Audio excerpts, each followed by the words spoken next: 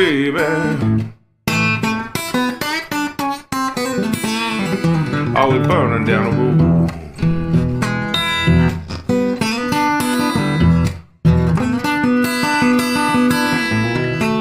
I'm a wheel burner, baby.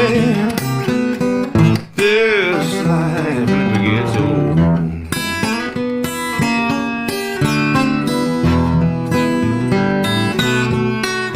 Come on, wheel burners, yeah, burn with me.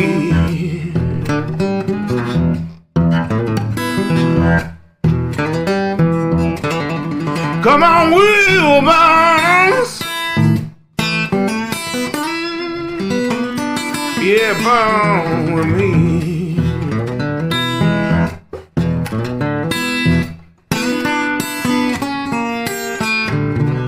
Oh, take a ride now on the Wheelburner Express.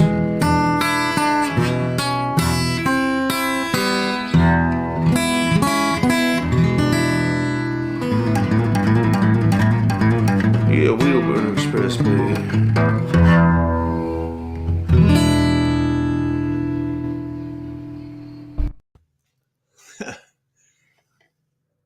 Not bad. Eh? What do you guys think of that?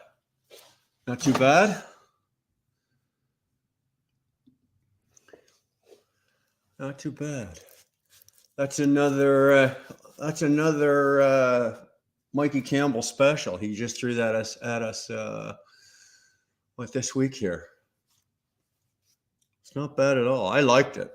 That's just him and a guitar. Him and a guitar, just sitting there jamming. He's got his mic. It's not bad.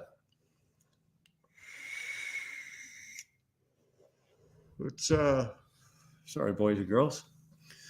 I am suffering today from a wicked tooth infection. I've been suffering through this for a couple of weeks, and it's until I can get into the dentist, and it's like fucking killing me. And it's just so badly infected back here that even when I'm breathing in cold air, like when you take a breath, it fucking hurts. And I've been using that baby, the Oragel, so that kind of numbs it up. And I've been taking extra strength Tylenol. But Jesus Christ, like I wasn't paying attention. I put the Oragel on it this morning and all the shit, and then took the Tylenol, and then we had some supper and everything. And I was just sitting there on the couch and all this. It's almost like that. You can feel it the minute it wears off. And it was like, son of a bitch. So I'm just waiting for the Tylenol to kick in. So I've got a shit ton of Tylenol in my system. As soon as it kicks in, I'll be a little more lively. But like, as you can see, my face is flushed and I'm just like, I'm in agony. It's like right here, and it's going right up the whole side of my face, behind my eye, up into my temple. And it's just like, holy Christ. Anyway, let's do some quick shout outs here. Look at that. Big old Dave Goslin's in the house. Don't quit your day job. Fuck. Didn't know I had a day job. Wizard, you like that song? Yeah, you like that bluesy version? It's different. It's different lyrics, right? But you guys like that? It's not too bad. I liked it. Hope you guys liked it. Bucky is in the house. Now, how many of you, if any of you, caught Bucky's show today? It was a premiere today. It went on at 3:00. And if you didn't watch it during the premiere, definitely go back and watch it. It's going to hit you right here. You may cry, you may not, but it's gonna jerk on the old fucking heartstrings. Bucky, God bless you, boy. Shit you not, man. I was sitting in one chair, like in my little man cave room there. I've got these great big leather recliners. And I was sitting in one and Dara was sitting in the other. And we were both like this with our phones watching you, right? And we were talking to you because you obviously you knew I was in there and I was talking. Damn it, boy. Just a tearjerker. I didn't cry. Dara cried. Okay, just so you know, Dar cried. I got a little misty, but I didn't cry. Close enough though. It was hell of a job on the recovery, the battle of addiction, um, and you explained it. You know that everybody could. You explained it only the way Bucky, and your name is Jeremy, and I know your name is Jeremy, because you've told us, but you explained it as only another addict could. It didn't come out of a scientific manual. It didn't come out of a doctor's manual. It didn't come off of anything. It just came out of your heart into your head and out your mouth. And buddy, good job. Good job. As a recovered addict myself, an alcoholic, and myself, I'm recovering from both. There's nothing I could have added, really. There's no fine tuning. There was no, roughing or softening up any of the edges. You nailed it. You did a great job today, and I'm very, very, very, very. Like I said, I don't know you, but I'm very proud of you. Very proud of you, and I like the fact at the end you were willing to, and you still are. You're willing to throw your name, your number, your email, whatever you've got, throw it out there. And if anybody needs help or wants to talk, talk to Bucky. So I got to go back and just say, guys, like, go back and watch that. If you didn't see it at 3:00, go back and watch it. Go back and watch it. Well worth the watch. It's 49 minutes long, but it's the best 48 minutes and 58 seconds of your life. There's 1 second in there I kind of tuned out, but the other 49 minutes or 48 minutes and 59 seconds, man, I was glued to my phone. So Bucky, good job. Good job. So who else we got in here? Shannon Thomas is in here. Evening, Shannon. How the hell are you, love? How the hell are you? Hope you're well. Hope you're safe tonight. Hope you're, I don't know, are you parked? If you're parked or not. Hopefully, if you are, you're safe and tucked in for the night. Oh, sir. You guys are killing the comments. You guys are telling. I can just sit here and not say nothing. You guys are all, you and Dar and all you guys are all talking amongst yourselves. I'll just sit here and shut the fuck up if you want. Keep going. You guys are doing great, because every time I breathe in, my face wants to explode. So,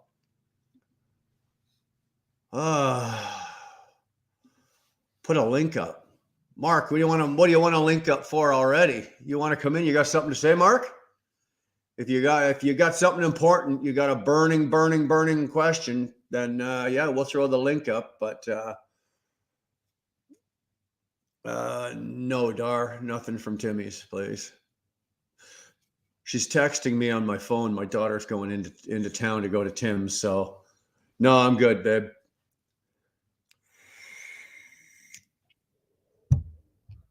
That'd be a first. What's that, Dave? Me shutting up? Yeah, I hear you. Yeah, you know what, Mark?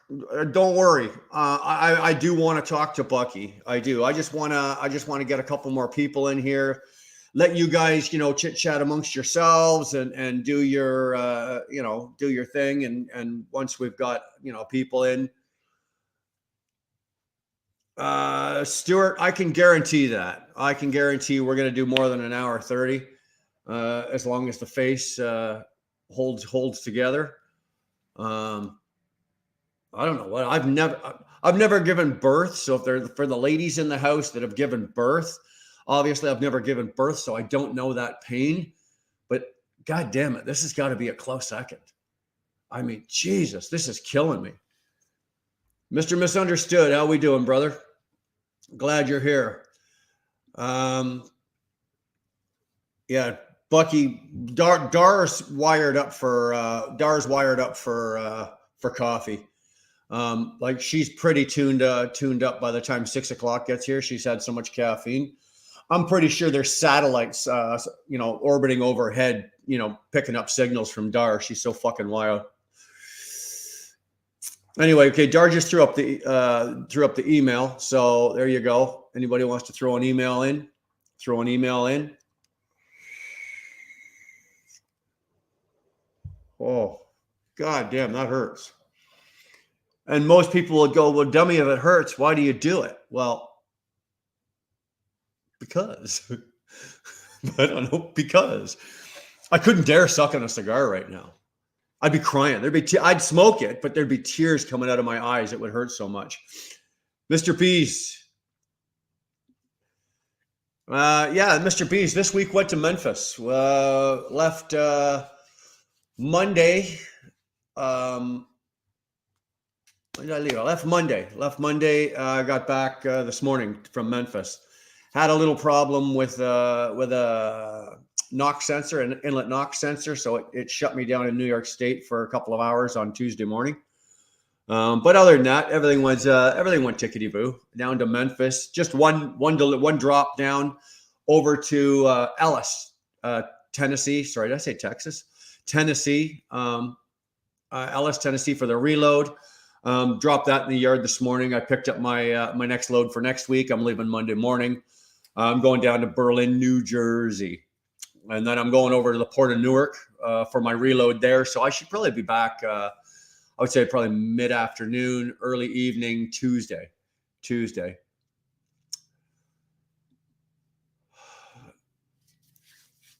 Drock 1369, me too. Sorry, man. You guys are killing it with the comments, and I just cannot keep the fuck up. Dar Shannon, I didn't give birth to all these kids, just two, but they were big. Hey. 11 ounce, 10 ounce, 8 pounds, 11 ounces, 10 pounds, 1 ounce. Could you imagine dropping a 10-pound anything? Wow. 21's in the house. How we doing, T21? Good to see you, man. Saw you in Bucky's premiere today. That was pretty cool, man. Really cool. No, it didn't take all damn week to go to Tennessee and back. I said, I left on Monday, but I crossed the border. I left Monday night, actually. I picked up my truck from Freightliner in Belleville at 6 o'clock Monday night. Went up to the yard. So there's 2 hours up to the yard. So that's 8 o'clock. Got my load, got out, got down to Watertown, New York. Check engine light comes on. Right, but luckily for me, I was 8 miles from Tracy Rhodes Freightliner in Watertown. So I shut it down there, took it in the next morning, and they were able to diagnose. So let's just put it this way. I left Watertown, New York, which is only 120 miles from our yard. I left Watertown, New York at noon on Tuesday, and I got back this morning. So kiss my ass. Mrs. Nevada. How we doing, Danny? You doing all right? You guys liking that Mikey Campbell?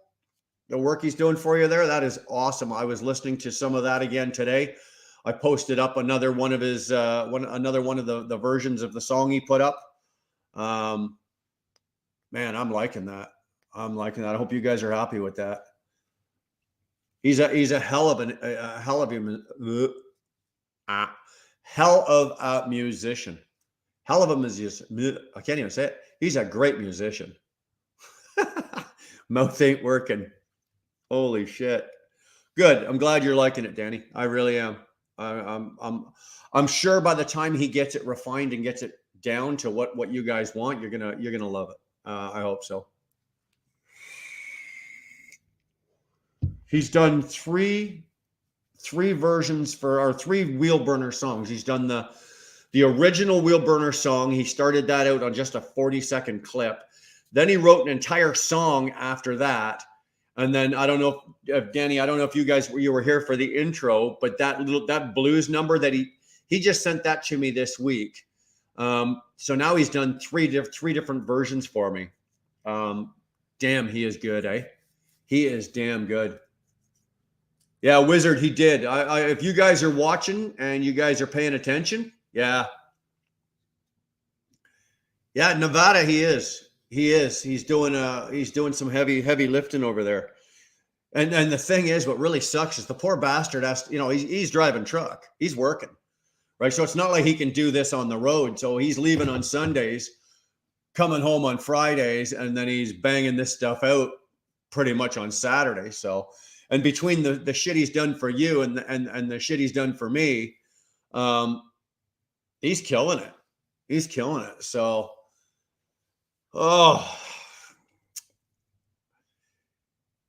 TBT. Glad you're here, man. Glad you are here. My starting to get a little better here. Anybody got any cocaine? I don't want to snort it. I just want to wet the finger, dab it and just numb it right up. If anybody's got any cocaine, I'll give you my address, and if you can get it up here in the next hour, that would be appreciated. I can tell you right now, Bucky's rolling his eyes going, holy fuck, dude, did you just say that? Holy shit. Yeah. So down to Memphis and back, we got a new song. Bucky was killing it. Dar, you can throw that link up there if you want. Let's get some Bucky. I really want to talk to him. I really do. I said this last week. You guys, obviously, if you know what happened with Bucky's premiere today, you know that he's 14 years recovered from crystal meth. He was an addict, and he's 14 years clean, and that is a long fucking time. That is a long time. That's a lot of years. I put out a video today, and I broke it down to, I think it came down to like 5,110 days. And then it was 127,000 hours. And then, I don't know, I think it was 7 million something minutes. So yeah, it was, that's impressive when you think of, 14 years is a long time, but when you break it down to the days and to the minutes or to the hours and then down to the minutes, that is impressive. So you guys go over and check that out. Wiz, I was just about to do that. I was about to say that. You guys go over and check that out when you got a minute. Check out the Bucky Show, and subscribe. You won't find another guy out there, including myself. You won't find another guy that wears his heart on his sleeve like Bucky does. Like there's no cornered, there's no soft edges to Bucky. Just if it's in his head and it's in his heart, it comes out his mouth. And I respect that. I try to the best of my ability to be like that, but I do not always succeed. Sometimes I don't know. I kind of curb it to be a little more politically correct, even though my head's going, don't do it. For some reason, I just do. With Jeremy, you don't get it. Whatever the fuck is on his mind is what comes out of his fucking mouth. So, wow. What's up? I'm back. You're back. I never knew you left. How you doing? I'm doing good. I'm doing real good. Well, you're looking good, brother. I cried on that premiere too when I watched it, actually. So I cried making it and I cried watching it, Did you? Well, you had us. You had Dar crying. My heartstrings were being tugged. I was getting emotional. I was following along, and I wasn't commenting as much as everybody else because I was identifying with you, with what was being said, because a lot of, probably about 90% of what you were talking about, as a recovered addict myself, I could identify with. Right. So it was hard for me to comment and to follow along in the comments because I was like this. Bucky, honestly, I was like, just like this. Right. Staring at my fucking screen, listening to what you were saying. You really had to pay attention to the video. You really did. I did. And you know what, man? I did. And it was a hard road. And it's a hard road for all of us. Jeremy, can I ask you, how old are you? I'm 37. You're 37. So you've been sober for 14 years. 14 years, yes, sir. So you were 23. 14 years sober. Yesterday. So you were 23 when you were sober or got clean? I was 23 years old when I started getting help. That's when I went to rehab and all that. Yep. Yeah, good for you. I was 23 when I sobered up. I'm 52.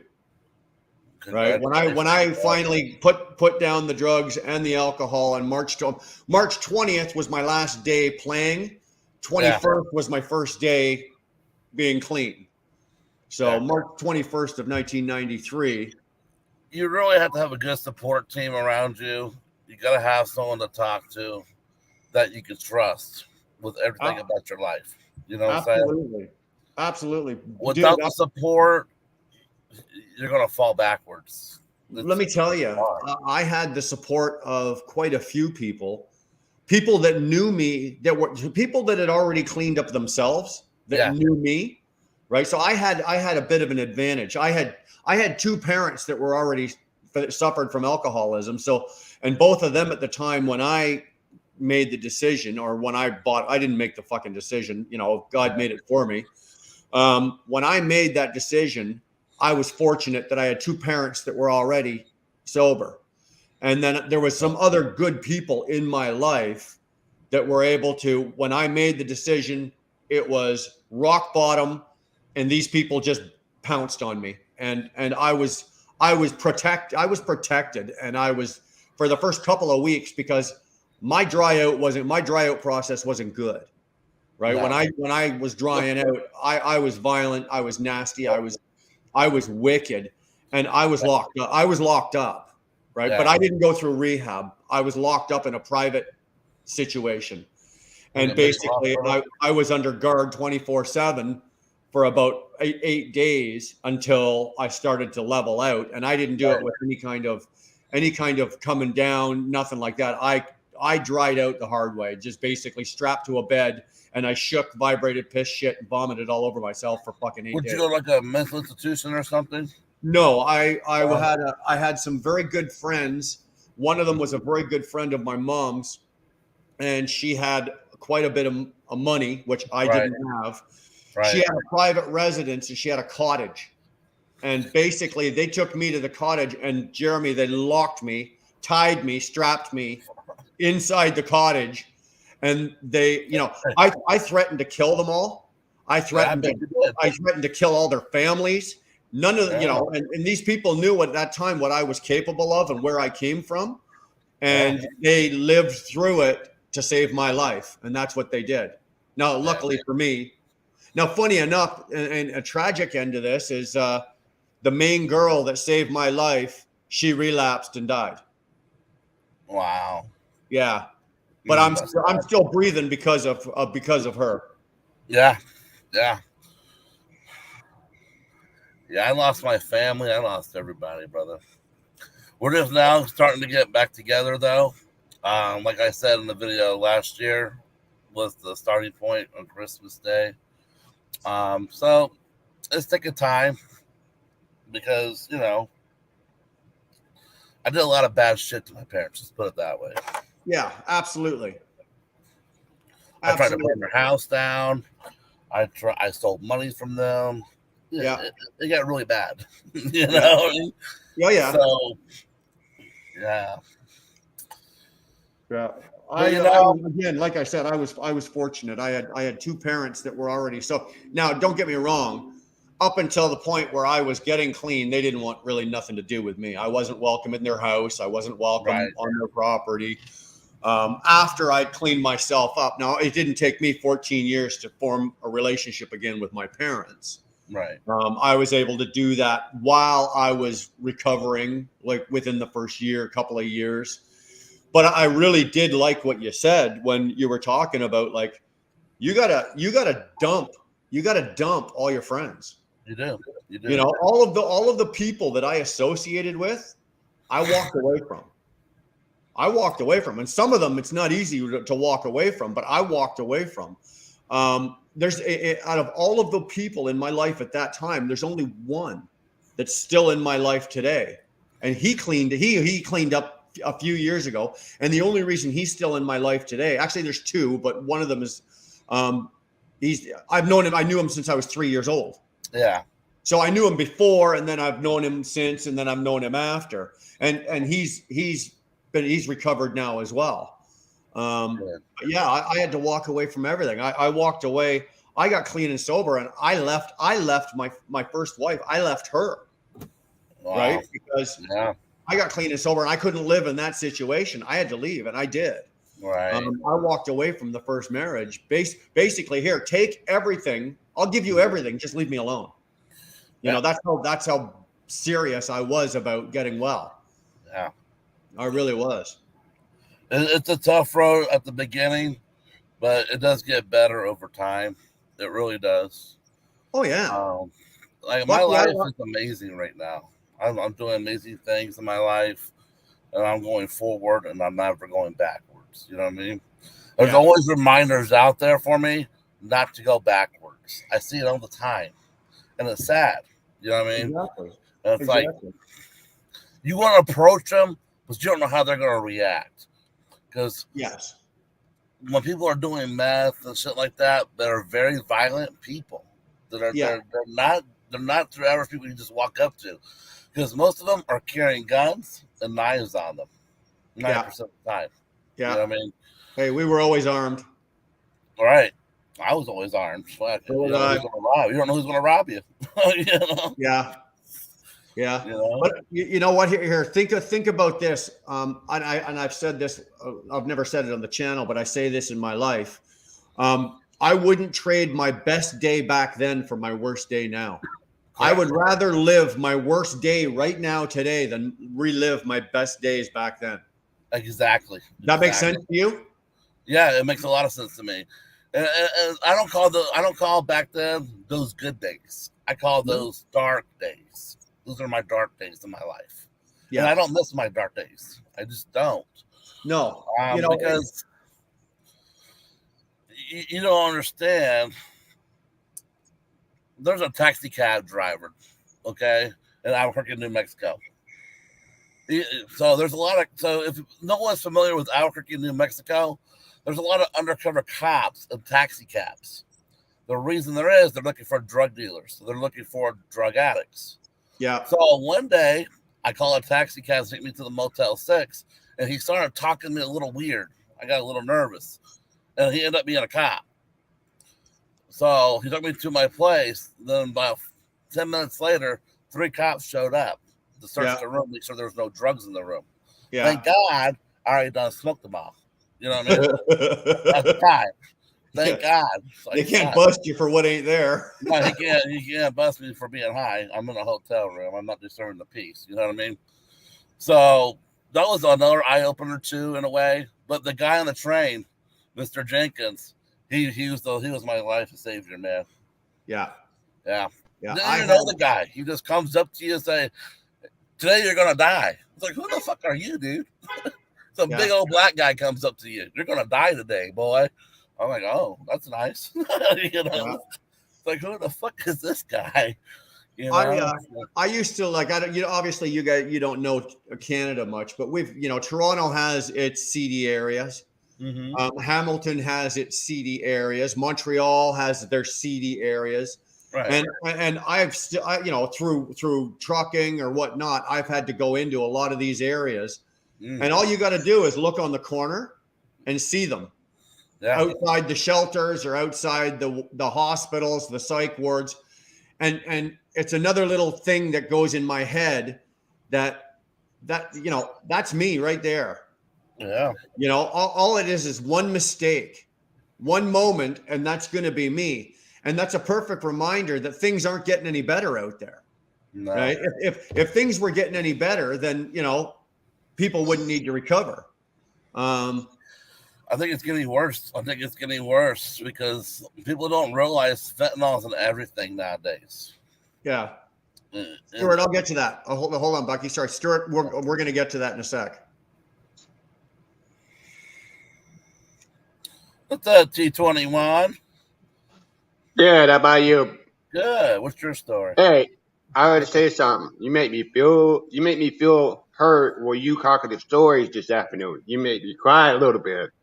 And I'm proud of you. You did yourself. You're turning. You went to recap.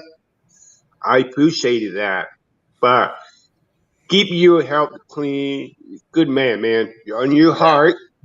thinking ahead, reading the Bible, always. It's I'm not an proud easy of you. road. You did. It's not an easy road, and it's still hard at times for me too. That's why you gotta have a good sponsor in your life as well, someone that you can talk to. And Mr. Jenkins is the first guy I ever met in my life because he's the Yep. one that got me the help. You know what I mean? All Yep. because of the damn train ride. You know what the fuck? A damn Yeah. train ride from Albuquerque to Los Lunas, 15-minute train ride. But I Right. don't know why I went to the church the next day. I don't know why I did. I just got on the train and went to the fucking church. And Yep. I asked for the pastor, and the guy from the train is the pastor at the church. I was like, fuck, this is Yeah. crazy. You know what Yeah. I mean? And I was high at the Yeah. time when I met with him. Yeah. And I'm proud of you. I'm and he proud of you, told me, bro. he says you're not going home today. I'm taking you to a good place today. Yeah. Which Right. if you're not familiar with First Presbyterian churches, they do have a rehab center that's donated through the church, right? So nothing came out of my pocket. So that's why I owe him Yeah. my life because he saved my life, right? So that's how Exactly. I can give it back to him. I don't have to repay him no money, but giving it back to him is showing him that I'm doing better. And if I have any questions, I can call him any time of the day. You know what I mean? So Lucky, every day that you're clean is one little piece of repayment you're giving back to him. exactly. Every single day. Every day that you go to bed tonight, you wake up tomorrow, it's a new day, you start again. That's another bit of repayment to this guy. Yeah. We all have that one guy. You know, you've got Mr. Jenkins. You know, I had old man Jack, you know. Same That's my deal. grandpa's name. What's that? I'm gonna say. My grandpa's name was Jack. Yeah. Go ahead, 21. You know what happened to? You know what happened to me when I was 18, 22 years old? I was a bad boy. Bad. Really bad. I'm telling you the truth. I was at alcohol 24 hours every day. Go to work.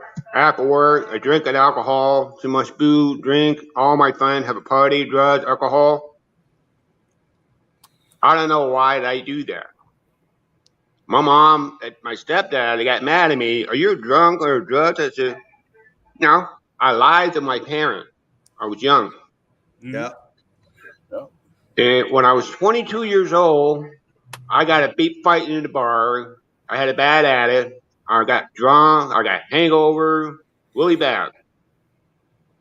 And I left my car at a parking lot. I got pissed off. And I started lit the fire. I burned the fucking car and I walked all the way home. I was in bad shape. Next morning, the cop came over to my house and said, what happened to your car last night? I don't remember. I lose my mind. I fucked up. And then I told my mom and dad, my stepdad, I said, Mom, please take me to safe place to bury. I want to turn in myself. I can't be alive. I did. I reported the police. I burned the car. I was a bad at it. I had a fight and I was drunk. And he said, they didn't arrest me. I got the records through the court. I got probation for 6 months. That happened. Anyway, I said, Mom, take me to the hospital. I need help. I don't want no alcohol. I don't want my friend to be on drugs. I never had a drug in my life. I drink alcohol, too much booze. And my mom said, "That what you want?" I said, "Yep. Take me in the hospital right now. I want to get better in my health. I want to get better. I want to get away from my friend." And I was in the hospital 3 weeks, recap. That's it. But I did it on my own, and I made it good. Good for you. That's amazing. Yeah, I did. I want Takes to a lot of answer. guts to put yourself in. I want to answer Stuart's question. What is the thing that triggered you to get clean? It's not, Stuart. When you're an addict, it's not so much a trigger. It's an incident, and it's you've heard the term. It's called rock bottom. And you finally hit bottom. You got nothing else, nothing left in your life. And in my case, you know, it was rock bottom. And my rock bottom was that somebody else had to die. You know, a very dear friend of mine. He was 3 years younger than I was. He ended up dying because he was fucking around with chemicals that I had introduced him to, and it Oh. killed him. Wow. That was my bottom. That just bottomed me the fuck out. I'd watch guys OD. I'd watch people, but they weren't friends. They were just acquaintances or whatever. But they were when somebody that you care about or that you love, and you watch that, and you get that phone call, and then you find out a few hours later when they found out what had happened. It just tore me to pieces. I just exploded from the inside. I just literally just went to pieces. And that was my bottom. And funny enough, my bottom happened and I fell to pieces, like mentally, spiritually, emotionally, everything. I fell to pieces. And the first person I reached out to was my father. And at that time, my father was, I think, 6 or 7 years in recovery himself. Mm. And my dad did the most loving thing that he could possibly do for me is he said, son, you're too close. I can't help you. And he passed me on to old man Jack. And old man Jack saved my life, along with the first incident that happened, because I had to dry out. So the first 8 days, I got in contact with Jack, but I couldn't see Jack right away. These other people came in, basically kidnapped me, locked me down for 8 days until I stopped threatening to kill them. And then I was slowly reintroduced back into society, but very sheltered in recovery, surrounded by a lot of people. And then Jack took over from there, and he handled me. I was going to say he handled me with kid gloves, but he didn't. He was an old Toronto Star newspaper man. Oh, wow. He was rough. And he was, at that time, I thought he was like 100. So back then, he was already in his 60s. He had like 30-something years sobriety.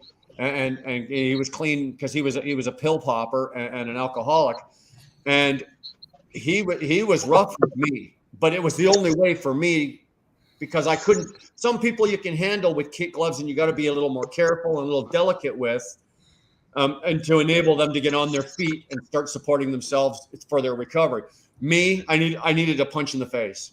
Literally every single day I needed a punch in the face because I couldn't be told anything. I knew everything. I had all the answers. I had all the glory. It was fucking horrible, right? It was fucking horrible. And Jack did it right with me. He took good care of me. And I was able to slowly, like I said, start putting minutes together, then putting days together, then putting hours together, then putting days together. And then, then it was like, you get to like the 6 month of recovery. It's like, holy shit, 6 months. It seems like when you got 6 months, it's like a fucking lifetime, but it's not. It's 6 months. Then you get to a year, then you get a couple more years. Then, I'm sitting right now at 29 years. Sorry, my wife just called me. Yeah, I don't know what the hell just happened. My screen can you guys see me? My screen just went blank. Yeah, I see you. Hey, Dar, you want to come back down into the garage here and fix this? It needs tech support. Yeah. What the fuck? I want to answer Stuart's question too. Yeah, I want you to. Please go ahead. It's really, I guess you can call it a trigger. When you lose everything in your family, you lose your family, you lose a job, you lose the ones that really care about you. And when you see a stranger don't even know you, tell you today's you're gonna die, that was an eye opener to me. You know what I mean? So I was already down in the dumps already. I was working very minimum wage jobs if I went to work or not. And when I met this guy on the train, he said, "Today you're gonna die." That put some thought in my fucking head. It's like, who the fuck is this guy to tell me I'm gonna die today? Who is he? He even called me out. He says, "I know you got a meth pipe in your pocket. I can see it through your pants." I was like, "Oh shit!" I'm like, I don't know if this guy's a cop or what. You know what I mean? So that was an eye opener for me to get clean and sober. Yeah. Because I already lost everything. I had nothing to lose anymore. Nevada's got a really good question, and Bucky, I want you to go on and answer that too. Would you say that trucking has helped you stay clean? I can say yes. Trucking has kept me away from the drugs. It's also helped me to stay more busy. That was a big one for me. So when you're a recovering drug addict, you have to stay busy, because once you start getting bored, you think about you're thinking about relapsing. That's all going through your head. Oh shit, I'm in a new city today. No one knows me. Where's the dope at, right? So if you don't know no one, you don't know where to go. Yeah. Because you don't know who you're going to talk to. It could be the cops you're talking to. You don't know. Yeah. And I say, yes, trucking can help you in a way to stay clean. It's really up to the individual, really. It is. I've had, I can't say that it's helped me stay clean. It's helped me because it's an isolated job, right? It keeps me away from temptation of the old habits and the people. But on the other hand, when you're in a different town every night and there's a bar right across the street from the truck stop, or there's a bar in the truck stop, you know, so back and forth. There's been times now. I'm going back years now. I don't have the temptation. There's alcohol in my house. My kids grow. There's weed growing in my backyard. You know, I don't have that temptation. It's okay. I'm beyond. I'm past that. Right. But only because I have the thought in my head that it only takes one time, and everything around me that I've got is going to go poof and vanish. Gone. You know, my mom and dad, when they first met Dar, I think the very first thing my mom said when we introduced them and everything, my mom said to Dar, says, if you ever see that boy have a drink or touch a drug, just leave. Don't ask any questions. Don't try to save him, because you can't. Just pack your shit and fucking leave. Those were the first words my mom said to my wife when Dar and I first got together. We first hooked up. That's a good mom. Yeah, no shit, eh? Yeah. You want to go home? You want to go in? That goes for anybody. It does. Yeah, anybody that really cares about you will help you stay sober, stay clean, if they really do care about you. Yeah, I hate to tell you, Jeremy, he drives a Cascadia. You can think he drives a W9, but Jesus drives a Cascadia. I saw him myself. He passed me doing 90 coming across the 40 the other day. Yeah, I'm going down the fucking mountain. You guys are right in on this, eh? God drives a Kenworth. He drives a Sprinter van too. Fuck, that's fucking hilarious. That's funny.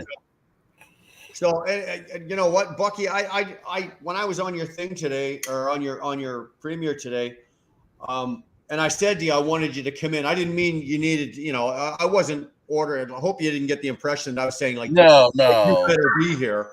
I was gonna come anyway. There's a dog at my door. Hold on, Bucky, carry the show for me. Oh shit! I don't even know what to say. Where you at, Buck? Where am I at? I'm in good old Pennsylvania. Good old Pittsburgh, Pennsylvania tonight. Not that far from where I live. About an hour and 20 minutes from there on 79. That's not too bad. Yeah, I gotta go pick up. So I'm actually still under the same load. So I gotta go back to the same place where I dropped off today, pick up the same product and take it back to South Carolina.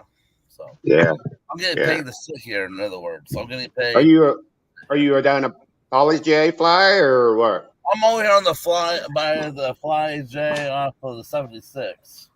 Are you on a? I know it's down by. You're down the south. I know where it is. I'm by 76. Okay, yeah. I'll tell you exactly where I'm at. I don't give a fuck where people know where I'm at. I don't got to hide from nobody, you know. I'll tell you exactly where I'm at. I don't give a fuck. Don't worry about it. I know you at 76. So we're by Bell, Vernon, and Mount Pleasant area. Yeah. Yeah. I know where you are. And a little 21, you're up in California. Erie, aren't you? Huh? Huh? 21, you're up in Erie, aren't you? Yeah, it's about an hour and a half when he's down there. About an hour, 20 minutes. Yeah, I'm south of Pittsburgh. Yeah. I feel Yeah. bad both of you are in Pennsylvania. That sucks. One of you lives there and one of you is stuck there. That's rough. I'm stuck here until Yeah. Monday. But I'm getting I don't paid. even like driving through Pennsylvania. You go down through I-90 in Springfield. I-90 is a bad damn stretcher. I hate that road. I'll tell you that. Too many damn toll roads in this goddamn state. I tell you what, no matter what, you're on a damn toll road. Well, dude, like the next week, I'm going to be on nothing but toll roads, right? I'm going down to Jersey, right? Oh. I got to deliver down in Berlin, so I'm going to be on toll roads pretty much all the way. Well, I'm going to take I take the 81 out from Ontario border. I run that down to the 476, get on the 476, and that runs out down into Philly, and then I go around Philly and come out the bottom, and I'm in Berlin, and then I got to run 95 all the way up into the port of Newark, which is always a thrill to do. What was that about? 95 is bad. Well, you know what? It's getting to the point now, and it's always been my opinion that if you're going to make me pay to drive on the road, at least make it drivable.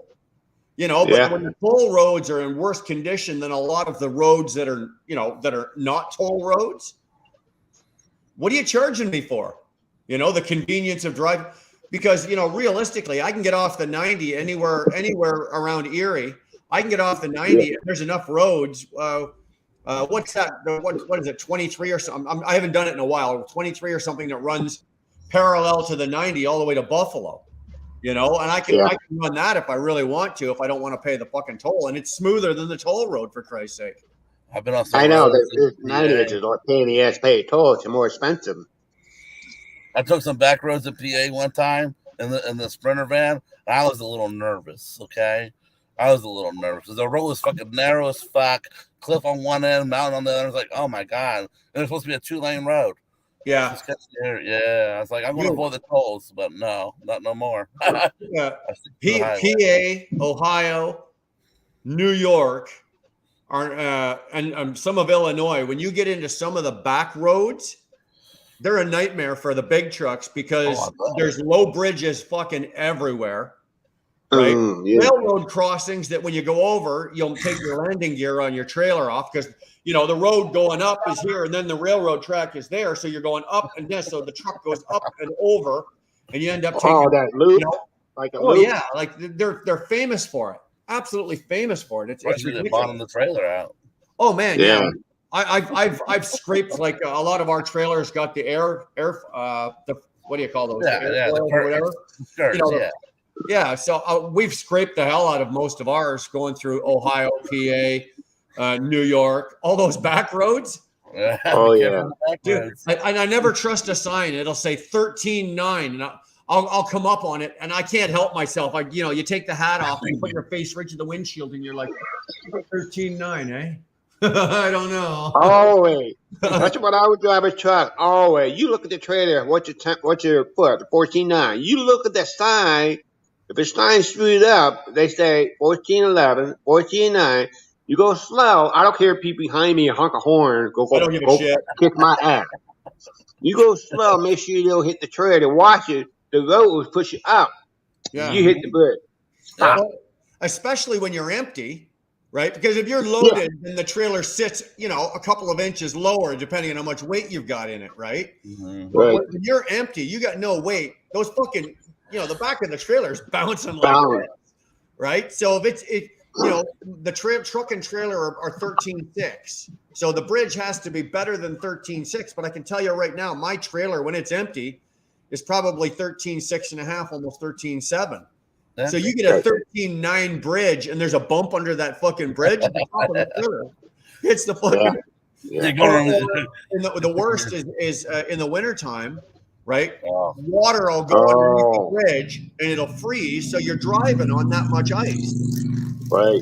So now you've lost that much height and clearance above you. I don't know how many trailers I've nicked or just dinged off the top of a bridge. Because in the summertime, I'd clear that bridge, but in the wintertime, I won't. No. I won't. Yeah, Because I, they I don't used to pump. drive. I used to They don't drive know how all much. over the place: Pennsylvania, New York, New Jersey, Rhode Island, Connecticut, West Virginia, and Ohio. I just transport. You know, like a transfer drop, hook up, back into home. oh I yeah, drive back and forth 8 hours, 12 hours. That's what I do. Just like a drop a hook. That's what I do. right on. I, I tell you what, I hate these fucking bad weather, snowstorm. You can't stop. You gotta go. Gotta go. They need Yeah, to be delivered. Rush. yeah. Oh. You don't want to know something? Right where you live, is the one area of the country where I've been pulled off the highway, or they've shut the highway down. Oh, That yeah. whole Yeah, stretch from like the PA or from the New York line all the way down to the Ohio line, right? That I whole 90. PA there Yeah, they is always the shut down. absolute worst. There's been more I think the only other highway that has the same rate for shutdowns is 81 from Watertown down to Syracuse, or down to Yeah, Bingo, or down to Binghamton.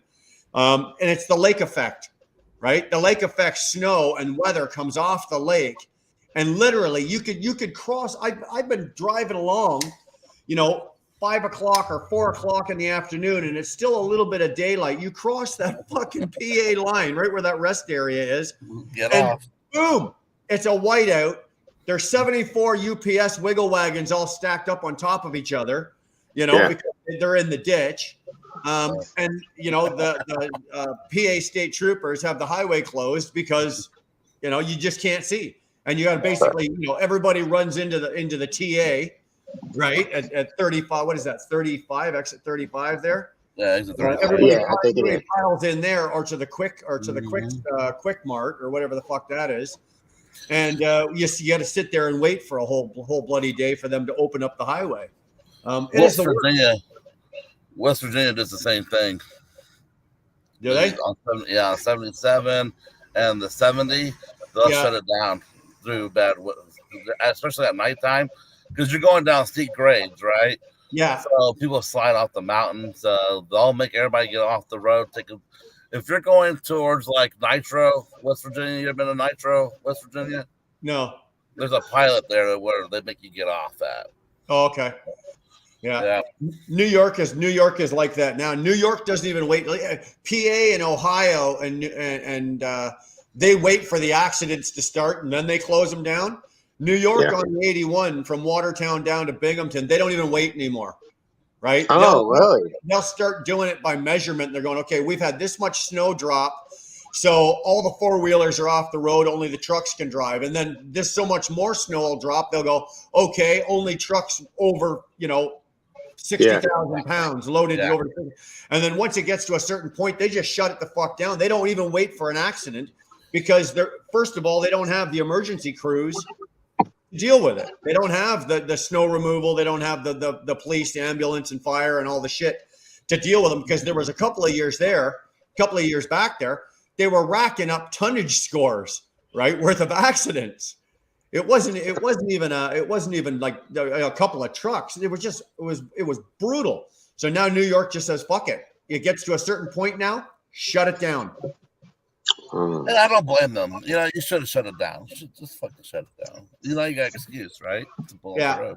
Yeah. Darren drives. He drives for same company I do there at KBD. So he runs a lot of the same areas, and we run a lot of 81. Right, we run a lot of 81. So, Darren, how many times in a year are you sitting at like either the Loves or the TA in Binghamton, or the pilot in Gibson, or the Penn Can in Hartford? Because when they shut us down, that's where we all go. It's not uncommon to see half our fleet during one of these snowstorms. Half our fleet sitting in the truck stop, just sitting there. Wow. They don't even mess around. Like I said, New York does not mess around anymore. Well, I don't drive in the snow anyway. After nightfall, I'm off the road anyway. I don't care. I tell these people that. I said, when the night hits, the temperature starts dropping, I'm off the fucking road. I said, my city's more important than your fucking load. Sorry, Charlie. They can wait another day. Well, no, you're right. You know what? There is a limit I'll drive in snow and I'll drive in rain and I'll drive. But there is a point where it doesn't matter if I'm loaded out like right to the tits and I'm 80,000 pounds. You know, if I can hit the gas or I'm accelerating or something and the ass end of my truck slides out, even with 80,000 pounds, I'm looking for the next exit. Right? Yeah. I'm not fucking around with that. When I'm heavy though, I will drive where cars are getting off the road. But if I'm heavy, I'll stay on the road a little longer. But even then, like you said, my life's not worth whatever's in that trailer. Yeah. You know, I don't give a shit what's in the trailer. Yeah, there's a difference between driving in the snow during the day than driving in the snow at nighttime. Oh, absolutely. When I can't see the lanes no more at night, because there's snow packed, then I don't see no one on the road but me. Well, it's time to get the fuck off. You know? There's a reason why there's no one to get out of people. When you've got the whole highway to yourself, yeah, you shouldn't be on the highway. No, Yeah. We were joking around. I think I had Campbell, or it was either Campbell or I had Jeremy in front of me, and we were coming through Watertown, and you couldn't the trailer in front of you could be 8 feet in front of you, and you wouldn't be able to see it. There's not another car in sight. There's nothing in sight. And it's like, we're talking to each other going, like, what are we doing here? Like, my life ain't worth it. Neither is yours. Like, let's get off this shit. But that's the other one, Darren. Yeah. Freezing rain. I don't mess around with freezing rain. No, fuck that. No, I get off the road. If it's freezing rain, I get off the road. I'm not driving home. No, thank you. Tires. I don't give a shit what you've got for a truck. I don't give a shit how heavy you are. You get into freezing rain. Black ice. Yeah, have a nice day. I've had enough. Yeah. Yeah, I get off the road. That's you don't want to get in an accident that night. Yeah. Well, it's easy to see because, like I said, on 90 all the way from Buffalo all the way out to Cleveland, the UPS trucks, like they got the wiggle wagons. Those are the first guys. Those are the first guys to go, man. Every year, they are the first ones in the ditch. And as soon as you see the first one of them go, it's like, all right, exit, time to get off. I'm out of here. I'm done. Exactly. They're suicide drivers because they don't slow the fuck down. They got to do 80 miles an hour on the snow. What the fuck are you doing, brother? Slow the fuck down. That, and have you ever noticed most of them, they're pulling the little pup trailers, 2 of them. Yeah. And they've only got a single axle tractor themselves. Yeah. Right? They don't even have a tandem on the back end. They're driving a single axle fucking truck, 80 miles an hour on a 70 mile an hour highway in the snow. And the back end's going like this the whole time, back and forth, going to the lanes, going on the side of the median. It's I look in the mirror and I see one of them coming. I'll back out of it and just let them go because I'm not going to get too close to one because at some point he's going to be in the ditch. And I think Campbell and I were coming home. I guess my truck broke down in Ohio or something, and he was in the passenger seat, and I was driving, and it was shitty weather. And Mike and I, we watched one go by us, and both of us looked at each other and we called it.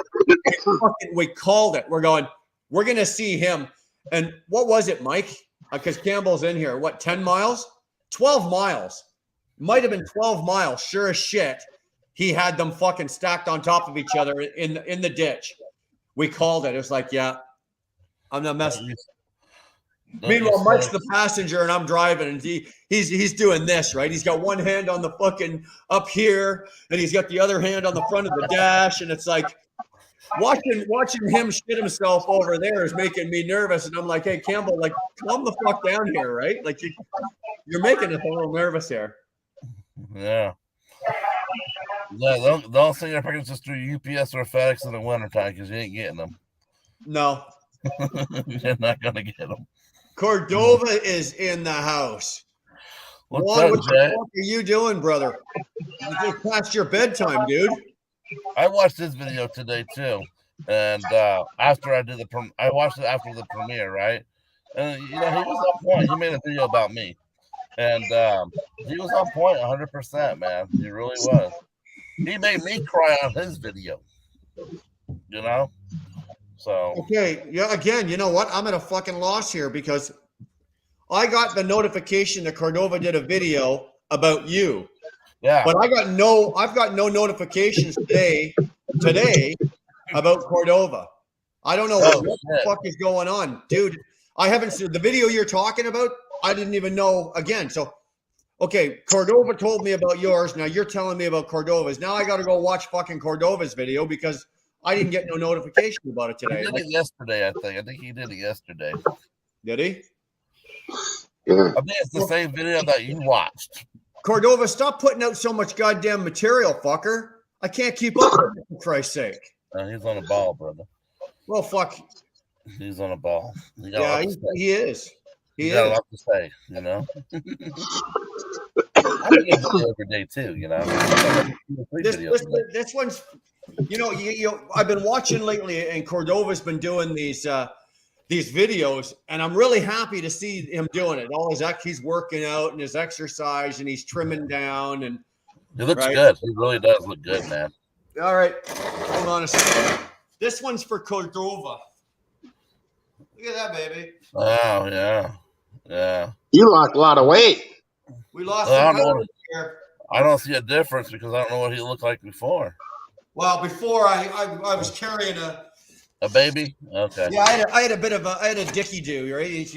Yeah. I had a belly that, you know, I had to the point where, you know, my belly was hanging over my belt, and I take my pants off at night, and you got indentation in the bottom of your stomach. Yeah, I got that. Yeah, that's my problem. Well, I don't have that so much anymore, and I've had to take my belt in about 4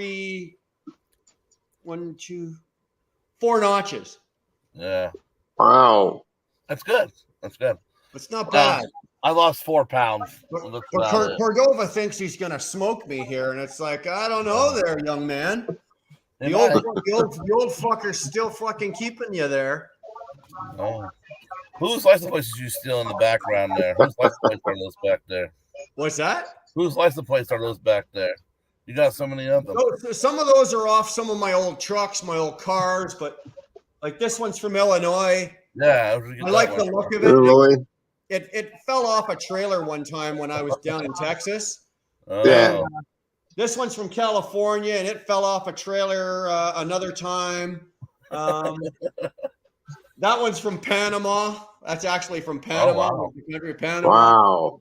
Another one that you can't see it. This one here was from Iowa. So anything you see up there was either came off of one of my vehicles, or I don't know. Actually, I was walking by the back of the trailer, and I had a fucking socket and a socket wrench. I didn't take it off. The plate just fell off, and I picked it up and brought it back in my truck. Right. So that's a good story. Yeah. So yeah. Hey, Wilbur. I got a couple of them.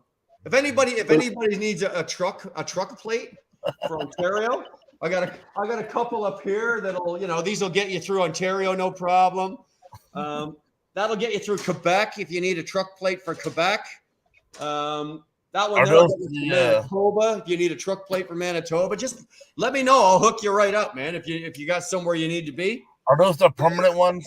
Are those the permanent license plates? Yeah. Some poor bastard had to hand in his single plate and get another one back, right? Right. I don't know. Well. Honest to God, officer, I don't know how this license plate ended up on my fucking garage wall. It just showed up. Where'd you get over there? You stealing somebody's truck, a car, or what? Well, here's the funny thing, right? Like I started out with a couple, and then a friend would come by and he'd throw one at me, and I'm not asking where he got it, right? I'm not that fucking stupid.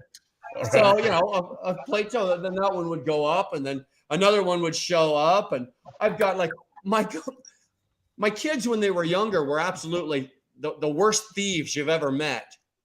I don't know where they got it from, but all of a sudden, all these fucking like construction road signs are hanging on my garage wall. I come in off the road and there's like a construction road sign, like the big ones, the big fuckers like that, hanging on the wall. And I guess a couple of the kids went out for a midnight drive and grabbed a sign and brought it home and tacked it to Dad's wall. And next thing I know, I'm like, I got to start taking this shit down.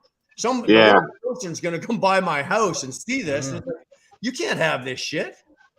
No. Right? Last thing I want is somebody asking questions. So they'll start running the numbers on those plates, see who stole what vehicle. Yeah, it'd be just my luck, right? Right?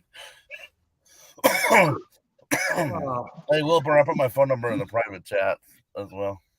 did you? Yeah. Right on. Private chat. Yeah, I got it. Boo, did you watch that show last night? What's Red Hot last night? You see Reno? No, I didn't watch Red Hawk last night. I was Fuck, asleep when he came home. Did you see that Reno's head? The dip and the kid shit and like a sloppy? He was, oh my God, he was horrible. He was drunk. Yeah. But you Who's know that, what? Randall? I give him credit, though. He can hold his composure when he's drunk, though. Like, he didn't call no one's names. He didn't threaten nobody. He actually was very cordial, very nice, actually. He was very respectful. Hold on. Who are we talking about? Randall? Red Hot. Yeah, Red Hawk. Oh, Red. Hawk. Okay, Red Hawk was drunk. Yeah.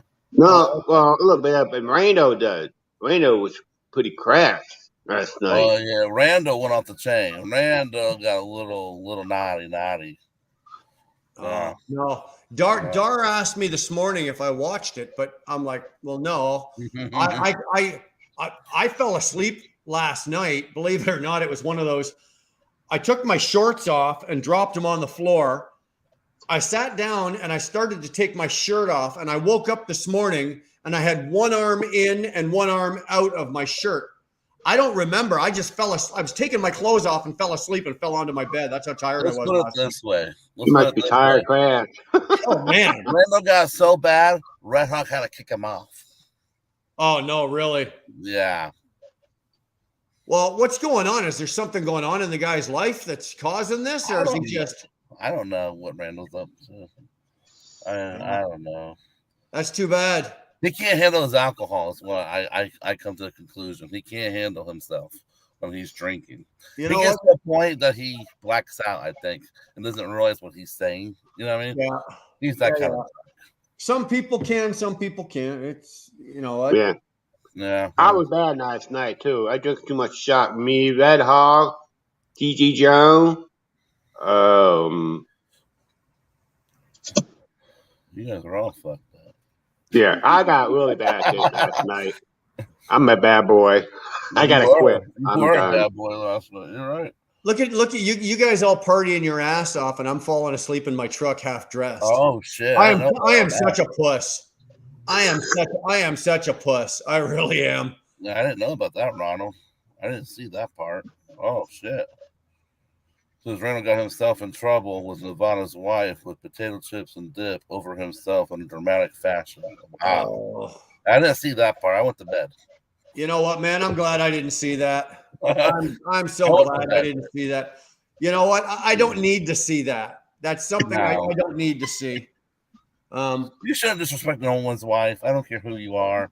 You don't need to respect no one's wife. You know? It's not necessary. No. It's not necessary.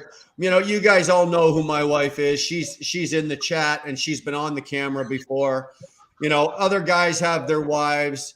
You know, wives and shit are off limits. Absolutely. You know, if we wanna come at each other and we got something, or if I get out of line with you, Bucky, or if I get out of line with you, 21, then you come at me and I go whatever. That's fair game. Yeah. But bringing the wives into it, absolute no. You just don't do it. You know, and you know what? I've been guilty of it. Somebody has pushed my buttons to the point. Yeah, telephone call. Yeah, fuck, look at that, eh? No. Somebody has pushed my buttons to the point, you know, where they've said something to me, and usually you can say anything you want to me. I don't give a flying fuck. Nothing bothers me. But when you go at my wife and she's not able to defend herself, right? And then I made the mistake of going back at their wife. Yeah.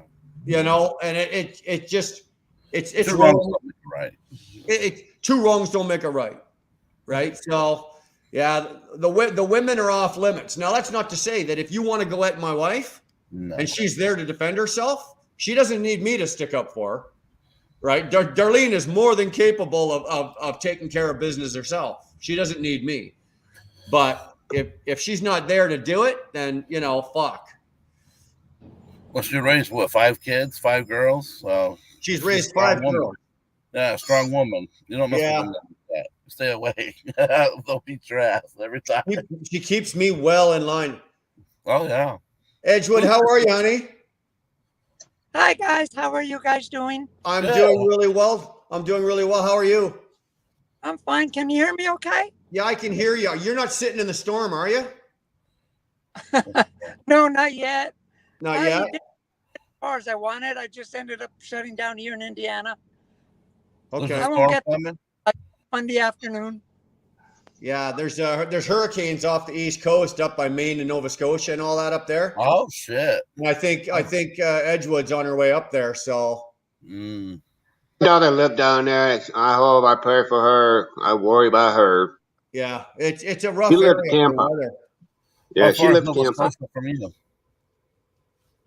So I missed. Sorry, I didn't hear what you guys.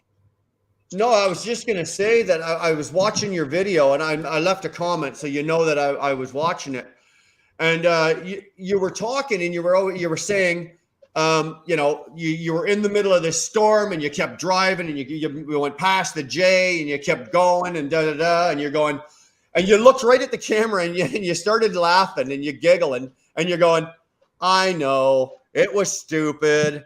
I was stupid. Well, let me tell you something, okay?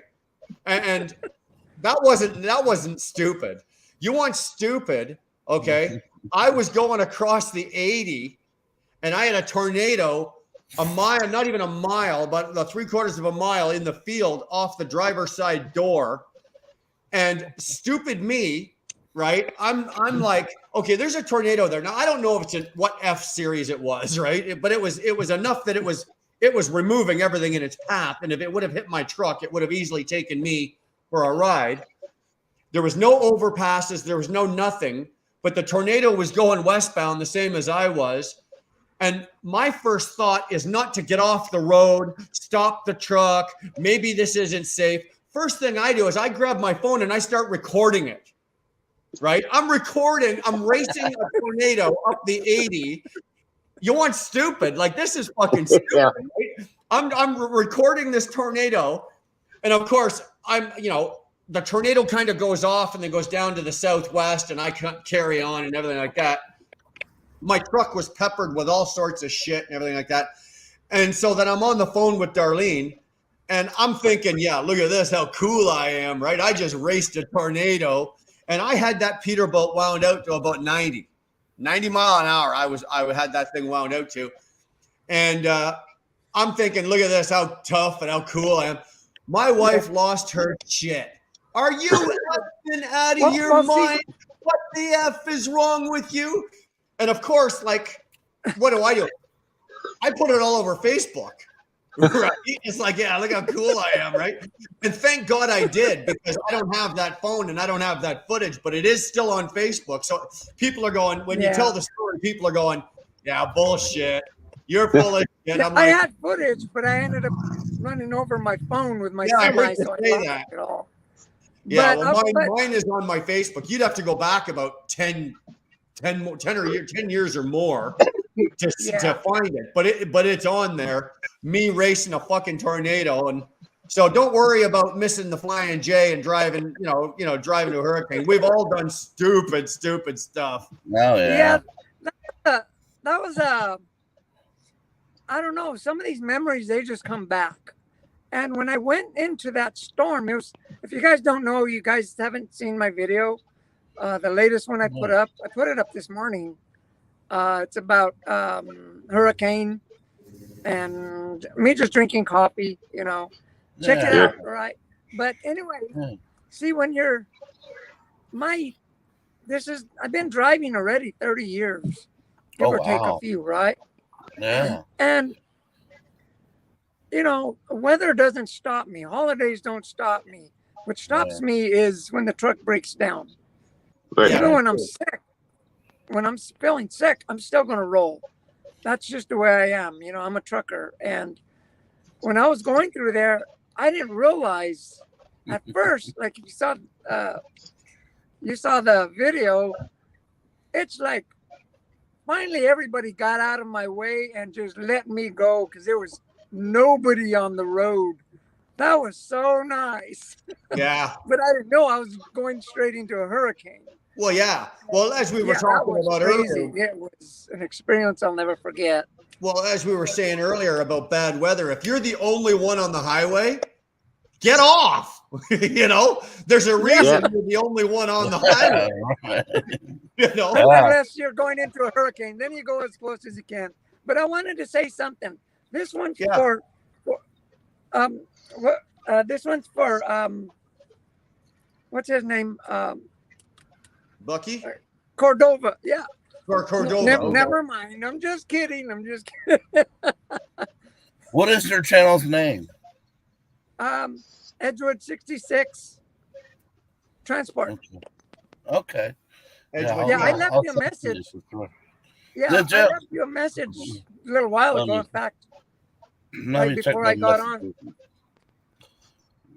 Yeah, yeah, I try didn't to know check you them. were from New Mexico. I'm from Albuquerque. That's where I was born. Yeah.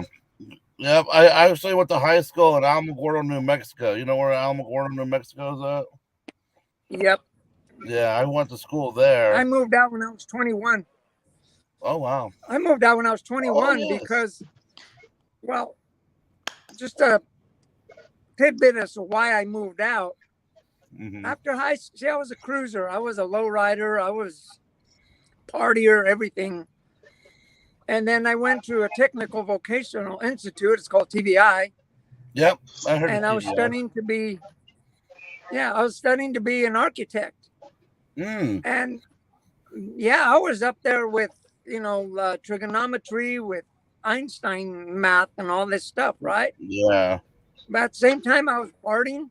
And for the times I went to party the night before.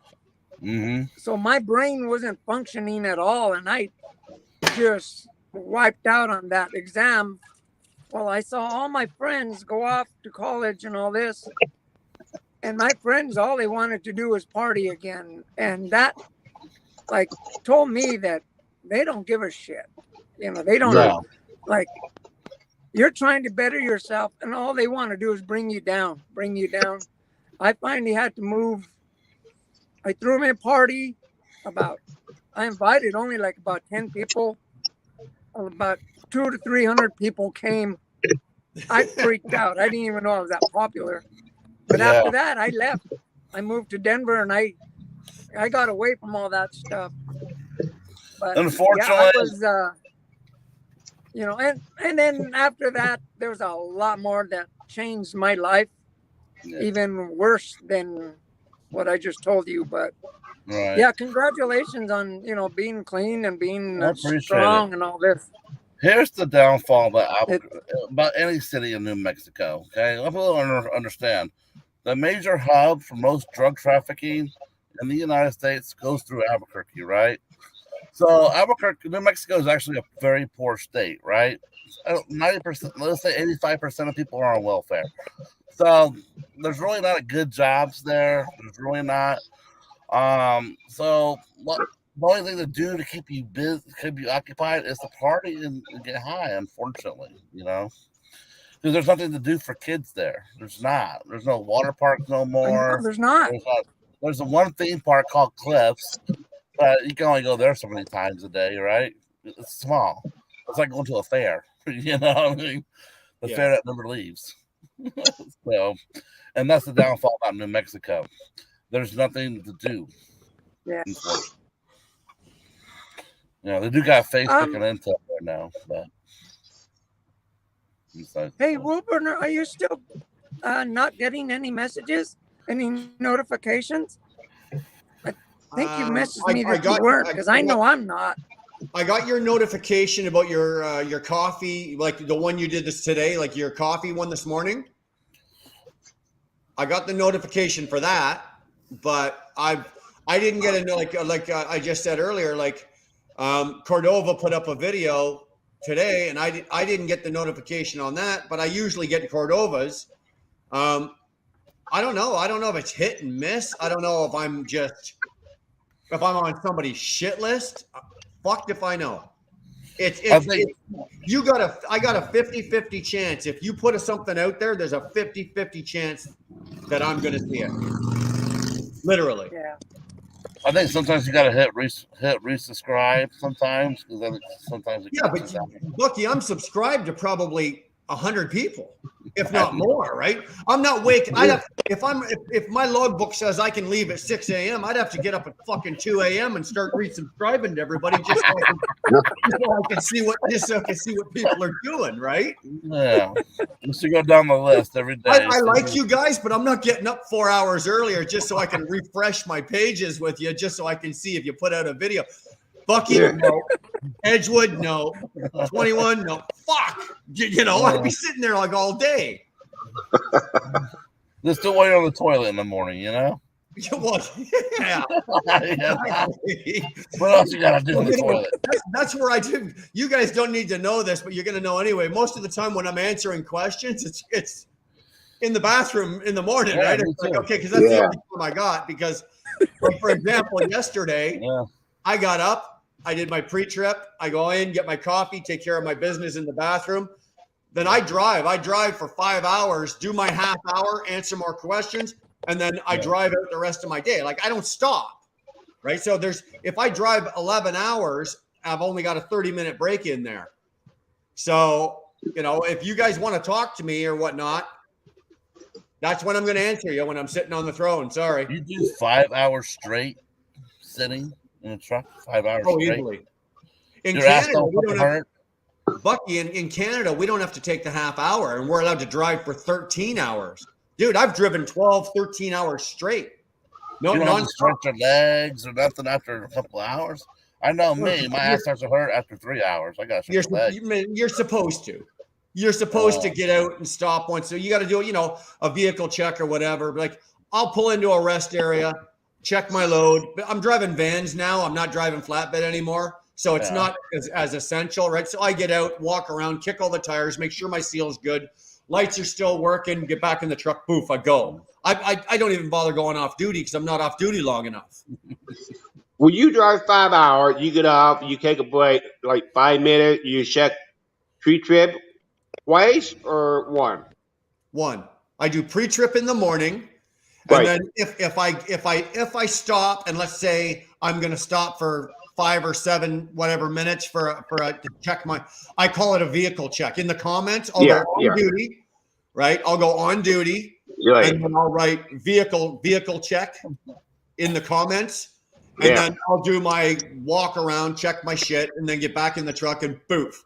But most of the time, be honest with you, most of the time with me, and it's not good for me. And it's not. I know that physically I need to get out of the truck more, but it's just habit. I drive 5 hours, take my 30, and then drive out the rest of my day, park the truck, eat my dinner, go to bed. Do it again. Okay. You drive 5 hours. You can do that. You got 30 minutes of break. You got to fill up the truck, clean the window, boom, boom, boom. 30 minutes of time, you go. You don't do that. Okay. No, that's what I do.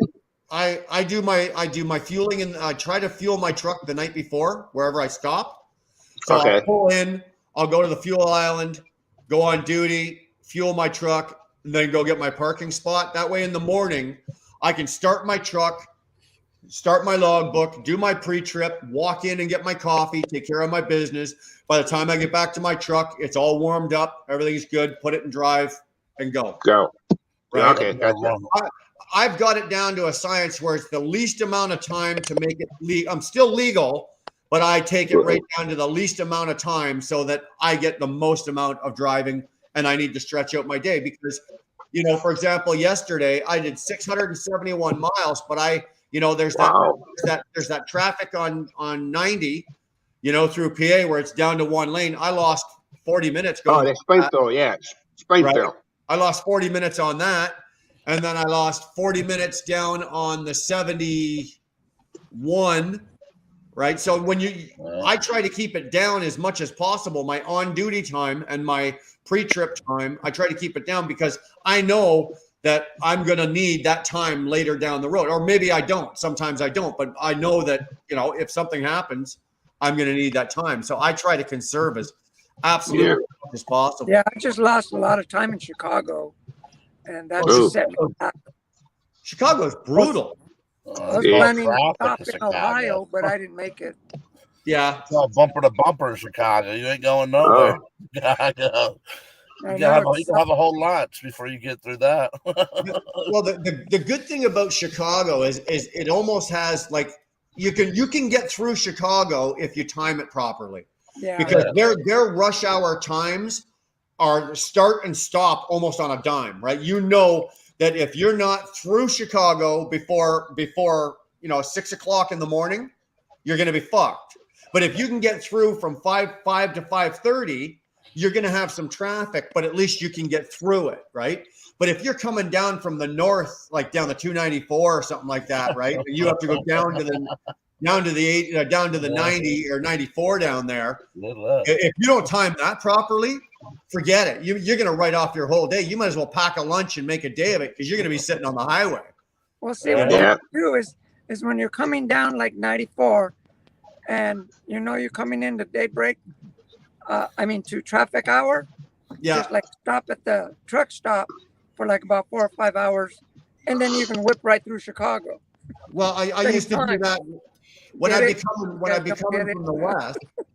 When I be coming from the west, I like to I'll stop in Joliet, right? Although I hate the truck stops in Joliet, traffic usually starts to get a little thick there. So if I know that for some reason I'm going to hit Chicago rush hour, I'll back it down in Joliet and let it go through, and then I'll come in on the ass end of the rush hour and skate through it, right?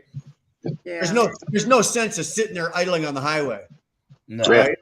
No. I don't see the sense of that. I might as well sit there. I can grab a nap or I can, and stuff. yeah, exactly. And you can tell when all the freight's leaving at the same time too. It's like you got about 1 million trucks trying to get out of the area, all heading east. You know what I mean? It's like, damn.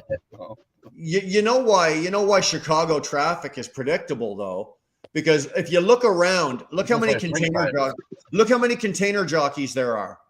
Yeah. Right. So all of these guys are in and out of the port and out of the rail yard, and they've got specific times that they can do that. Mm-hmm. Right. So if you can time yourself early enough in the morning, and then it usually runs till about 9 o'clock, and then you can stretch that from about 9:30 till about 1:32 in the afternoon, you're good.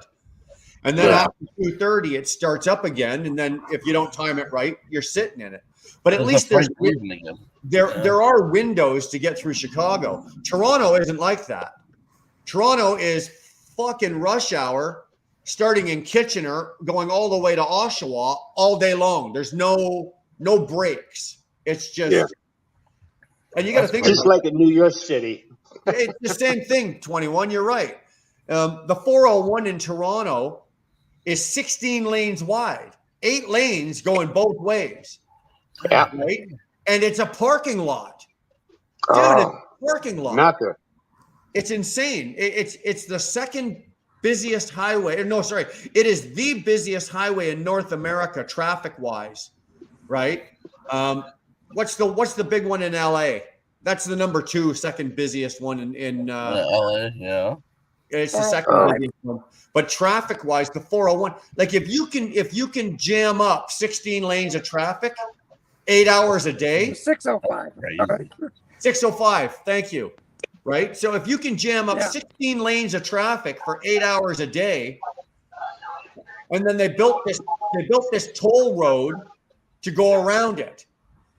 The government built it. The province of Ontario built the 407 toll road to go around the traffic, like a ring road, right? To go around it. Yeah. Then they sold the highway to some private guy in Germany. Now he owns it, and he's made it so expensive. You can't. It's more. Forget it. I'm not paying the toll for me to take a toll. It's cheaper for me to take the toll all the way from Albany, New York, all the way to the PA line in New York. I can run that whole stretch of toll road for less than I can run 40 miles of the 407. Damn. No shit. Yeah, when I was living I in did that Huntington before. Beach. Yep, I remember that one. I remember that. Yeah. I remember the Albany, New York. Yep.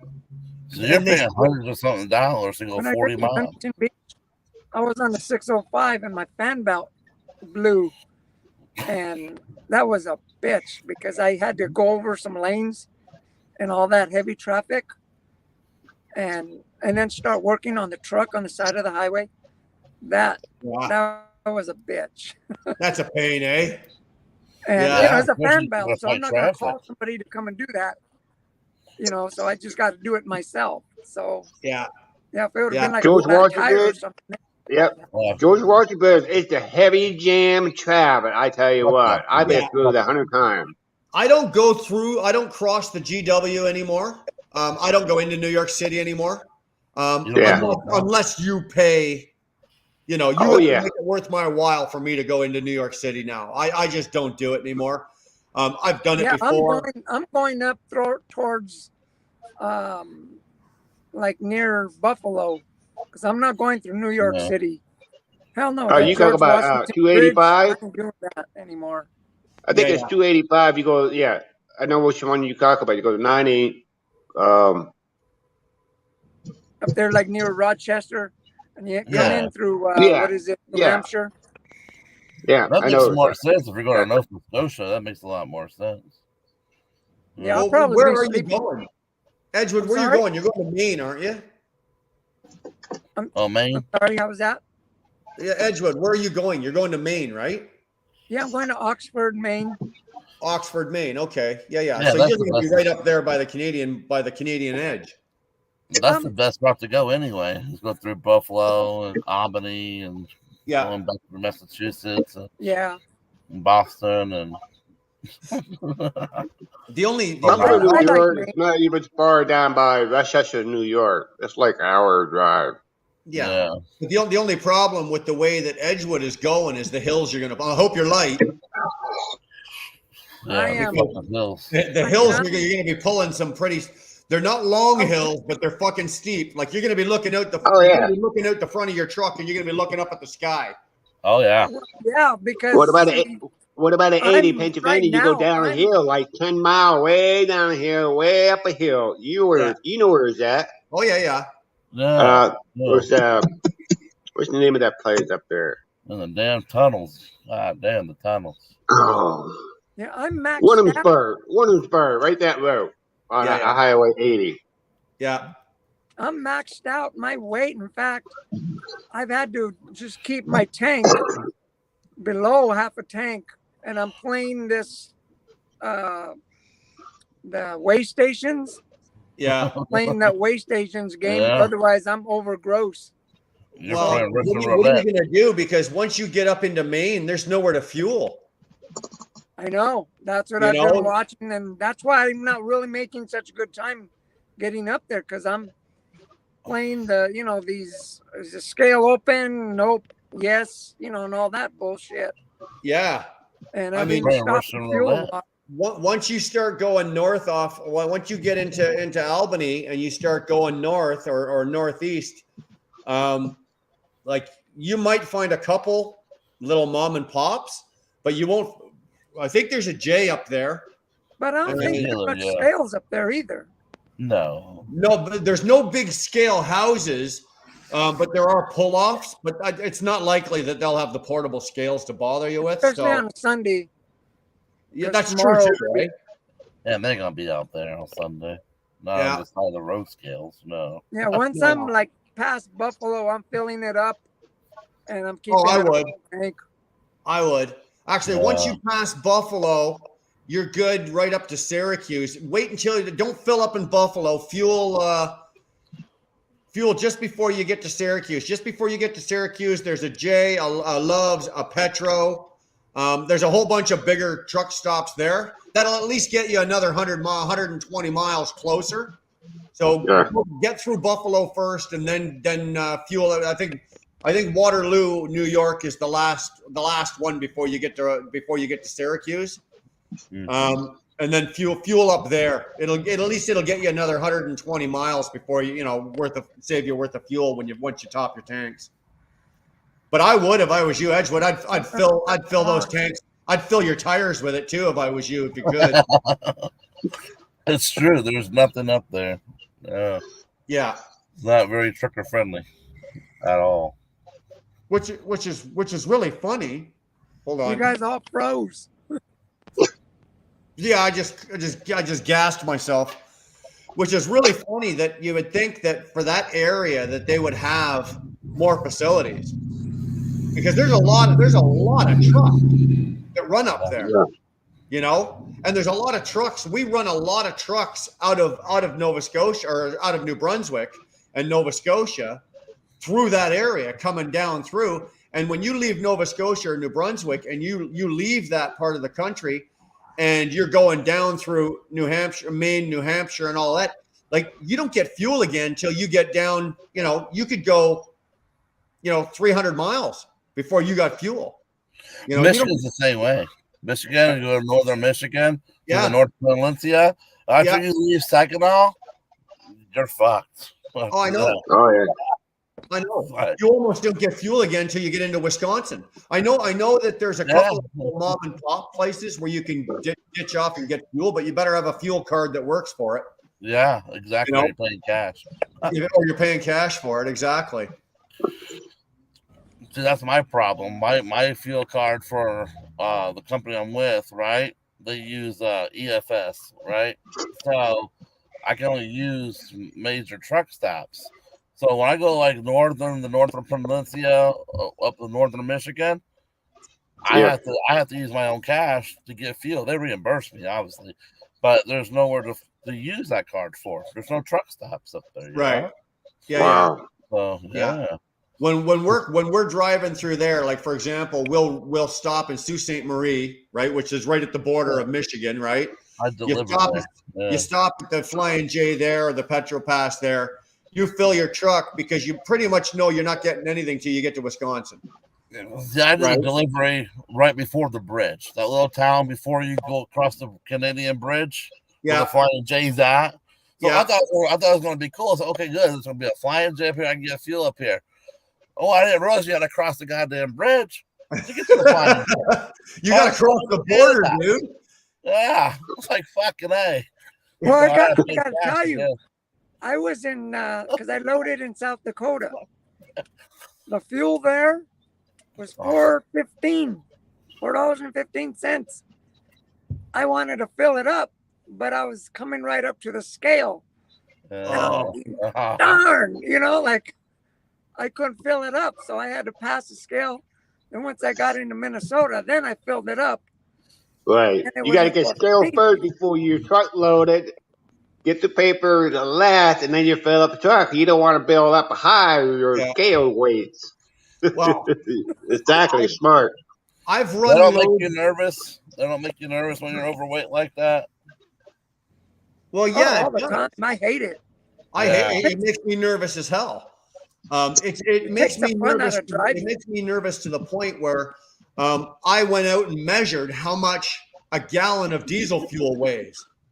Right. So I know that if I weigh myself and I weigh 79,800 pounds, right, that I've only got 200 pounds to fuck around with, or 79,800 pounds, I've got 200 pounds. How much fuel can I put in my truck, right? And I know that 1 gallon of diesel weighs 6.9 pounds, so round that up to 7 pounds. So I've actually run down the road before, putting fuel in my truck based on, okay, I know that I can only put 40 gallons in. Yeah. That's what I was doing.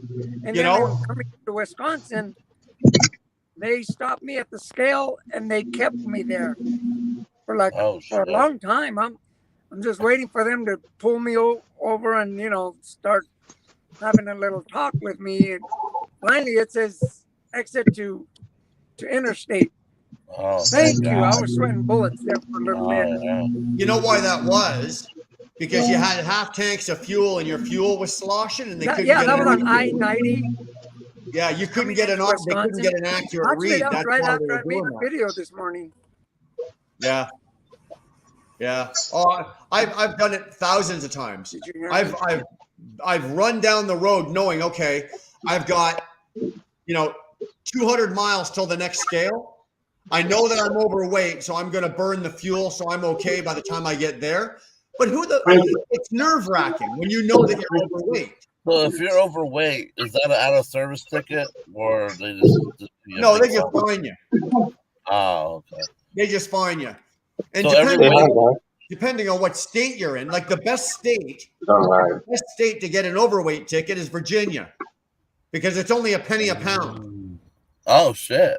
Yeah, it's a penny a pound in Virginia. I got caught in Virginia a couple of years ago. I got caught in Virginia, and they pulled me in, and so I go walking in, and I take all my information in, and he's going through my stuff. So I'm just talking to the guy. I'm being real cool, and he's super cool. And I says to him, so what am I looking at here? Like for a fine, right? Like I haven't had an overweight ticket in years. And he goes, boy, big black guy, right? Yeah. Boy, yeah. He goes, you're in Virginia. And I just rolled my eyes and I went, oh my God, I'm screwed, right? He goes, you're in Virginia. He says, he goes, it's a penny a pound. Oh, shit. So I'm doing the math real quick in my head, and like I was 800 pounds over, right? So I'm thinking, what, $80? He goes, $8, dummy, $8. So the fine was $8. The reweigh was $25, and the administration cost was $70. Wow. So the fine was $8, but I ended up getting a ticket for 100 and change US, right? Because they charge you to roll across the plate again, and then they charge you like an administrative fee for writing you a ticket. For the inconvenience. For the inconvenience of writing you a ticket. Oh, they're going to get their money out of it. They're going to. That's why the fine is only a penny a pound, because they're going to tack on another $100 worth of administration costs, right? Right. Oh yeah, but fine-wise, Virginia is probably the best state to get caught in. I think New York is the worst one. New York is probably the worst. I don't know how does that go against your driving record too? Your CSA point? Your CVOR takes a hit. Yeah.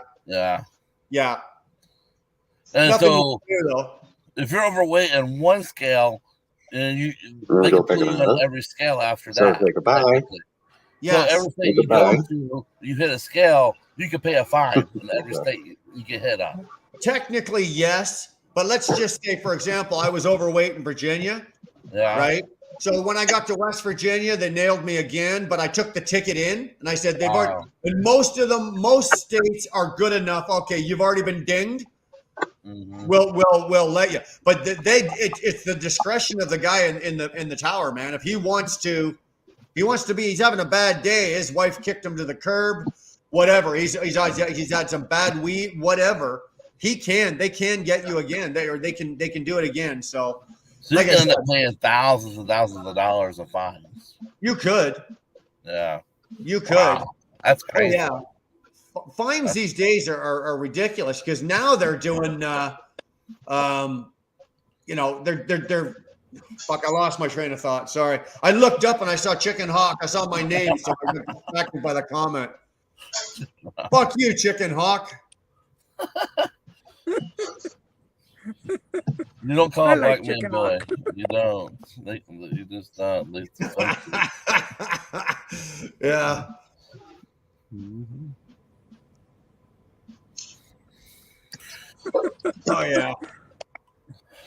Fistful of dollars, and that's a hell of a handle. Fistful of dollars, man. I could use some of those. That's Jay Clampett. Who is that? That's Jay Clampett. Is that who that is? Yeah. You know what? How do you know that was him? Jay Clampett is. Jay Clampett used to work for Spectre. Oh, okay. I know. Yeah. I hear the name Clampett. Like James talks about Clampett, and he's well known in the YouTube community. He's well known. James, that's good buddy, Jay Clampett. Yeah. Good friend. I've heard of you, but I don't know who you are.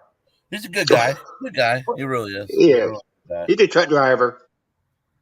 He's on authority now. He's doing his own thing now. He has his own authority. Yeah. You're finding more and more guys grabbing their own authority these days, eh? But is it worth it right now, though? For For me, personally, no. I'm in Canada, so we our things are a little different up here. And for me right now to have my own authority, it's not worth it. Only because our insurance up here is a lot more than yours down there.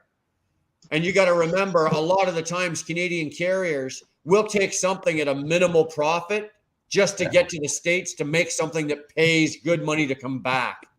Whereas you guys make, you watch the way Nevada's been rolling and the way Brit rolls and the way these guys roll, they book their loads and they're going back and forth, and they're making pretty good dough on each one.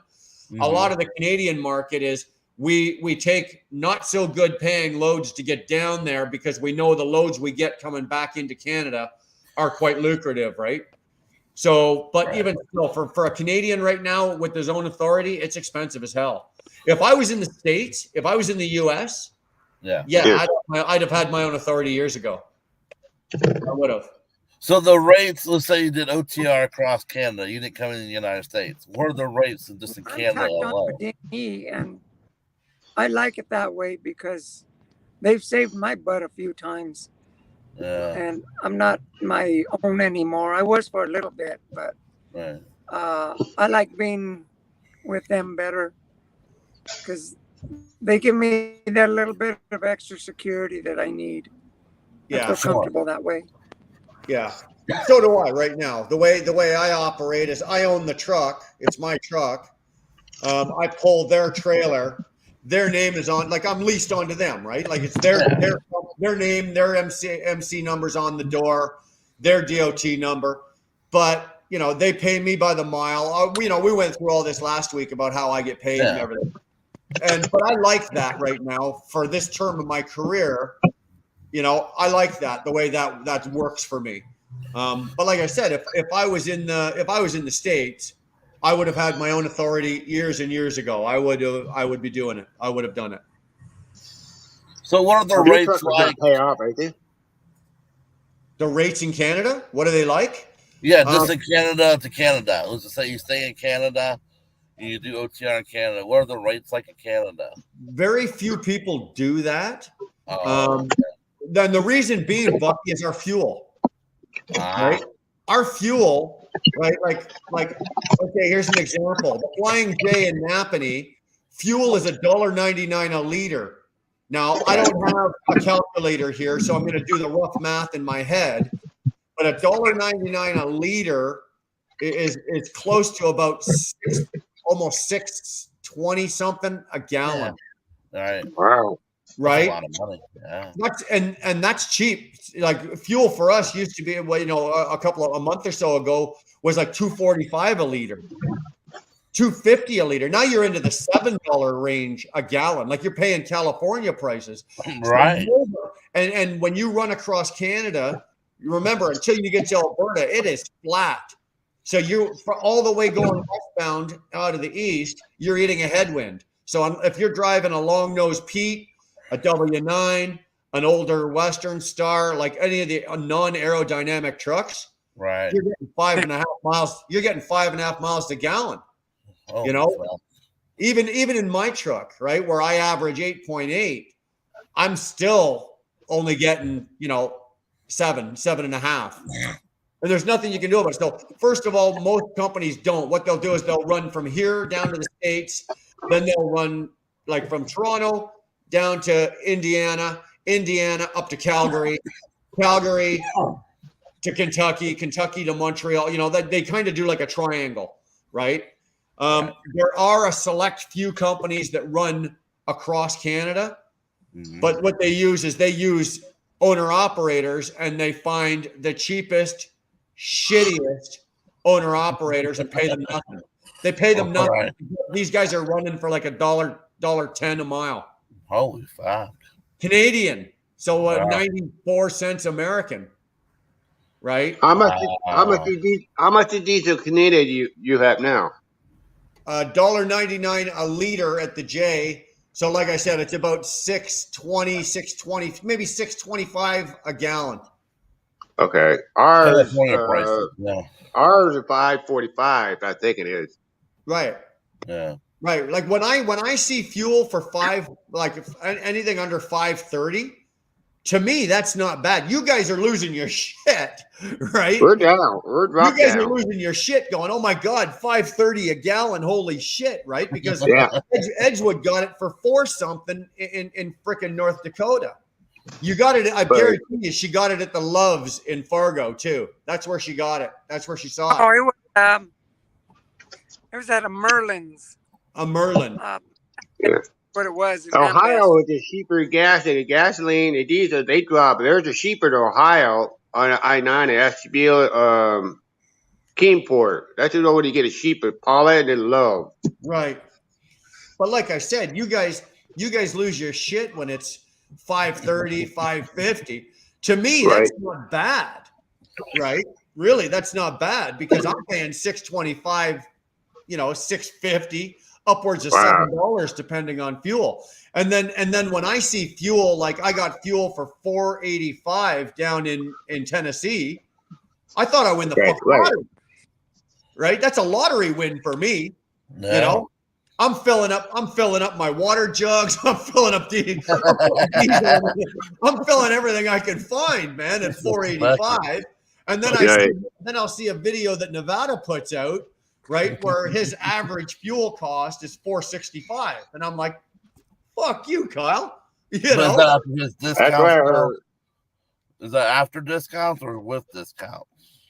Well, for me in the States, when I use because we have to use I use the company's fuel cards, right? Right. I can go get my own if I want, and I am looking at it, but I use the company fuel card. So for in the States, I have a Comdata card, right? I have a Comdata card. So I get, I think, 11 cents a gallon off the pump price, but then I get a fuel surcharge through the company. Right. Makes a Right. difference. In Canada, we use a company up here called Pipeline, right? It's Ultramar. We use Ultramar Pipeline. Now that card there, I think I get 16 cents a liter at the pump off. But because it's our home fueling station, we already get a discount. Plus, again, I get the fuel surcharge. So I don't get robbed that bad in Canada because we get the discount, then the second discount. But if I have to use anything else, if I have to use a Flying J up here or a Petro Pass or any of the other, because we don't have TAs and Petros and Loves. All we've got are Flying J's, and it's something called Petro Pass. It's owned by Petro Canada. It's a big thing up here. Right. If you have to use any of those, you don't get you get jack shit for a discount. Right. What I try to do is try to fuel my truck in Canada, squeeze as much of it in as I can, get as far down south as I can, and get as close to home as I can, then find the cheapest fuel and put enough in to get me back into Canada. Right. And that's how we have to do that. I know there's more expensive diesel. That's just way up and down. It's going crazy. Yeah. Well, do you remember when we were kids when $1.69. gasoline Yeah. was more expensive than diesel? Yeah. When we were kids, right? Like, or when I was a kid, gas was more than diesel was. Like, if gas was like, let's just say $1.25 a gallon, diesel was 75 cents a gallon. Right? Diesel was always less than gas. Now reversed. Now it's way reversed. It's not even like proportionate. It's like if diesel is 520, or 550 a gallon, gas is 425 or something like that. You want to know why? Because they know we need it. They know we need it. That's why. Because we're doing such a good job. Yeah. Yeah, they're patting us on the back. It's because they know in the back. Yeah. They know we need it. We can't run without it. They charge us whatever they want for it, and we're gonna have to pay it. Eats out of all of that. Right? Yeah, So we talk about that all the time. That diesel was always cheaper than gasoline, but nowadays I don't know what happened. Well, they decided that we were making too much money, is what it was. It's all These truck drivers, look at these truck drivers retiring with these $10 million mansions and all the gold chains around our neck. Yeah. Wow. Yeah. Oh, Yeah. Wow. Look at my mansion. I'm in my garage, for fuck's sakes. You know? Oh, that's a garage? I'm in my I garage. thought you're in the basement. I thought you were in the No, I'm in my basement. garage. No. Oh, you got a staircase in the garage, huh? I live in a bungalow, but it's a raised bungalow. What the hell is Right? a bungalow? So my garage or my basement is halfway up, right? So I live in a raised bungalow. So what is a bungalow? Is that like a regular house? What is? I don't know. I A don't know. What a bungalow is all one floor. I have no Are upstairs. you guys? Oh, Everything is on one floor. Like we have all of the bedrooms, the bathroom. Now we have a basement, right? And we have actually we got 2 bedrooms downstairs, a rec room, another bathroom down there, and all of that. But a bungalow is basically it's all one. I can't climb stairs, right. or I'm not because of my hips and my knees. We sold our last house that was a 2-story. And we bought a bungalow just because in the years coming, I won't be able. And I refuse to get one of those elevator or not elevator. You know those things, those chairs. I'm not sitting in there to go up a flight of stairs. The acorn will. The Yeah. acorn Yeah. So we just it took Dara a while because bungalows are hard to find and they're a little more expensive. But it took her a while to find it, and she did. And so we've got a 5-bedroom bungalow. So we call those single-family homes in the United States. So a 1-story house is exactly what it is. A 1-story house, 1 floor with everything on it. You guys call them bungalows, right? I have the main floor. I walk in the front door. We have the main floor. Like in my house, there's like the living room. Then there's a dining room. Then there's a kitchen, all on one floor. They'll go down a hallway. All the bedrooms and bathrooms are all down there. Right. I have an attic above, but there's no upstairs. No. So we call those single family homes, 1-story home. So then you have a 2-story, which would be obviously a 2-story home. A 2-story home. We call those single family homes, 1-story home. So holy shit, Edgewood needs to get some tinfoil on her head and hold a coat hanger. She keeps losing her signal. She is in Indiana, so she lost her single. She's probably by Gary, Indiana. I get bad reception there too. Good old Gary. Wizard, you're only supposed to fill your tanks to 90%. I agree. I usually when I put the nozzles in, when they click, that's when I stop. You see some guys, they stand there for another 5 minutes just squeezing, right? Squeezing every last drop they can in. I'm back. You know what, Edgewood, sweetheart, you need to go get yourself a piece of tinfoil, put it on your head, right, and hold a coat hanger up into the sky so that you get a signal. I was just gonna say I put it on my computer, but my laptop is going batteries like at 6%, so I'm having a bad connection. I guess it's where I park or something. It must be. Go stand on the roof of your truck. Huh? Go stand on the roof of your truck or something. I'm just gonna call it a night. I'm having a bad connection. Okay. Well, it's good to see you though. It was great seeing you. Keep putting your videos up. I'm loving them. I'm loving them. Keep putting them up. I'm loving them. I subscribe to your channel too. 21 and all you guys there, all 3 of you guys. I got a bad memory. Okay. Hold on, Edgewood. I want to say, I saw your comment. Yeah, we're good. We can have dinner. Dar doesn't mind. We're good. Right. So yeah, we can run. If we run into each other on the road, like it's all good. Like, guys, yeah. We can go for dinner. We can, shit to shit. We can make a video, whatever you want. It's all good, man. Yeah, I'd love to. Fun and absolutely. That's I like meeting friends and talking to you guys makes me feel really better. It makes me feel connected to somebody. But like I said, I better go before it cuts out again or something. Yeah, well, either that or you're gonna get hit by lightning. All right, we'll talk to you later. We'll see you later. Bye. Drive safe. Bye-bye. guys. All right, later. Fucking Wilburner. Hit by strike lightning. Come on. She's probably got a clear blue sky and she's gonna get fucking hit by lightning. But Jesus. Now you're gonna have to cut me off because I don't know how to do this thing. Okay, here I'll shoot you out. You ready? Bye. There you go. There she goes. You're funny, Wilbur. I mean, Wilbur, whatever. It's all right. He's gonna get struck by lightning next time he's in the United States. Yeah. Wow. No, Ron, the shop did not fix the fucking fuel tank issue. I'm still driving around on one tank. That's crazy.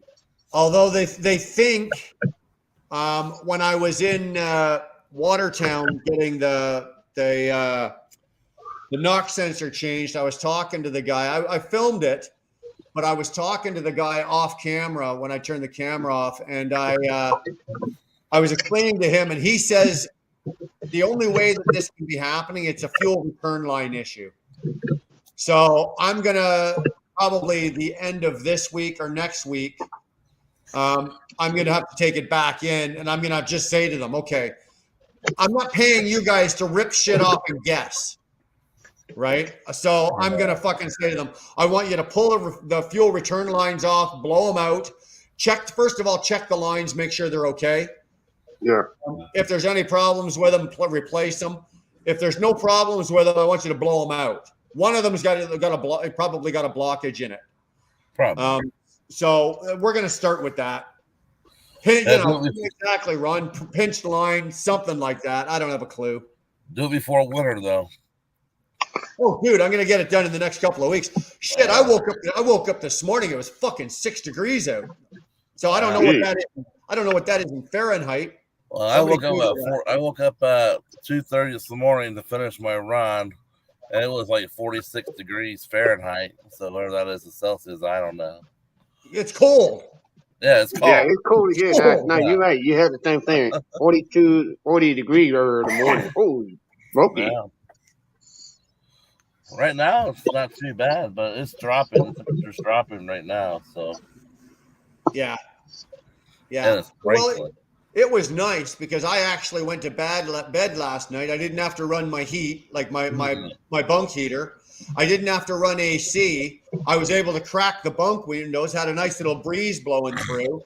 Yeah. You know, when it gets down to that temperature, I'm good with that. You know, anywhere into the 30s, I'm good with that. I actually don't turn I'm so cheap.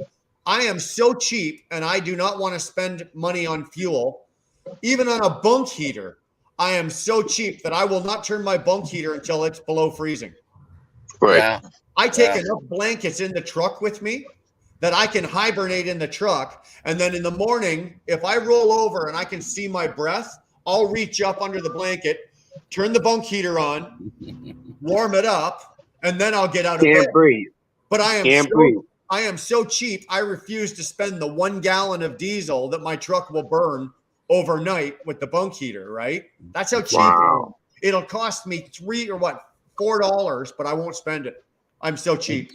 Unless you have one of those nights that you have to wake up in the middle of the night and take a fucking piss. Doesn't matter. Dude, I hate to say it, but you know what? When I was 30, I take a leak before I go to bed, and I'd sleep all night and get up in the morning. Now at 52, I got to get up in the middle of the night, man. I just, I'm old, right? I get up in the middle of the night to piss too. I'm starting to get old, but I still won't turn on that bunk heater. Nope. I got a porta potty in my van. Well, I don't. Yeah. I don't. I don't get out of the van at night. I ain't walking all the way in the truck stop just to take a piss. I just do it right here. Cold. No, I refuse. But I got friends of mine that just laugh at me because I'm so cheap. I won't turn my bunk heater on. I don't give a shit. Right? I don't care. Yeah. I save myself a gallon of fuel a day. So that's 5 to 6 gallons a week. Right? So that's 30 gallons a month. Right? So you do the math. right? 30 gallons a month on 12 months, right? So then you do the math on the dollars, right? Couple $1,000 just from a bunk heater worth of fuel. Yeah. And I got a bunk heater in this van too, and it's a 2-gallon tank, and every 24 Something hours like I that. put the son of a bitch up, you know. Do you, Bucky? Do you for heat in your truck? Do you have to run the truck? No, I have a diesel heater. Do you? Yeah, so it's like a bunk heater you're talking about, but it's called a Chinese diesel heater. That's what it Okay. is. So it's a little pump that pumps out hot it takes the cold air, it heats it up, and it Right. blows out the hot air, right? But it's all run by diesel. So you got a 2-gallon tank for diesel, and that only lasts about 24 hours on a good day. Then you got to refill it up. So it adds up after a while. Holy shit! Yeah. 2 gallons for 24 2 hours. gallons. Yeah. Yeah, that's probably what my bunk heater does, right? Because mine will run through a gallon or just under a gallon of fuel in 10 hours or 11 hours. So in the So wintertime, I run that heater all day, every day, right? And so I'm spending it'd be $10 right now, about almost $11 for diesel for 2 gallons a day. You know what I mean? So 7 days a week, that's about almost $80 a week. $80 a week. Yeah. And and plus the gas in the van. You know? Yeah. Well, thank God the gas is cheaper than the fucking diesel. Yeah. I'm thinking about putting a 25-gallon diesel tank, regular tank for diesel only in the back of the van. So the heater would just suck off of that. You know what I mean? Yeah. So I don't have to fill up so much. Are you going to put it for example, I know that a lot of the pickup trucks that have dual tanks, there's one behind the seat, like down below underneath, and there's another one at the back. You're going to do that? Are you going to mount it underneath, or are you going to have it in the truck? It's going to be underneath. So, the spare tire in the van, we're going to take that spare tire out because I don't ever use the spare tire anyway. If I need a new tire, I'll go buy me a new tire. Fuck it, right? No big deal. Yeah. So that spare tire's never been off this van, and I don't have tire issues anyway. I think I maintain my tires. You know what I mean? I get new tires every 6 months, regardless if I need them or not. I'm putting new tire every season. I'm putting new tires on. So actually next week I'm going to spend $800 to put 4 brand new tires on, all season tires. Then by springtime I'll replace them again. Right. So and I go to Discount Tire to get my tires. So if you have like a puncture tire and it's leaking, they plug it for free. So okay. Yeah. So I don't need the spare tire in the back of the van at all because I don't ever use it. So I have a guy that customized this van here for me. He's actually going to customize a diesel tank to go underneath it, and like a regular pickup truck. You put the nozzle on the outside of the body, and it goes inside, right? Yeah. So there'll be a gas hole to fill it up on the back by the back doors of the van. Right on. Yeah, Bucky. Bucky, somebody wants to know if you'd ever consider buying a semi. Well, this is the game plan. This is what I've been talking about. I'm thinking about getting my CDLs for a simple fact is I do want to learn. I'm that kind of guy. I want to learn everything about the truck industry, right? So I know a little bit about the expediting vans, right? Now I want to learn what regular truck driving goes through, right? I want to learn that. Yeah. I also want to learn how to be a broker one day. This is all down the road. But I think next year I'm going to put a driver in this van. I'm going to go get my CDL. Then I'm going to work for a company, be a company guy for the first 2 years. Then I probably would consider, depends on the market, right? Absolutely. If I want to buy a truck or not. So it's all up in the air for that. Right on. Yeah. Right on. But I am gonna buy another van next year, and I'm gonna put a driver in this van next year as well. Are So you? I'll have 2 vans running, yeah. But I want to learn everything. I'm that kind of person. I want to learn everything that I can. And it's good to have a CDL. I don't care what anyone says. Yeah, autonomous trucks are coming. But guess what? That's another 10, maybe 15 years down the road. By then, I'll be retired anyway. You know Yeah. what I mean? So Yeah, yeah. it's not going to bother me at all. And plus, I'll have my vans running still. My goal is actually wing myself off with the carrier I'm with now to start my own trucking company one day. That's my goals for the next 6 years. Good for But you. I have goals set in place for every year to get to that goal. Yeah. Yeah, I don't rush to nothing. There's only one piece of advice I would give you when you said you're going to put a driver in that truck. You're going to get 2 vans. You're going to get a new van and put a driver. Yeah. Don't ever own just 2 trucks. No. Always own. If you're gonna be a multiple owner, have 3. And this is why. Okay.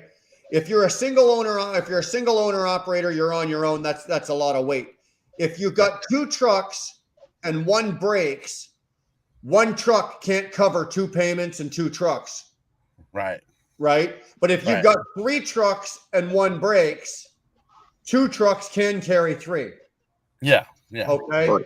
So just my advice, the only reason I say that is, Bucky, I went through it. I've been a multiple truck owner, and when you've got 2 trucks and 1 breaks, that's a lot of finance. There was days in the beginning of that when we only had 2 and one of the trucks would go down. That's a lot of stress. And there was days where Dar and I didn't get paid. Right. Because everything that the 1 truck was making was paying for the second one and just covering the cost of the first one. Right. But when you've got 3 and 1 break, 2 trucks can still cover 3. Right. Okay. Now it might be a little different with expedited with the vans, but I would think in this industry, it would probably be somewhat the same. Yeah, I've been very good. This van's been very good to me. I'm not going to lie. This van has been very, very good with me. But I do maintenance on this van every 3 to 4 months. I replace a lot of things. Yeah. So every 3 to 4 months, I'm taking out all the hoses out. I'm taking all the belts out, and those are replaced every 3 to 4 months. Yeah. Okay. Then every 6 months, I change my shocks out and the what the fuck they're called, the struts. Struts. The Sure. Then I redo the shocks in the back every 6 months. So I try to maintain it so I don't have to be that guy on the side of the road. You know what I mean? But it doesn't mean I'm not ever going to be that guy. But I have been very lucky for the last 2 years. I own this van that I've never had it been on the side of the road. Oh, you better find some wood and start knocking, buddy. Right. Fuck. You just jinxed yourself. But I do maintain the vehicles every 3 to 6 months, right? Yeah. So if I get oil change every 10,000 miles, right? So when I hit 100,000 miles, I'm replacing all the belts and all that. Yeah. So, yeah. Mike Campbell said, put the driver. If you're gonna have a second truck, put the driver in the newer truck. You keep the older truck because you already know the truck. I won't be in this one though. I'll be going to the semi school. Oh, okay, so you're gonna have 2 drivers and 2 trucks. Yeah. Okay. Maybe a third one is the way you're talking. So it makes a lot of sense. So I can have a spare. So load one. So everybody knows I work at load one, right? It's no big secret, right? So over here at load one, when you are a fleet owner, they really don't bother you, right? But they always find they vet drivers very well. So the recruiting process here, you have to have at least 6 months to a year of doing expediting freight, right? Right. And you can't have no criminal background checks bad at all. The only thing you can't have is 1 misdemeanor on your record, but you can't have no felonies, you can't have no drug trafficking, you can't have none of that, right? And they do drug tests every 2 months. It's not a random. They tell you, here's your drug test, come do it. You got 24 hours to get it done. Yeah. And that's it. Yeah. If you don't do it 24 hours, well, they'll get rid of your ass, right? Obviously, because you got something to hide. Right. So So I'm not worried about the drivers per se, because Load One is very particular who they bring on, Right. even for fleet owners, because it's their repetition with their customers, right? They want to keep their customers. It takes one driver to lose a customer, and they know this, and they study Right. this shit, right? Absolutely. So they have statistics all the way to the bottom line to see how, if you stay for more than 6 months, you're going to be here for a while, right? Yeah. If you don't make it the 6 months, they know you're not going to come back into the industry at all. Right. And what I like about Load One too, I can talk to the president of the company anytime I want. They have an open door policy. I can talk to the vice president of operations, the vice president, and I can talk to safety anytime I want without having repercussions come back on you, right? So if I got something bad to say about a dispatcher, or I think they're fucking me or something like that, or they're giving me the runaround, like I told you, I got one guy fired already, right? Because the hours didn't add up with the load. Okay, he gave me 24 hours to do a 30-hour load. Okay, Right. 24 hours means no sleep, no nothing, and that's bullshit. So I called the vice president up at the time and said, "Hey, look, this has not happened once. This happened twice already, and this is why these 2 loads were late." I explained why they were late. Yeah. And he says, "You know what? I'm going to look into this." He called me back maybe 10 minutes later. He's like, "You know what? I can't have people work like that with us. Our brokers and our dispatchers need to be reasonable, even in the expediting." He said, "Because there's more than one way to get that product there." He says, "If we have to fly the product, we'll fly the product to get it there in 2 hours or whatever the time frame they need it by, right?" Sure. So he said, "There's no excuses why he couldn't give you 30 hours to do that load." He says, he says, "If I was in your shoes, I'd be late too." I said, "Well, yeah, most people would be late, you know." Yeah. Impossible at this point, you know. I've never done expedited like that. I've never, although I've been tempted to try hot shotting. You know, the guys with the pickups with the shorter trailers. Yeah. On But you still flatbed. need an ELD though with those. Do you? Yeah. Okay. But I've been tempted to try that, but I don't like. Then I've seen a guy. I can't even talk. I saw a guy, and I was talking to him. He had a beautiful, F-350, big dually, and he had the big crew king cab, like all the shit, and he opened the back door on it, and he had converted the whole back into a sleeping area. You know what? I don't know if I could do that. Yeah. I don't know if I could do that. Like I'll admit it. Like I'm spoiled. I don't have the biggest. I got a Cascadia with a standard bunk for a Cascadia, but that's enough room. You got comfort. Big. I don't think I could cram my entire life into the back of a fucking pickup truck. Yeah, like what I have here, right? Well, yeah. So this van holds 3 skids. The 3rd skid comes all the way to the back here, right? You know what I mean? Back to the back to the front seat. So guess what, honey? You ain't getting to bed tonight. Your ass is sitting in that goddamn front seat. Well, dude, I saw that. I saw the video where you had the skids there, and you had to sleep on top of the load.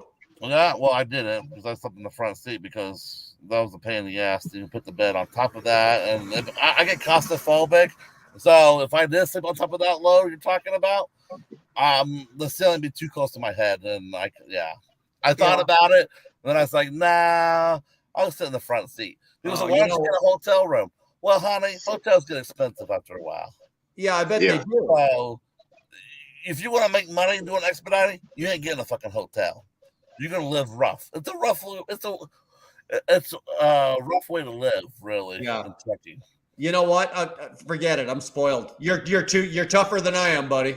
Yeah, because you want to bed every night. You want to be able to lay down and all that. You know what, man? Here for your comfort. When I get out of that seat, I've driven my 11 hours, my 600 plus miles. Yeah. I want to sit on my bed. I want to pull out my table. I want to have my dinner. And I literally just want to go, boof, boom, and go to bed. Yeah, you're not doing bed. I like my pillows. Yeah. I like my blankets. The only way you can do that in expediting if you do straight truck. Straight trucks have the condo sleepers. on Okay, them, right? yeah. Okay, I've seen Like, those. like what you see sometimes FedEx has them, XPO has a lot of them, Panther Road has One them. has a lot of them. Panther's So got a lot of them. yeah, so it's like an RV with the box on the back, right? Yeah. Well, they live in comfort all the time. But when you come to the van division, like the Sprinter van division, it's not about comfort. The reason being is your idea is like, okay, how quick can I get there so I can lay in my bed tomorrow? Yeah. You know what I mean? Yeah. Like tonight I can lay down in my bed. Last night I laid down in the bed, you know what I mean? So if you have like 1 or 2 skids, it's not so bad. But when you got 3 full-size skids, 48 by 48, Yeah. you ain't getting no fucking bed. Sorry. Yeah. Well, Bucky, I got to ask you, and this is a personal question, Yeah. and you can answer it or not. But like, do you have a home? Like, do you have a place? Like, do you rent an apartment? Do you own a house? Like, Well, like, this is or do you live in your truck? Oh, I sold my house. Okay. Okay. I sold my house. The reason I sold my house is I'm never going to be there anyway. Okay. The first year I didn't go home at all. I didn't go to Florida at all because Florida's a very bad market to get in and get out. Right. Okay. Even going to Florida expediting, it ain't paying well to go there anyway. Right. So I sold my house. So when I do home time, when I had my girlfriend, I used to go to Ohio, in Akron, Ohio, and I used to do my home time with her. Right. But right now, I broke up with her because I couldn't live with myself cheating on her, right? So I was the person, so you know what? I'm calling it quit. I'm fucking around on you, and please don't call me back ever again. Have a nice life. I hope the best for you, right? So now I have to go to Florida to my sister's house to look at JT. Yeah, he's down there partying.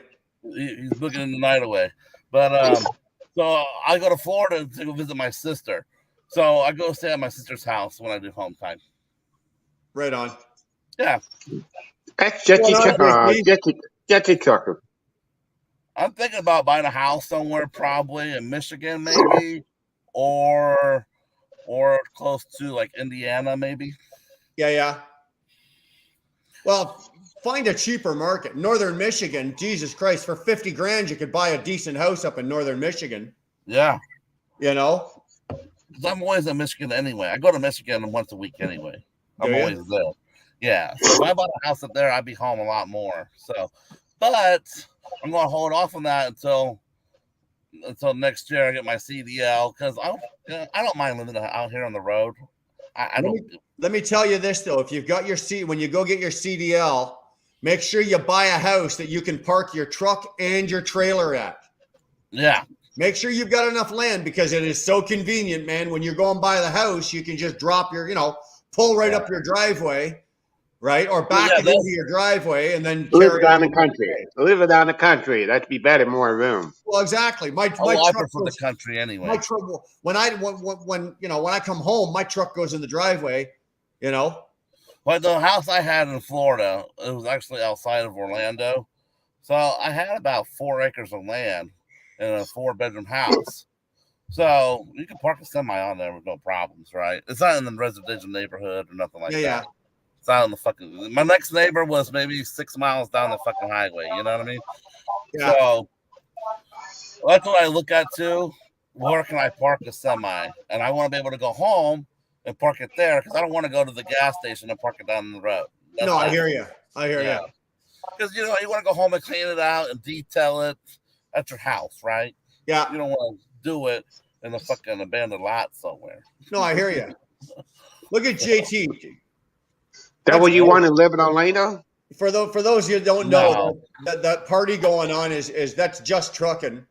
Yeah. And he's at the bar. I think I recognize the bar. He's at the bar. It's just up from his house, up the street. Karaoke night. They always go to karaoke night all the time. Yeah. Yeah. Robert, do you have a TV in your truck? I usually do. Right now, I don't. I've got the TV.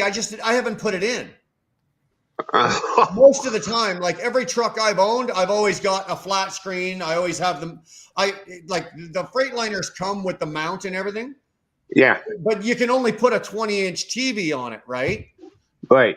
I don't like that. It's not big enough, right? So Right. I always get the mount, and I get it properly mounted inside on the wall. But the problem is with the Freightliner, I've got an upper bunk. Every truck I've ever owned, I never had an upper bunk. So I could put like a 42-inch Yeah, you can. on the wall. Yeah. So this one here, I can't put a 42 because there's an upper bunk right here, right? There's not enough room. Now I can flip the bunk up, but there's still just not enough room for me to pour 42. So I can put the 20 in, but I just haven't bothered. Yeah. Yeah. I haven't bothered. That's true. I haven't bothered. Usually, like in my last truck, like in the Volvo, I had a 42-inch Sony Bravia on the wall. I had like DVD player. I had like an Xbox. Like I had all the shit in there, right? But now you're right not. Now I got nothing, and I probably. Well, you can walk your. You can walk your cell phone. I should get the TV put in there because when I'm laying there, like say I'm out on the road and I'm laying there and I've got 2 or 3 hours and I'm not ready to go to bed yet, I could be watching TV, but instead I'm burning gigs off on my phone, right? YouTube or whatever, or you fall down that YouTube rabbit hole, right? Next thing you know, right? It's 7 o'clock in the evening. You've had your dinner. You talk to your wife. She goes, "Okay, I'll give you a call back when I'm going to bed." And then you fall down that YouTube rabbit hole. Next thing you know, it's 3:30 in the morning. Yeah. Right? You've been online for like 8 hours and you've burnt off like 16 gigs of data. Wow. I should probably put the TV in the truck, right? So yeah, probably save myself. She can watch the show. You're driving a truck, and she should have enjoyed the show. Yeah. You still gotta have Wi-Fi though, don't you? What's that? You still gotta have internet access, right, to be able to do that for the TV? Yeah. Yeah. No. All of the newer trucks, I think from 13 or 12 or 13 up, all have a built-in antenna, and you can still pick up UHF channels. It's a round thing, right? Yeah, most of the larger cities, as long as you're within 100 miles of a major city, you can pick up UHF. Like I can be outside of Chicago and I'll get 60 channels of TV. No shit. Wow. Right? Or I could be out in the woods in West Virginia and I'll still get 3, but at least I'll get 3. And usually one of them is like one of the major networks. So you're going to watch something decent, but yeah. I've never had Netflix or Hulu or nothing at that point. No, fuck no. Yeah. No. But I like nowadays what I'm doing now, I'm home every weekend, right? So I'm not doing layovers. I used to be out for 3, 4, 5 weeks where you're doing layover, you're doing your 36 hours or your 34 hours, you're doing it on the road. That's when you want the TV, right? When you're parked in a truck stop for 36 hours, right? I'm not doing that anymore, right? I leave on Sunday. I'm usually home on Friday. So I should probably put the TV in because, like I said, it'll save me a fortune in data. Because in Canada, our phone network, our cell phone providers work way differently than they do in the States. We get raped up here terribly. What do you do? 2 long loads a week? Depends. This week I went to Memphis and back. I got 2,500 miles down to Memphis, back up. Next week I'm looking at probably 2 rounders. Right, I'll go to Berlin. I'm leaving on Monday. I'm going down to Berlin, New Jersey. I'll be back up midday Tuesday. I'll probably do in a week. I can do 3 short ones. Like I can do an Ohio and back, a Jersey and back, and an Indiana and back. I can do that in a week. That'll get me about 3,000 miles. Yeah. Or you can end up with a longer run. You can go out to the Midwest somewhere. Like I said, you get out in Memphis or you get out to Nebraska or something. You're going out, you're coming back, and that's all you're doing. Yeah. So instead of flying to Las Vegas, why don't you just take a load to Las Vegas and back to Canada? Because Canada doesn't have enough. Canada's load board is not like you guys, where we have loads every single day, and there's 200 of them going to Vegas. Oh, okay. Right. We don't have it. Mm-hmm. Right. Whereas, if I lived in New York State, I could probably stand on the roof of the house and throw a rock in any direction and find a load to Las Vegas. Right. Right. Even if it didn't pay worth a shit, if it just covered my cost to Just drive go there, yeah. I would do it. Right? Right. All these guys that are going to Vegas and they're going, oh yeah, well, I'm flying in on this day, I'm flying in on that day. They Yeah, stick your a load. fucking mind, get a load. Right. You know, Right. get a load. I would, if I lived in the States, I wouldn't be flying. Right. And Dar and I were looking at it today again because we still want to go. But right now I'm looking at $1,500 each for airfare. That's a lot. I'm not going if it's $1,500. That's fuck now. If it's going to cost me $3,000 to go down to Vegas for 2.5 days. No, you I heard that you say that last week. And then I think somebody last week said, well, you can fly out of Detroit for like $275, but Detroit's 7 hours from here. Yeah. Almost 8 hours from. I'm not driving 8 hours to get on a plane, you know, and to fly to Vegas. Plus Or fuel. Or I can go down to Syracuse. But then if I go to Syracuse, like Syracuse is only 120 miles from here. Not even 2 hours by car, right? From where I am. But if I go to Syracuse, I get on a plane in Syracuse, I got to go down to fucking Tampa, do a 4.5 hour layover in fucking Tampa, then fly to, you know, now, and it's still going to cost me $775 American. Yeah.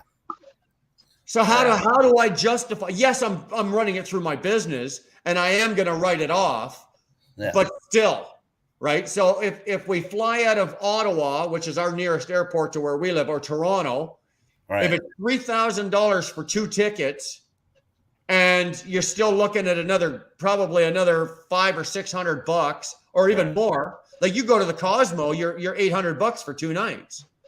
So now I'm at fucking $3,800 for 3 days, and I haven't even gambled yet. Right. I'd have to be sitting at the blackjack table for fucking like 26 hours straight to win back that money that I just spent to get down there.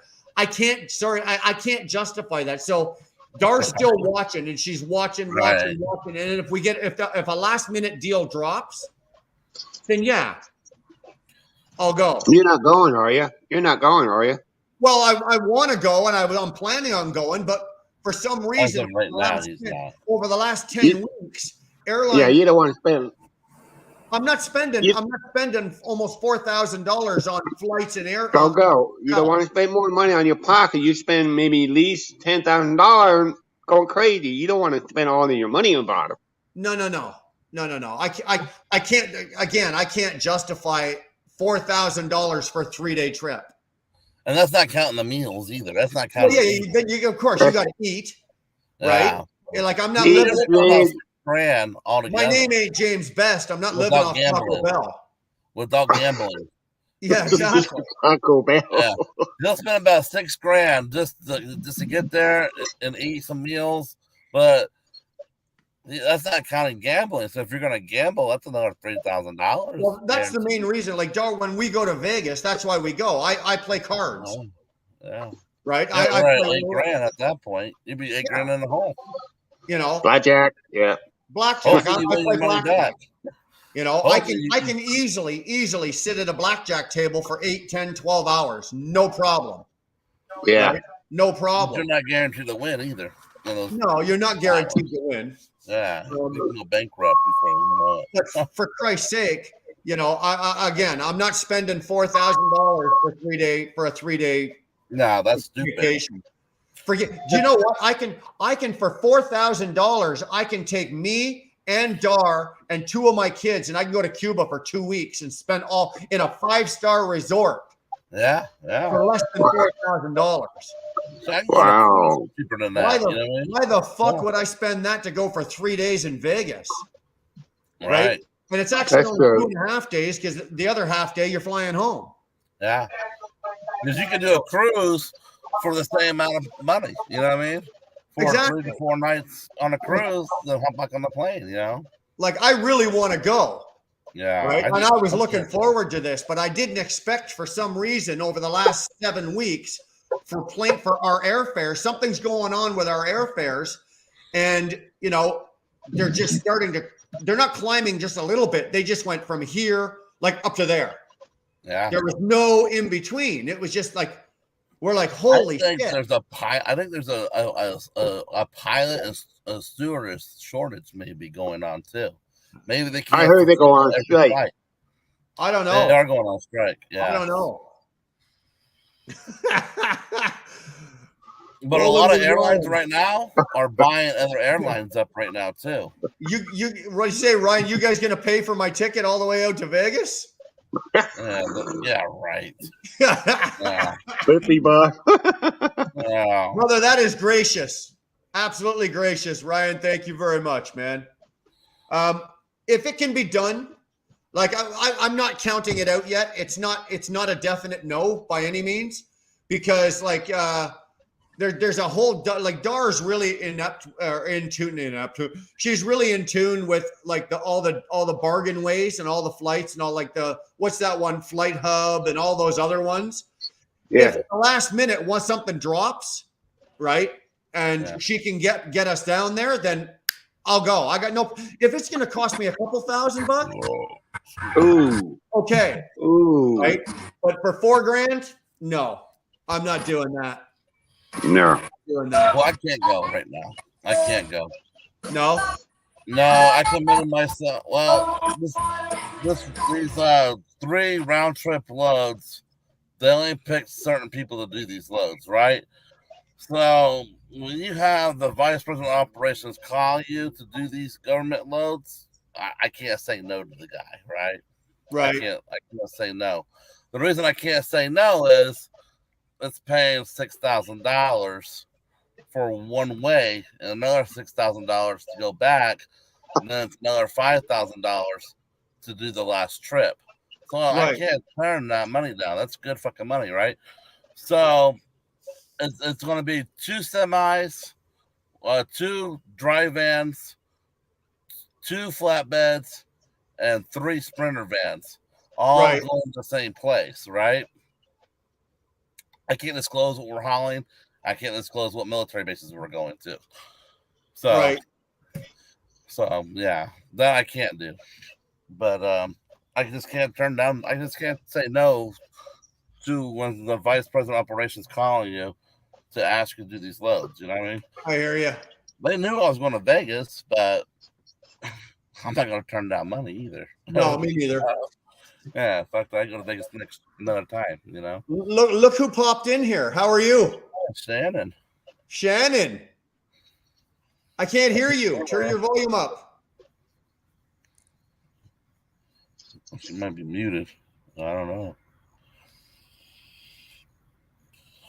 Can't hear you. 1 minute. Okay. She looks comfortable in that bed, though, doesn't she? Yeah, she's making me sleepy. Yeah, she couldn't do expediting either. She couldn't do van life. She's too relaxed. She's too relaxed. She's too cozy. Yeah.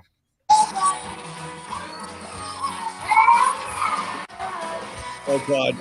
JT's karaoke night. Yeah.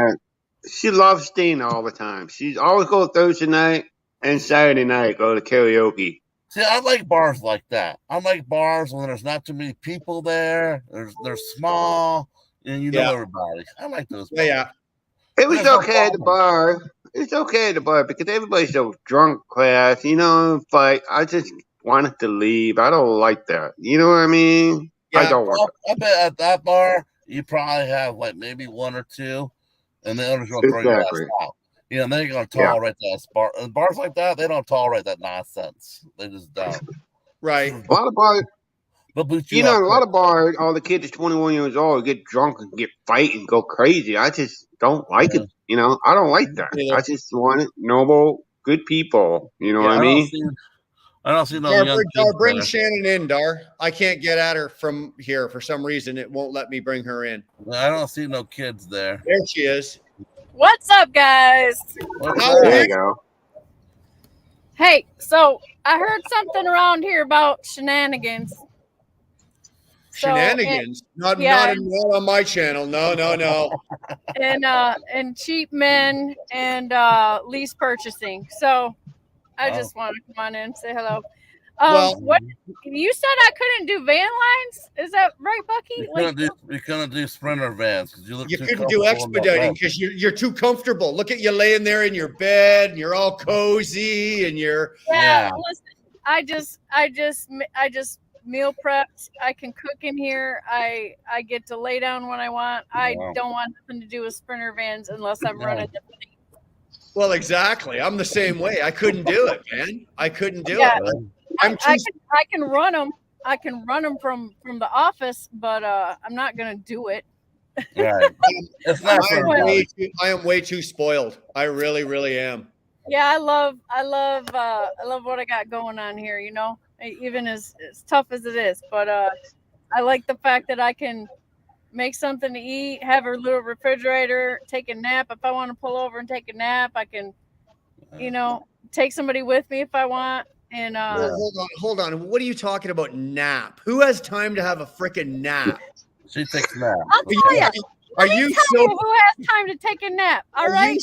Are you so good? Are you so good at your job you can take naps in the middle of the day?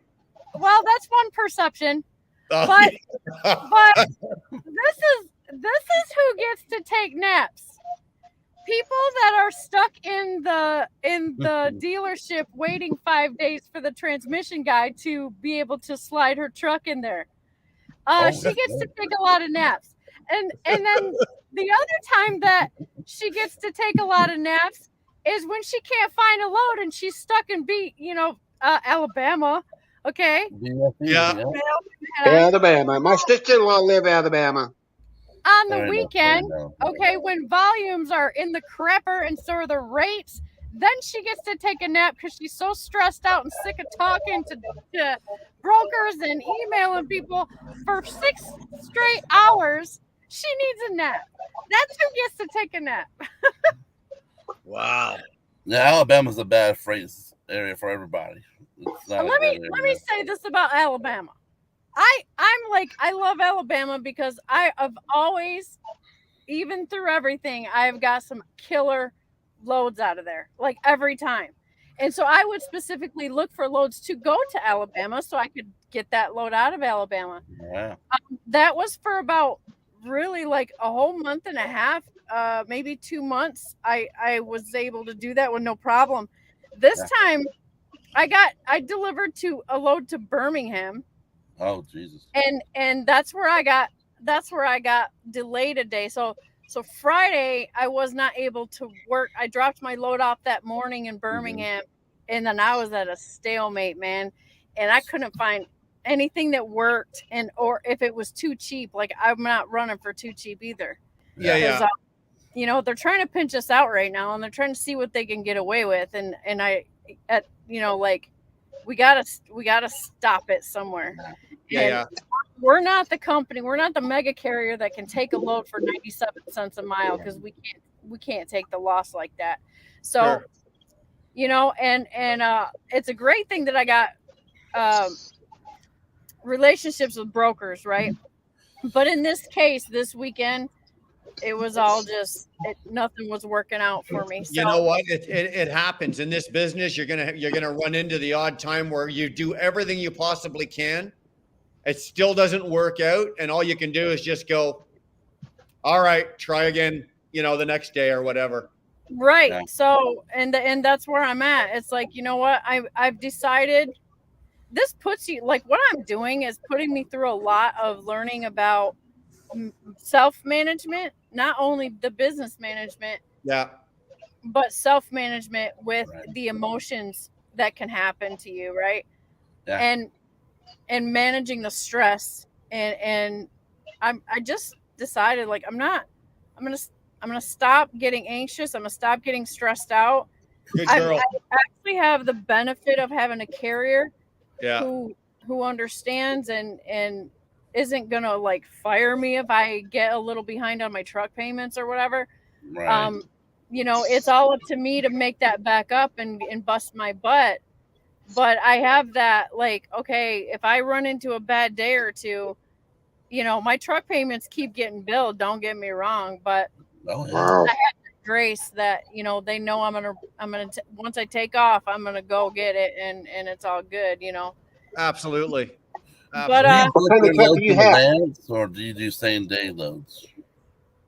I try to What- stick to same day loads because I like to get paid every day because I get paid Mhm. after every load, which is a beautiful thing. I love Right. that. I used to love that with Mercer. When I was running with Mercer, 2 hours after I submitted all my bills and shit, the money was in the bank. I loved That's it. what I'm saying. I And loved it. I like to keep the bank seeing that we're cash flowing like that. It's all about that for me. Absolutely. I You mean, know, when you're booking your loads, do you book a week out so you know what you're doing the next time you drop off? So you're doing day to day. so yeah, I mean, I do a lot of day to day, but sometimes I'll do a day and a half trip, like a 700 mile or 900 mile trip or whatever. Sure. But I don't go any farther than 2 loads, and I don't even like to go 2 loads because what I've learned is that crap happens Oh yeah. all the time, and I Yeah. am not willing. Yeah. I have a perfect service record. I have a perfect service record with all my brokers. I have a perfect service record with my carrier. I am Right. not willing to do that crap. And the Yeah. fact that I have the relationships now with the brokers that I do, like when stuff starts happening, I already got them working on getting me something to adjust, right? Sure. Right. And they've been very very cool with me. So I know a lot of guys say, you know, book it a week out or whatever. And as a matter of fact, let me say this on this week, as a matter of fact, because Snorlord was coaching and I he was saw talking. that. Yep, I and he saw was that talking too. about Yeah. booking it out. And so my broker did that for me, and I was booked until Friday, and I had a Mhm. awesome load coming out of Alabama. Well, guess which one? Okay, so I took the load in cheap for almost no money going in, and then he had me a really fat load coming out, so it would have balanced out. Yeah. Well, Yeah. guess which one canceled? The fat Ah, That one coming the out. good load. yeah, Yeah. so that's how I got in the whole situation. And then it's like desperation, get on the boards. Oh my Yeah. God, what is even out there? And volumes are low right now, guys. And my brokers are like, we don't have anything coming out of Alabama. We don't, right? So because I'm a Northwest runner, so their regions, Mm. awesome shirt by the way, Thank you. their regions is up where I run. So when I'm asking them, like, do you by any chance have anything coming out of Alabama? They got to talk to their other broker buddies that are in the office, and everything was gone. Like, you know what I mean? You know how it Yeah. is right now. You So might have to get the head out of there. Yeah. You yeah, know? so Yeah. that's who gets to take a nap. You. Shannon, while you're napping, I wanted to ask you, did you ever figure out your steer tire problem? Like, did It you was- ever? Yeah, they had to put I think he called it a 2-inch shim in there and get Yeah. it adjusted right. Ooh. So the cause is unknown still, but it's like I got 2 bad alignments, man. Like, I don't know what else to say. That's unheard of. That's unheard of. You should have I bought a lottery know. ticket right after that. You should have bought a lottery ticket because what are the odds of getting 2 bad alignments? Like I've had 1, but I've never had 2. That's By bad, 2 different shops. You know what I Yeah. mean? Like, so I don't know, but anyway, and he didn't even know. Like, he put it on everything and adjusted the hell out of it, and then sent me on test drive after test drive until I felt like it was right. Right. And it was lined up, because even though it was coming out on spec, right, Yeah. on the machine, it was Yeah. coming out on spec. But when I got into it and started driving it, I hope I'm not yelling, guys. I'm sorry. No, you're Yeah, not. you're good. You're doing fine. Okay. So even though everything was coming out on spec, and I got in it and drove it, and he got in it and drove it, and it was just pulling to the right, man. It was so crazy. So we went to manually working on it, right? Like, he put this shim in, it was a 1-inch. How does that feel? Took it for a drive. Well, no, it's still pulling. He went to 1.25. He said, okay, try this. So we did that and did that all night, all afternoon into the evening until he finally got to 2 inches because he didn't want to over adjust it. So it wasn't the camber, which the camber is where your wheels go like this, right? Your wheels. Mm-hmm. Yeah. Okay. I'm trying to put my hands right. So No, your I see camber, you. Yeah. for anybody that doesn't know, okay, your camber is where your wheels sit on your axle and it's the tilt. That's what a camber is called. So Right. it wasn't that. It was the this way, up and down. I forget what it's called.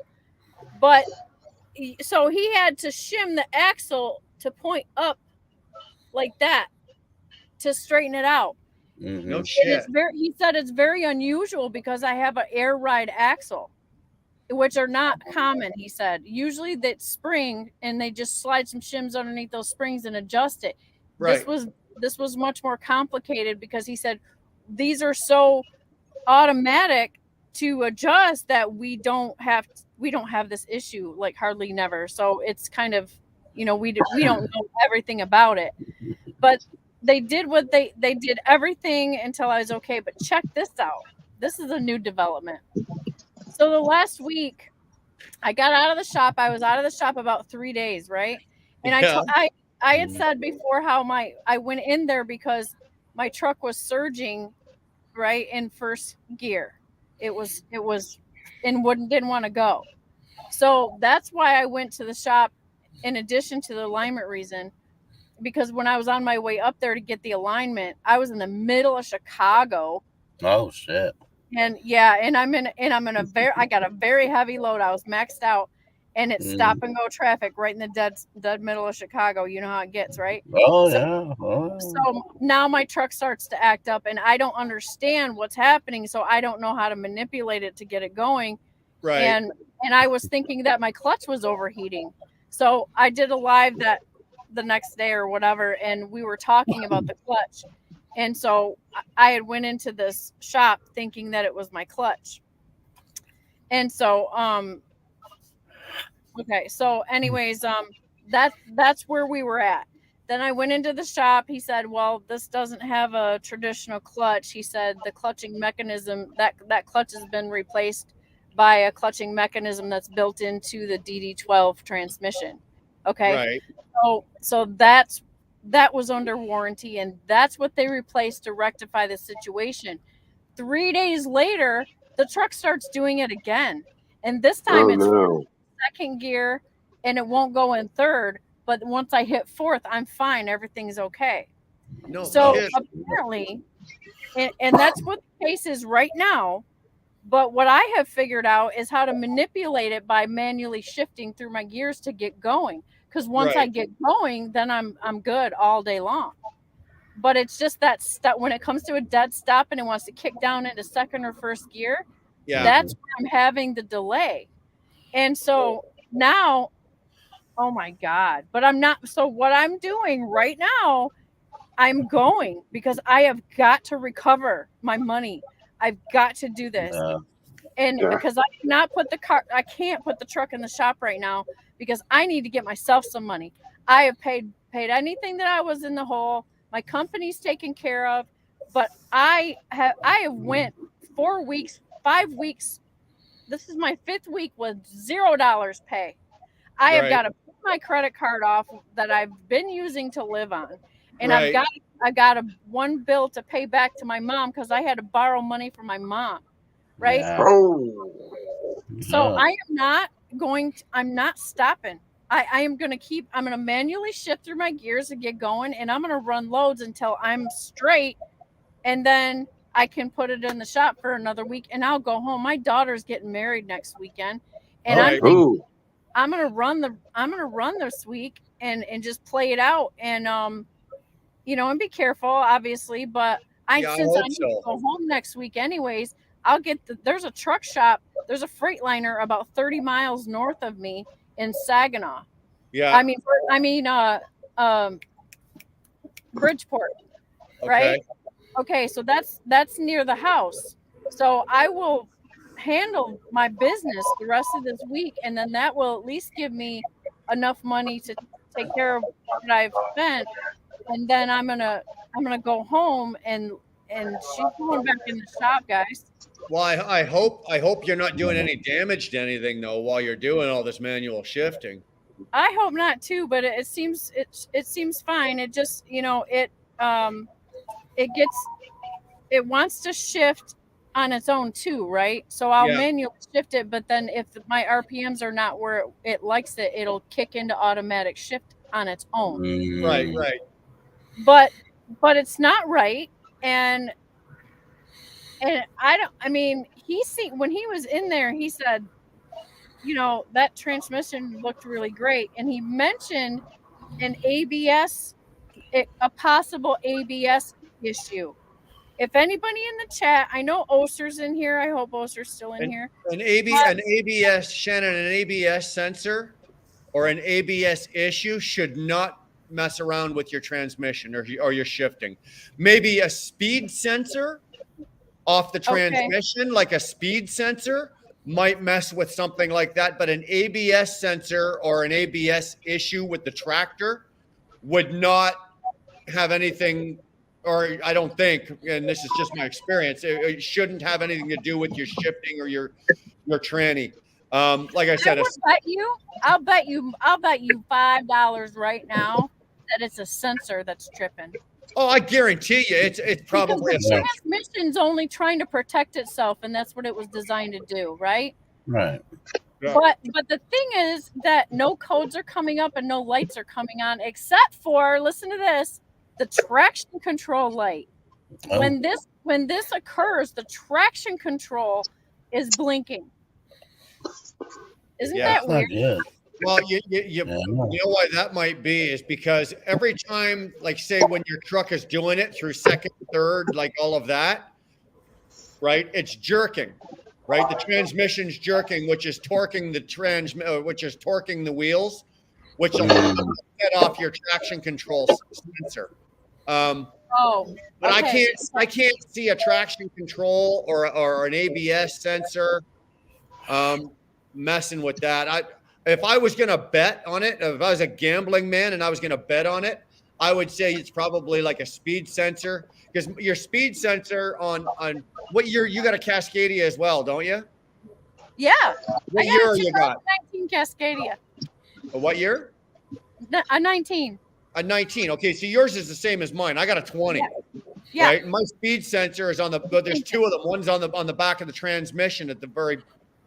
I'd be willing to bet you they're going to pull that out, either swap it or clean it, and you might have some luck with at least it's somewhere to start, right? Because if you've got no codes, they can plug it in and it's not going to show anything. They don't know where to start or what they're looking for, right? And the last thing you want them to do is start unripping shit off just to, 20 hours of labor to find a friggin' sensor. So start with the sensor.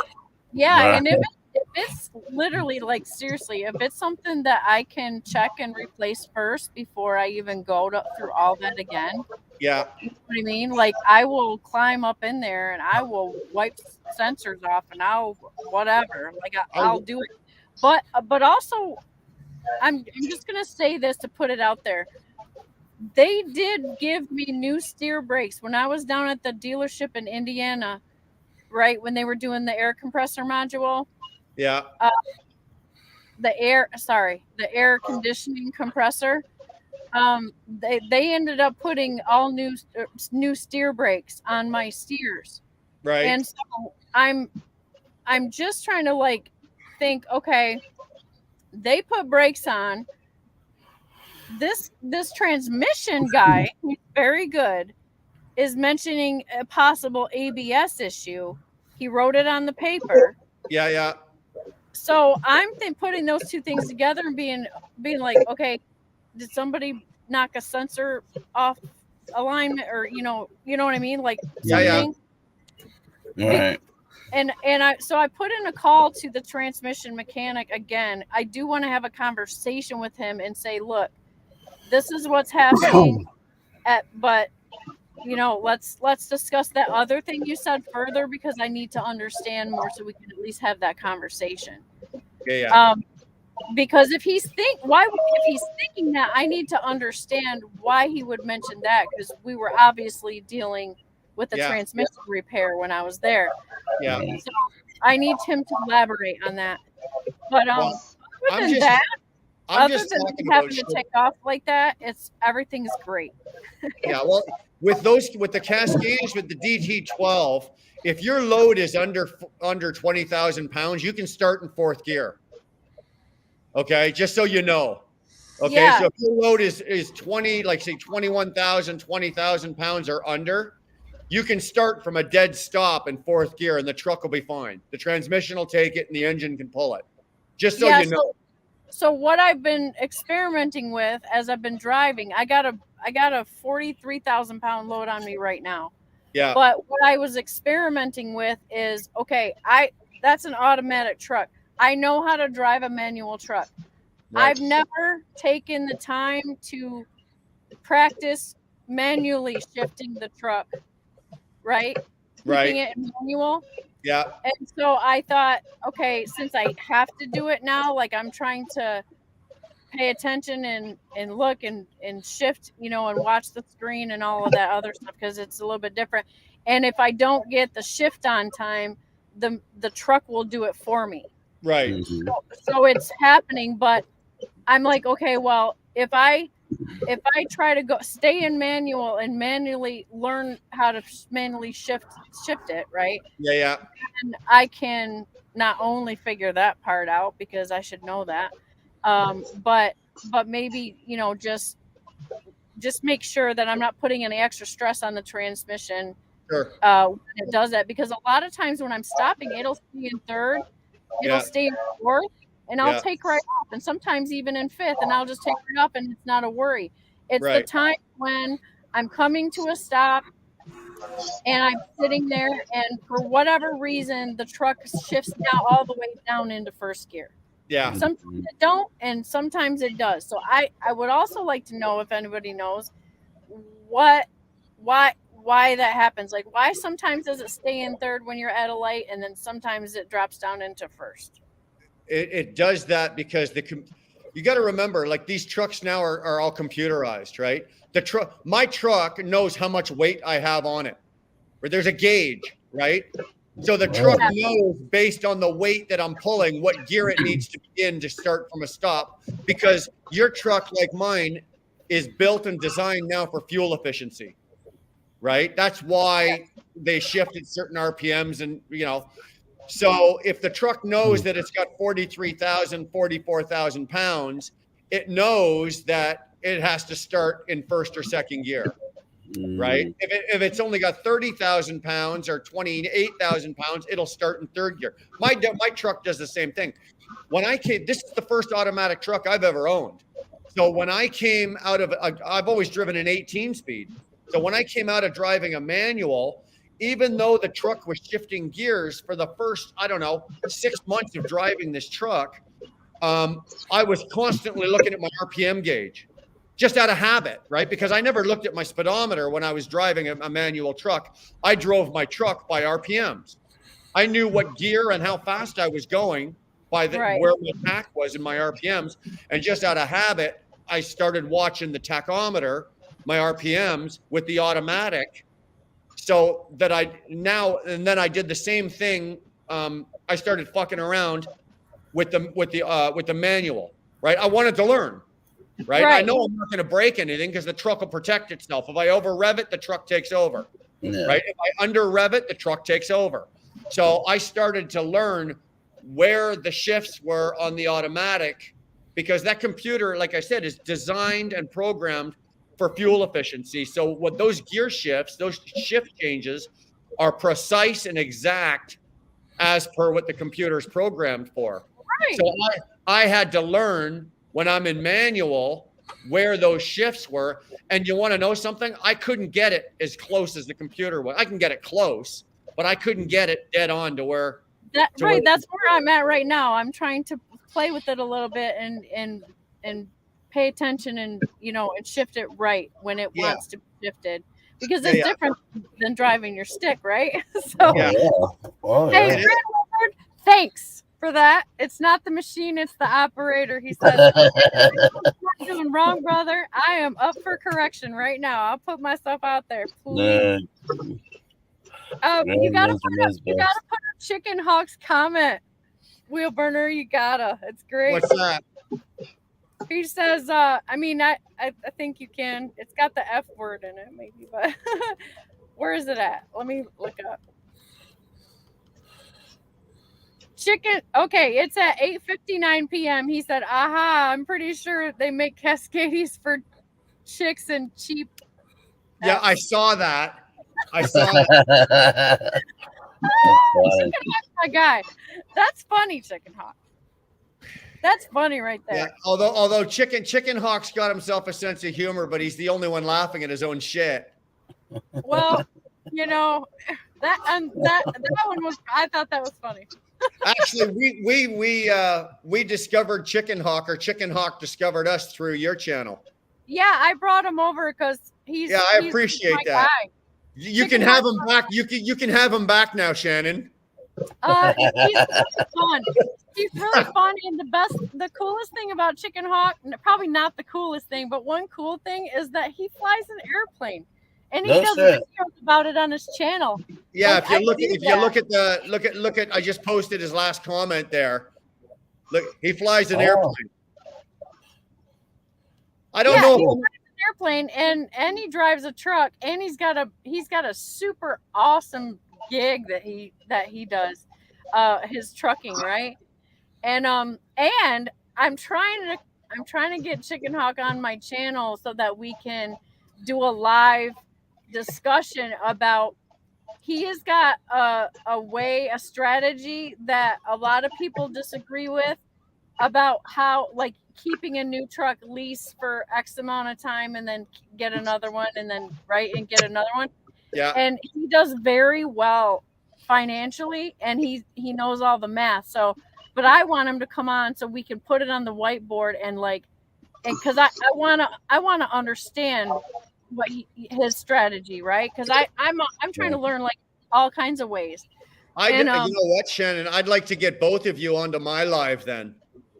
I'd like to, Yeah. because I do the same thing that Chicken Hawk does with the leases on my with my trucks, right? When I buy a Oh, truck, you do? oh yeah, Oh, I don't keep a truck indefinitely. I'm a 3-year guy, right? I run my trucks for 3 years, and then we flip them, and then we go into another new unit, then we flip it, then we go into another new unit because I want to discuss that. I want to learn. Because I'm always into the logic of operations, right? absolutely. So I want to understand that if that is an option, and that my, people in my mentor group are doing that and they're finding success in that, then that means I'm intrigued, because I need to, as a business owner, I need to consider that option if it makes more sense, right? Right.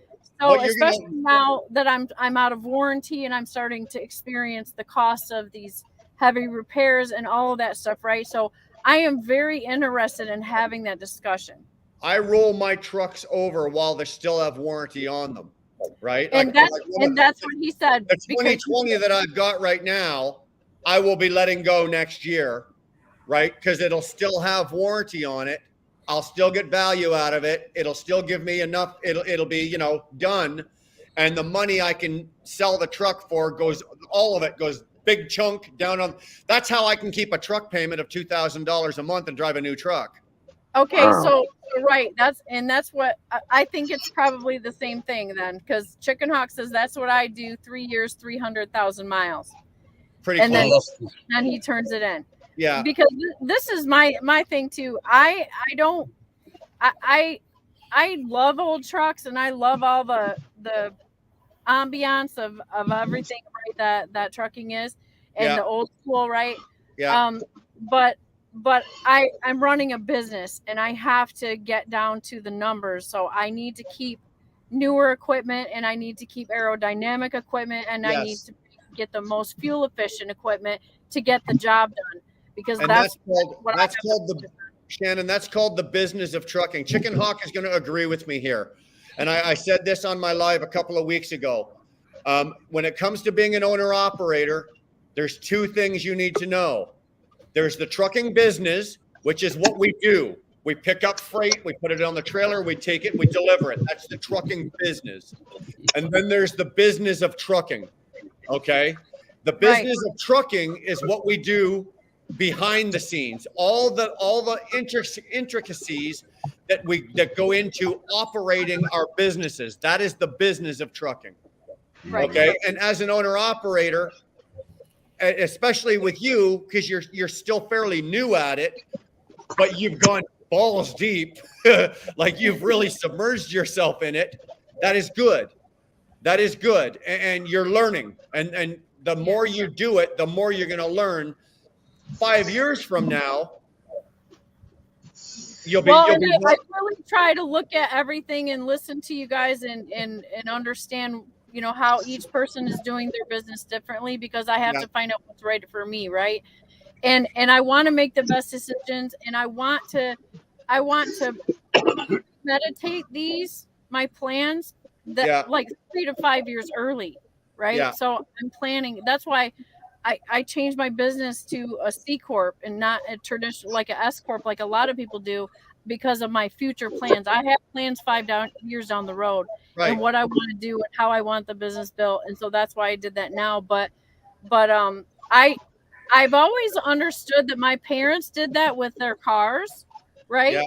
Parents would lease, and my dad always kept a new truck, but I never really kind of connected that with this, right? Because I'm just learning. I'm learning about purchasing these, and I'm in a lease purchase, and I'm out here learning the business, right? Yeah. So I'm very interested to kind of just tie all that information together for myself so that I can fully understand the math on it, because it comes down to the math, right? It is. And Chicken Hog brought up the math on it, and that's what really caught my interest. I agree 100%. Hey, Stuart, how are you? Good. Hi, Stuart. How are you guys? You got me home.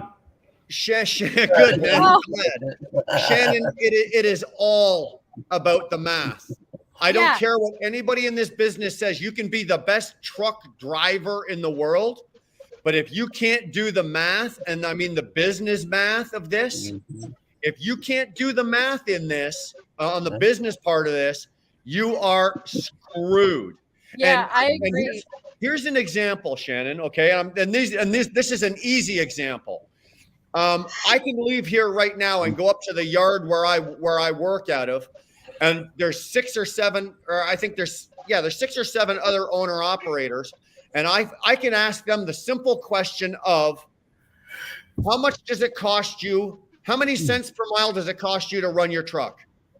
I guarantee you 5 out of those 6 can't tell me. Now this is simple freaking math, right? It's one of our problem. It's one problem that we always talk about, right? How many conversations have we all had together on that issue? Know your numbers. Like, we hammer it out all the time, and it's a very important thing. And I know, thanks to me studying like everybody and listening and learning from Jeffrey Lake and DIY, where they actually go through it and teach it on the whiteboard.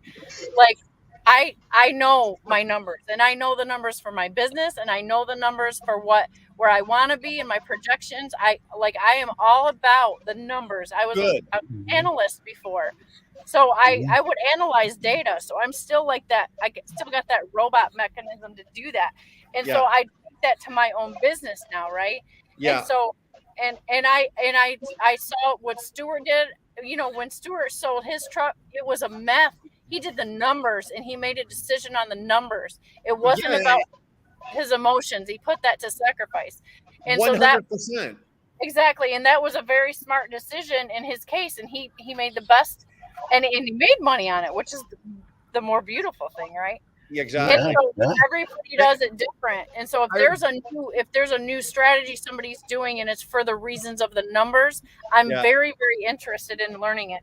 I remembered watching when Stuart did that. He caught you. Well, you're right here in front of me. I shouldn't be saying he because you're right here, but you caught a lot of grief from a lot of people. He did, right? About doing what you did, and they were going, "Well, he couldn't cut it. He couldn't make it. He couldn't." And there was a bunch of people that jumped on him, and it wasn't. And I saw what he was doing. So did I. I didn't see Yeah, I 100% did too. of it, obviously, but I kind of had a hint at what he was doing. And basically, he was repositioning himself. He came out of the market, but he didn't come out. He came out, took a company ride, and all he's doing is waiting for the market to shift. The market is going to shift again, and then he's going to insert himself back into the market, and he'll be in a better position when he does it. Am I right? No, 100%. I mean, there's a couple of things I want to touch on what you guys just said over the last couple of minutes there. But I mean, the backstory, right, is what people don't know is that wasn't my first truck. I've paid off trucks. I came into the industry in 2015, so I've gone through up markets, down markets, and look, I've been close to bankruptcy. We all have got my head down and went through it, got myself into a position where I could come up with 40 grand down on a really nice truck. And I'll be the first to admit, look, I love that truck, but it wasn't my best business decision because of the fuel economy. I would rather have a brand new Corvette in the driveway and make the payments on that with my fuel savings. You know what I'm saying? Right. That's the reality. But going back to what you were saying, leasing, owning trucks, and all this, you've got to play to your strengths, right? That's the thing. Look, if you know how to rebuild a Caterpillar motor, and you can cut out all the cost of a mechanic, maybe leasing a truck or buying a brand new truck might not be the best option for you. If you can save all that money and you can do it in your driveway, agreed, right? But you've got to play to your strengths. If you're really good at negotiating, maybe you try and make that money in the dealing with the brokers or accounting, or you play to your strengths. And I have this saying, you got to know what you don't know, and that's absolutely right. Yes. You're absolutely right. That's one thing I've learned out here is like there's so much I didn't know, right? When I came in with my business plan, I listened, I studied long enough while I was a company driver at JB Hunt, and I learned that I need a plan, and I wasn't willing to jump from my great company job until I had a solid plan in place and an exact path that I wanted to go down, right? And so I came in with that and all the ambition and all of that. And man, I've had my butt spanked out here, per se, because there's so much more and it keeps coming, and I'm enjoying it. I love the challenge and I'm up to it. Don't get me wrong.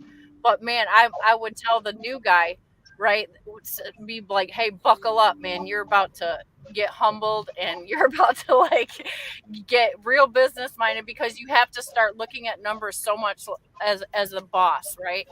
And you have to manage the business, and forget about you being the driver. You have to manage the business as if you had another driver, especially if you're planning on having other drivers, right? You need to start that stuff from the get-go. Exactly. And it's just been a lot to learn, and I'm so thankful for the community. I really am, because it molded me, and it's helped settle me down at times, and it's kept me from going crazy at times. But Shannon, remember this, and as long as you always remember this, you'll do okay. And I've been an owner operator now. This is almost our 20th year, and I'm still learning. You're never gonna know everything. I don't care. Well, and then our markets keep changing. They're so dynamic, and the dynamics of the equipment is changing so much. Like, so much is changing. It's never going to stop. And that's what's great about it. You know what? Like, I'm finding new guys out here. For example, like you put me on to Snorlord. I was watching Snorlords yesterday when he had all those guys in, and they were talking about, and Stuart was in there as well, and they were talking about the rates. They were talking about dealing with brokers and this and that. Like, I probably picked off about 10 things in there that I had no idea, that I didn't know. Yeah, between him and Jeffrey Lake, and then being a part of this group of people that we do videos, we watch people. I've learned, in watching what Nevada goes through. Watching what, and that is another really good example to watch. Yeah, You know? and Nevada helped teach me about IFTA and how to figure out IFTA. Nevada's always like he's always offered to answer any questions for me. Like everybody just kind of has been such a great help. Yeah. But Snorlord and Jeffrey Lake have really been as far as me learning the business. I mean, Jeffrey Lake's channel is the absolute best business education about how to mold the structure of what I'm doing around what I'm doing, and it's just been an extreme great help because I focus, I sat down, I drive, I listen, and he's always doing sessions, and then Snorlord's coming out with all his content that he's coming out with now that is the freight side and the dispatching side, which I entered. You know what I mean? It's just kind of went with the flow of as I grow.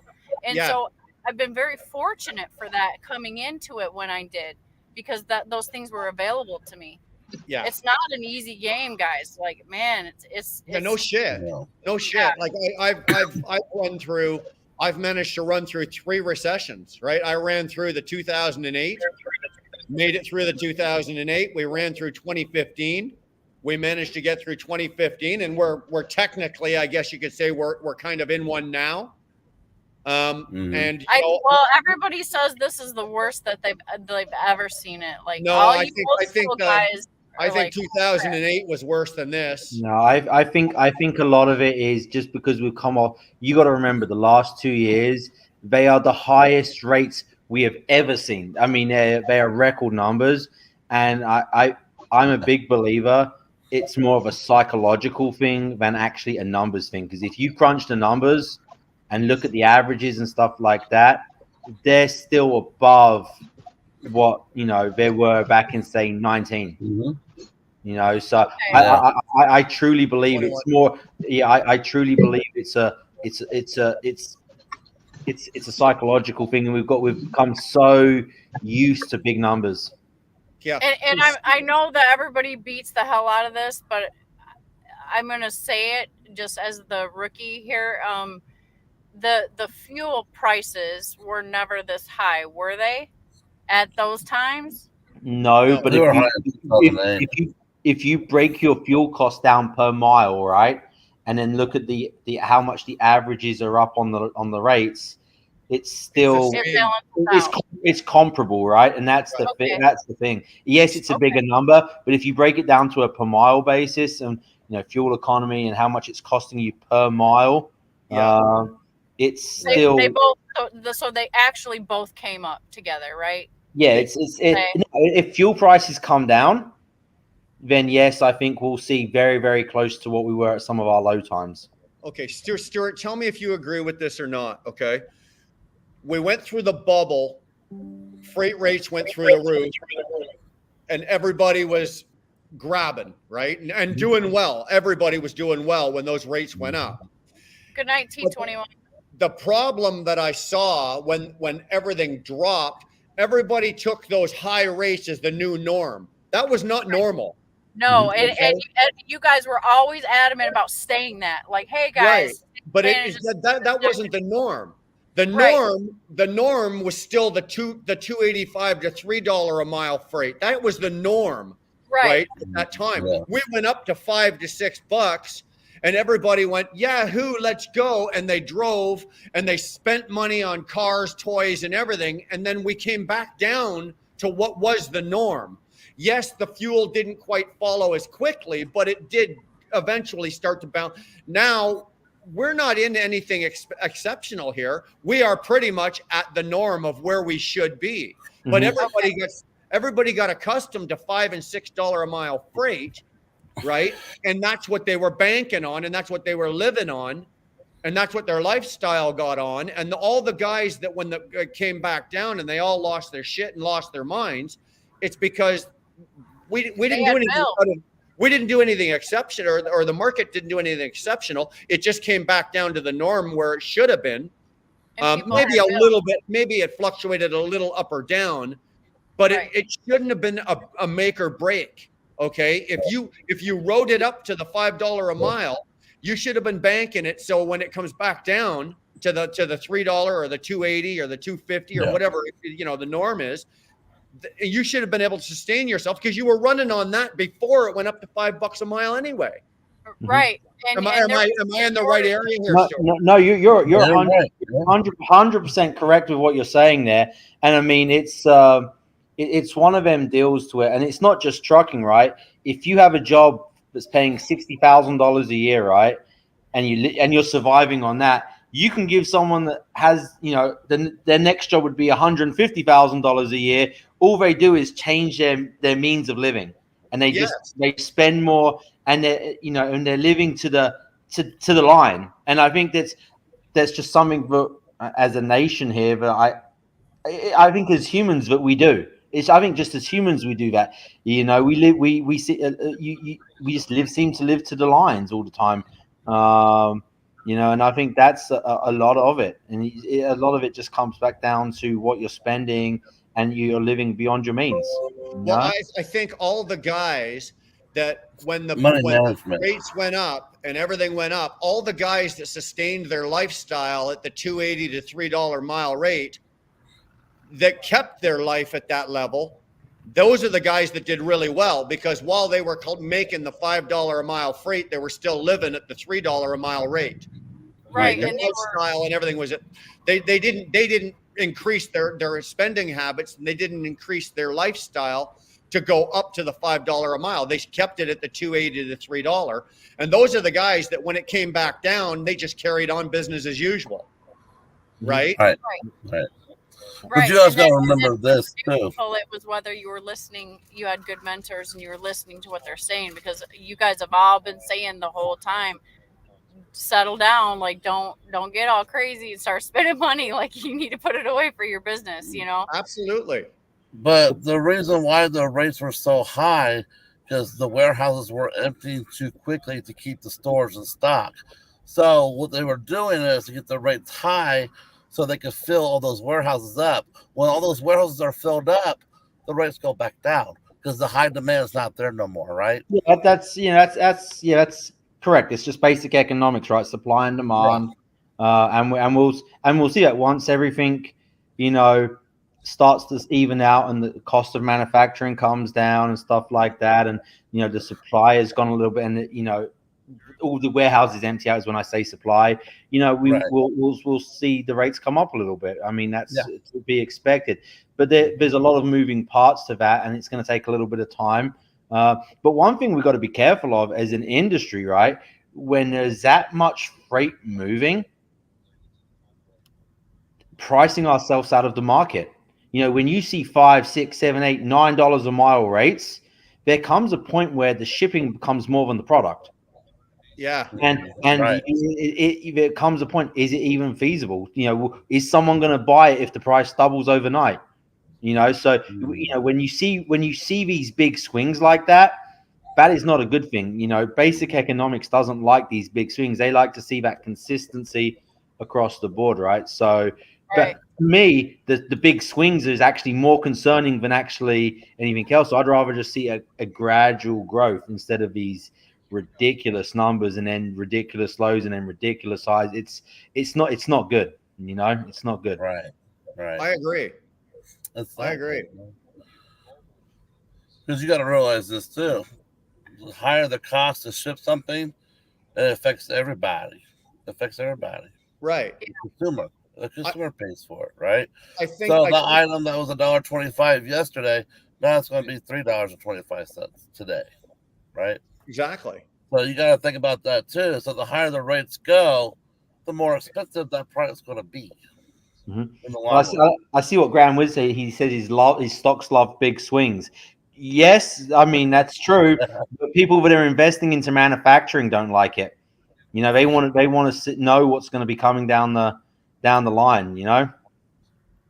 Because they project the future, not what's going on today. They're going what's going to happen in the next 5 years, so they can be prepared to have that product ready before those years come.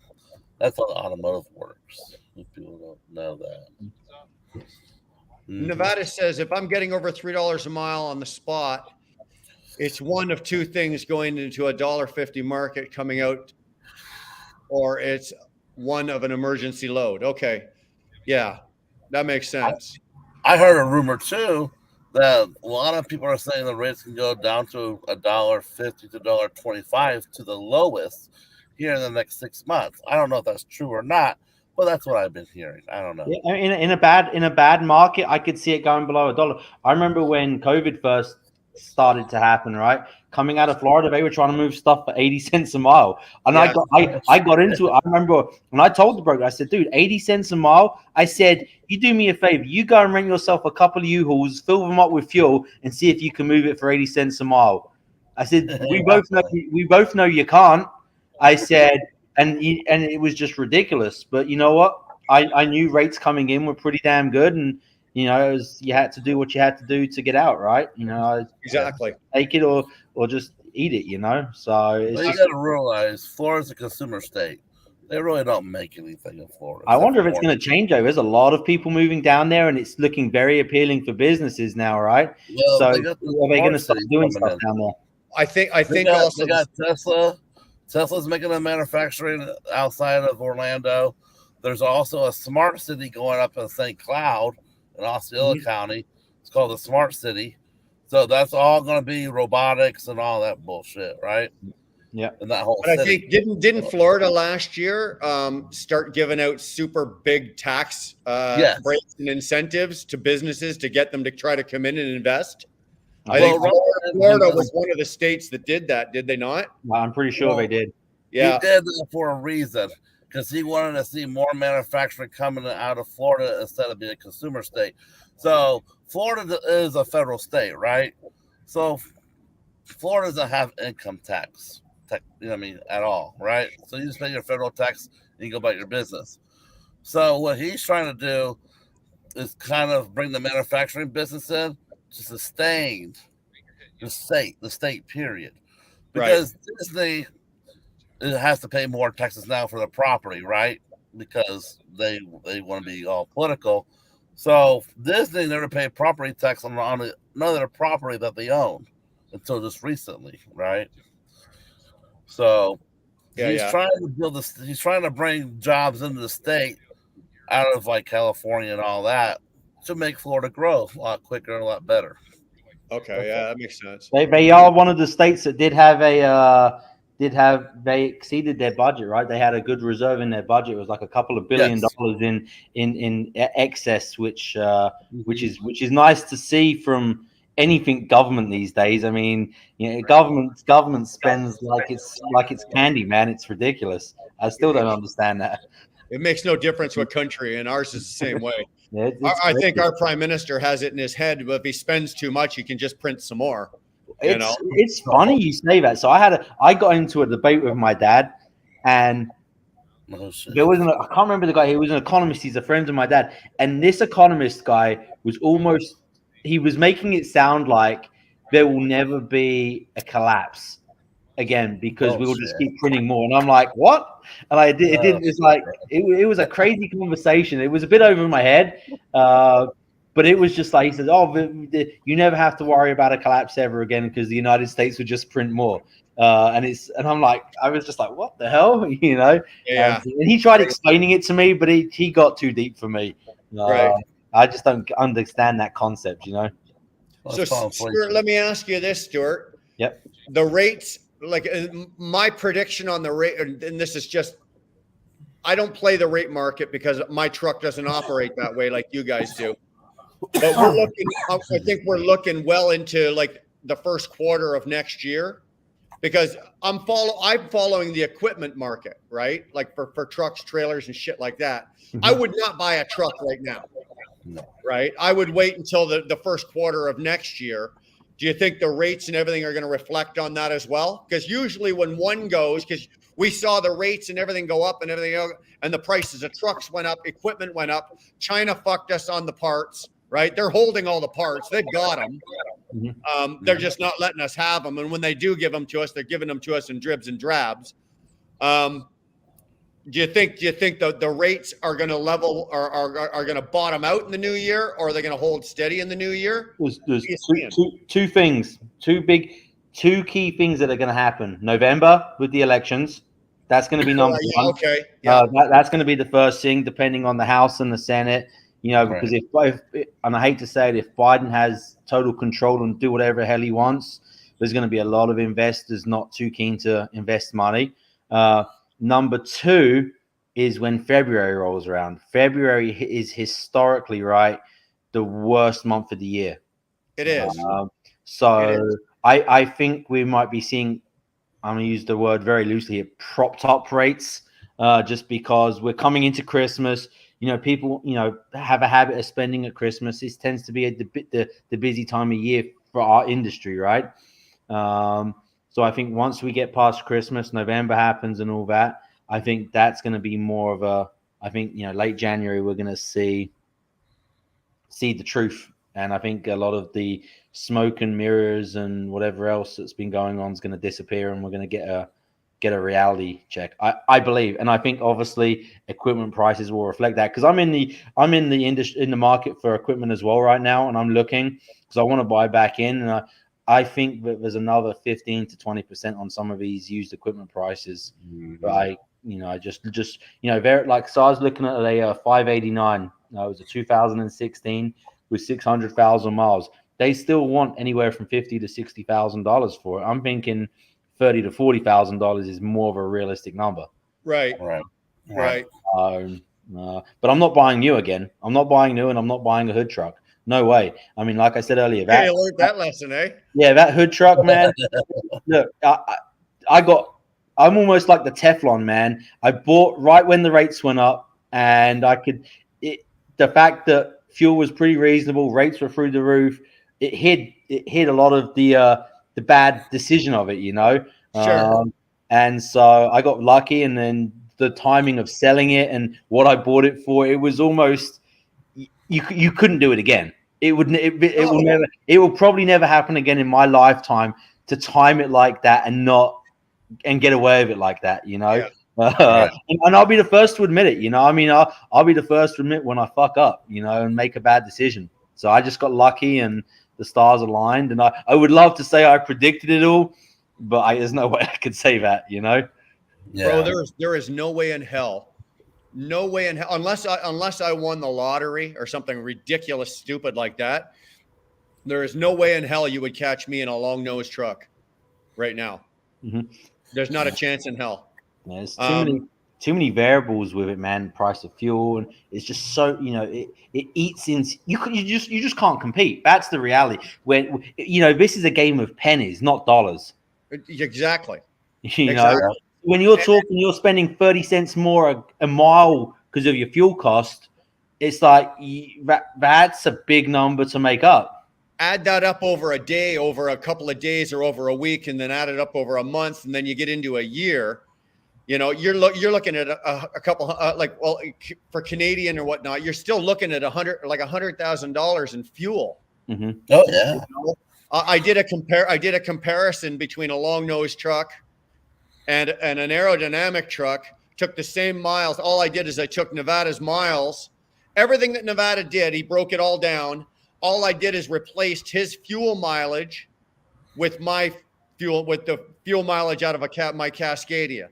Right, his truck was getting 5.6 or 5.6 or 6.5, whatever it came out to, and all I did is recalculated all the numbers based on the fuel mileage, right, and then broke that out over a day, so it came out to whatever it came to a day. I can't remember off the top of my head, but at the end of the year, I had paid for another truck. You know, I could have been making truck payments for 2 trucks.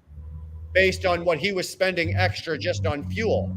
Now, like I said, in the video, that wasn't a run at Nevada. And Nevada knew I was doing that long before he even just put it in the comment. 5.6 miles per gallon is what his truck was running for that comparison, right?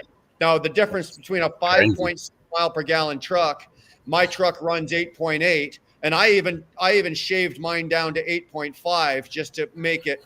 So the difference is 3 miles per gallon. Right, add that up. $1,000 a year. You're looking at ridiculous money. Yeah. Right.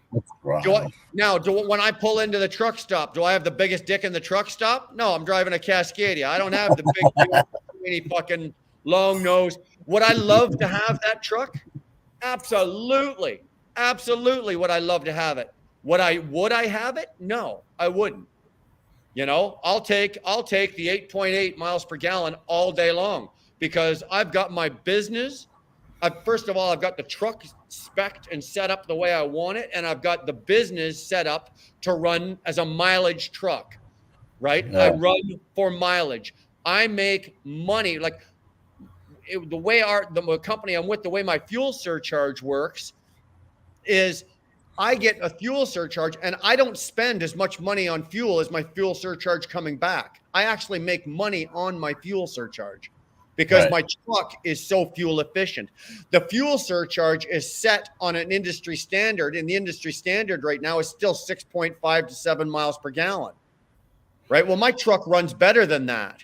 So when the fuel surcharge comes in and my truck runs better, I actually make money on my fuel surcharge. I do well like that, and I have my business set up for that. If I was running a 6 mile per gallon truck, I'd be losing my I'd be losing my mind right now. Yeah. Let's put it into a different context. You have a carpenter, right? He's got a boring, dull 20-ounce hammer that can knock 10 nails a minute versus the chromed out 8-ounce hammer that can only do five nails a minute. What makes more sense, right? You know, hammer all day long, brother. Who the hell cares what your fucking hammer looks like? You know what I'm saying? As long as you get the house built, you know.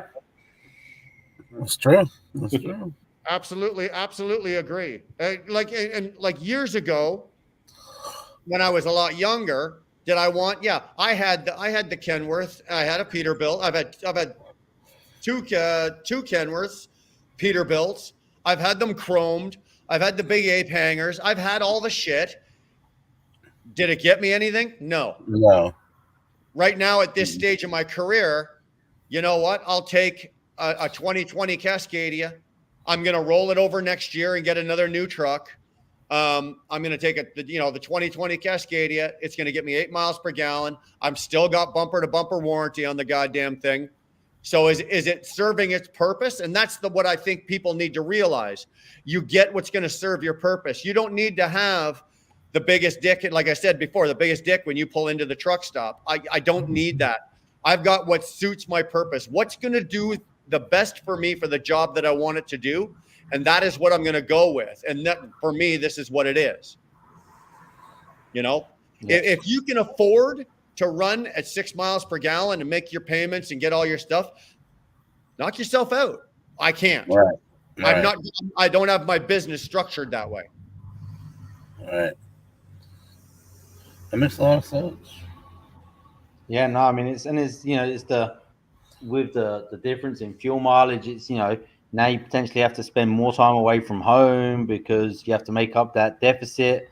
There's a lot of knock-on effects to that, right? When you talk about being as profitable as possible, it's like there's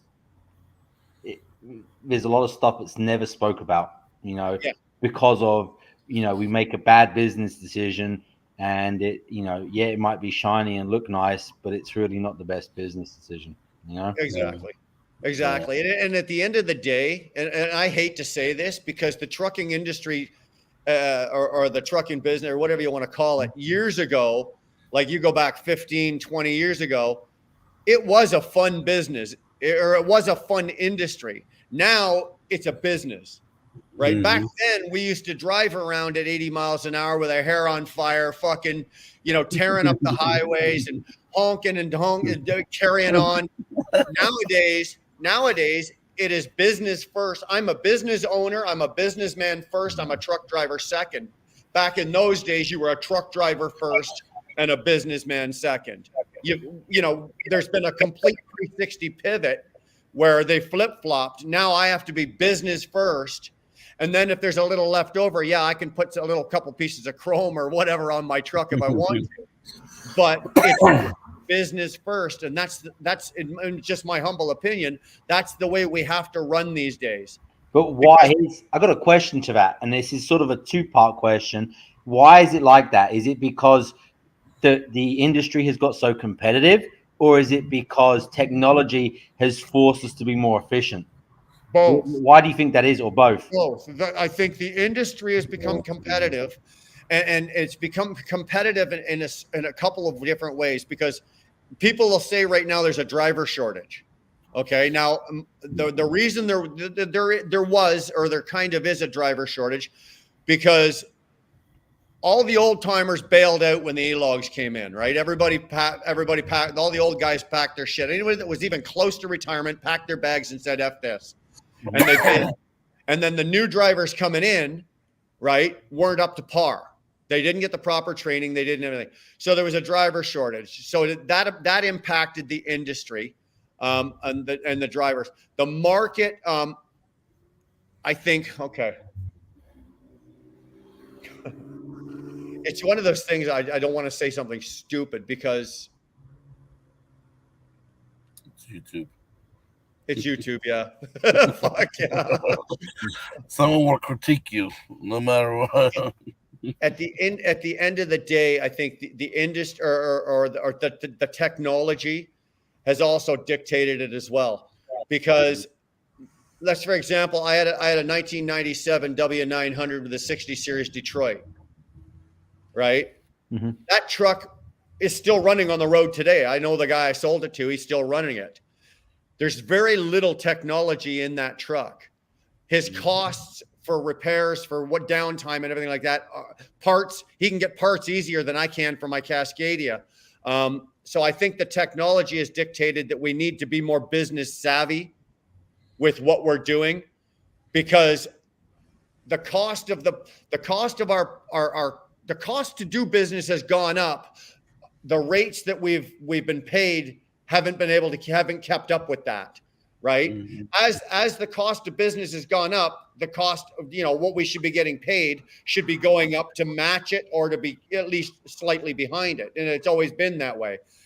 Right now, the cost to do business for us is up here, and our wages and our earnings are still down here. Now that takes you back to the market. Right. The competitive, and I was going to say the competitiveness side has that pushed down the rates because of how, because let's be real, you don't have to be a genius to get a CDO anymore. You don't have to be a genius to get an MCDOT number. They've just opened the floodgates, and I mean, look, there's stories. I mean, a guy came down a mountain in Colorado and claimed he never saw the sign saying, but it was however many % grade, and killed how many people because he couldn't read English, he claimed, right? So it's like, have we lowered the bar just to become so competitive? Well, this is what we had happen in Canada. I know you guys have seen some of it in the States. We had a huge influx of immigrants come in. Okay. And we had them come in from like India, Pakistan, like the Middle East countries like that. They came in and got their CDLs, and then they started running freight. Whereas I would require $2. I'm just going to use round numbers. I would require $2 a mile to do it. They'd go buy themselves a 10-year-old truck with the bumpers flapping. If they got 10 wheels, 2 of them are flat. We all know, you guys know what the fuck I'm talking about. Yeah, okay. The bungee cords everywhere, holding the bumper. Bungee cords holding the hoods on. And these guys are doing it. These guys are doing it for 95 cents a mile. Why? Because they came from such a poor country that 95 cents a mile is still a step up from what they're used to. Yeah. And that is what made the competitive part. Okay. It made us like, okay, we've got a huge influx of drivers that came in, flooded the market. They were willing to cut holes in the floor, right? Put 3 guys in the truck and on 1 license and do all. And we had a massive problem with this in Canada. Now, I don't know if you guys had the same massive problem in the States, but it was so bad up here that the government had to step in, and the government was the one that was bringing them all in. They had to turn around and go, whoa, right? Because these guys, again, were racking up tonnage scores worth of wreckage on the highways up here and down there, right? And then 9/11 hit, right? We had guys up here of certain ethnic origins that couldn't go into the States because they were coming home. Canadian trucks were coming home with bullet holes in their trucks. Oh, just shit. because they had a turban on their head. Yep. Well, you know, they got judged because of something that happened. Right. So then it was a whole shit show, but that was the competitive part for us in Canada. Okay. They came in here, and because 90 cents a mile was better than any money that they were making over in their country, they were willing to do it. And for them to be driving a truck, regardless that you and I wouldn't be seen or caught dead in, they would drive it and they would do it. And that hurt us so badly. That hurt us so badly. And that's the competitive part of like the competition. I can't compete with that. I can't compete with 2 Indians or 3 Indians in a truck. I can't compete with that on one license. You just can't. No, We had the same problem with the Russian companies coming in and a lot of the foreigner companies coming in, right? They're actually taking over the market because they can run it cheaper than what we can run it for. You'll see a lot of Russian trucking companies out there. You'll see a lot of Indian trucking companies. A lot of Middle Eastern countries are running their business out of the United States, but their home base is in their country, right? I work for a company just like that. They get all the owners are Polish, and all of a sudden they're opening up dispatch offices in Poland. I mean, I think they've always had, but they're hiring more Polish dispatchers. But you know what? This is where you talk about world economics, right? You look at the exchange rate, the dollar to the euro or the pound, right? They're getting near enough damn even money, which is not normal. And so does that surprise me that they would find a reason to funnel more money across there? No. Absolutely not. No. You know, if it was me, I'd be doing the same thing. I mean, I've been thinking about, just from a personal standpoint, I still have a British bank account. And, you know, when I go on vacation, is it worth maybe taking $5,000-$10,000 right now, because I get more for my buck when I go home or go and visit, you know? Well, you should do that. That's a smart move to do that. I would. But the problem is people complain about it from a business standpoint. I mean, you know, well, you understand something too. A lot of companies, they use overseas banks anyway. They use Switzerland, the Bank of Switzerland, all the time. They don't keep their money here in the United States banks. It's going to Switzerland bank. Yeah, no, it's just the way the world is now. We got to accept that it's a world economy, right? And look, and I find living as a British person living in America, I'm technically American. I almost find it comical sometimes that, you know, Americans have this whole philosophy of our freedoms. We can do what we can, run our business how we want. We can, you know, the freedom of speech and all this. But as soon as someone decides to run their business and have dispatches in Poland, you're the fucking worst person in the world and you shouldn't be allowed to do that. Well, doesn't that go against his freedoms of how he wants to run his business? Yes. Don't do business with the guy. You know, I find that very interesting how we use these benefits, right? These freedoms that we have and whatever else, but when they don't align to us or what we believe, right now they're not worth anything anymore. Agreed. Well, I believe this: the money that you make in the United States should stay here. I believe that. You know what I mean? If you're gonna run a business here, keep the money in the United States. But that doesn't never happen. Even Amazon and all of them, they use offshore banking. Okay, so Bucky, here's a question for you. You make that statement, right? You make that statement.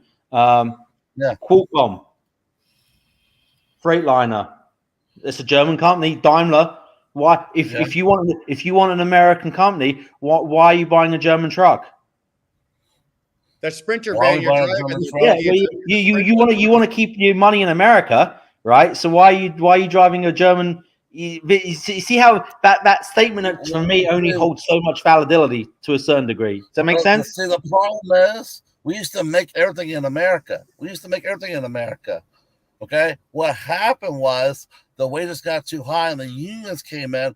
Guess what? Companies left. We're going overseas. We're going to Germany because it's cheaper to build there. So we have no choice to buy from them, right? Right. But Bucky, because we're not making nothing in the United States no more. Bucky, if you were a business owner, let's say you were building fucking vapes. See the vapes? Say you were building vapes, and it was costing you $13 to build this vape in Tennessee or wherever you're from. It was Yeah. costing you $13, but you could build it for $2.40 overseas. Where would you build it? Well, the obvious answer is going to be overseas, is because I'm making a profit. I'm a business, right? So at the end of the Right. day, I'm So- going to find the cheapest labor I can find to build something affordable. See, Correct. the problem is in the United States, why we don't make things, it's too expensive. Number one, our wages are too high. So when the unions came in, it was good for a while, but today the government runs every fucking thing, right? We let the government dictate how every company runs their business. We just do. So guess what? We have labor laws, right? So the labor law says you have to pay the minimum wage. So guess what? If the minimum wage is $8.50, guess what? The product you're going to make here in the United States is going to be triple that because you have more expenses to build that $14 vape. Right. But what my point is, I'm gonna like you said, I'm gonna take that vape and I'm gonna build it overseas. Now, am I wrong? Am I as an American, and I'm not, but if I was, am I wrong for doing that? Right? Business aspect and the manufacturing aspect, no, you're not. But if it was affordable for you to make it here in the United States, you But it's would make not. it for the United States, right? I know, but it's not. I can build it in the States for $13, but then I'd have to sell it for 45, right? Right. I can build it over there. I can build it over there for $3, and I can sell it here for 20. Where am I? Then I'm competitive. If I build it in the United States, I'm gonna price myself out of the market. Nobody's gonna buy it anyway. Even if it's stamped, built, made in the USA, nobody's gonna pay $40 where they can go to the next door and they can get it for fucking $19.95. Well, it depends what kind of quality. Oh, we lost him. Well, we lost him. But so, I agree with you, man. I mean, it's, you know, for me, it's more of the hypocrisy of it, right? You know, it's like we're very quick to bitch about someone, how they run their business, even though that technically falls within their rights to how they want to run the business, right? And I don't know, I find it very weird how that works, you know? Right. I'll be honest with you. I have no problem with anybody here, Canada or US, that is going overseas to do it cheaper, because I'm not about to ask Americans or Canadians to take a pay cut just so I can be competitive. Mm-hmm. That's not going to happen. I'm not going to do it. And even if I did, I'm going to be told to stuff it in my ass because it just won't happen. Yeah. Right. I think a lot of it, though, right, comes back to government. You look at, you know, all the little taxes that we pay here and there, and the frivolous spending of the government here and probably up there too. That, you know, that money's coming from somewhere, right? You know, the taxes and whatever else, and they're spending it on what, you know, and that in turn is driving the cost of our goods up. You know, so, you know. I don't think there's one particular area. I think there's a number of areas where we screw ourselves economically as a nation sometimes. You know, I don't think it's several areas. I think it's across the board, Stuart. Mm-hmm. It's across the board. I think it doesn't matter what industry you stick your finger in. If you stick your finger into any industry's pond, you're going to find the same thing. It doesn't matter. Yeah. Sorry about that, guys. My computer's locked me out. I don't know what happened. That was freaky. Who's just in the bottom corner that keeps spinning? Well, that's Robin. I don't know. He's got between the two of them. I don't know. I know Robin because of where he lives, right? I know that he's got like shitty cell service. He's using pigeons.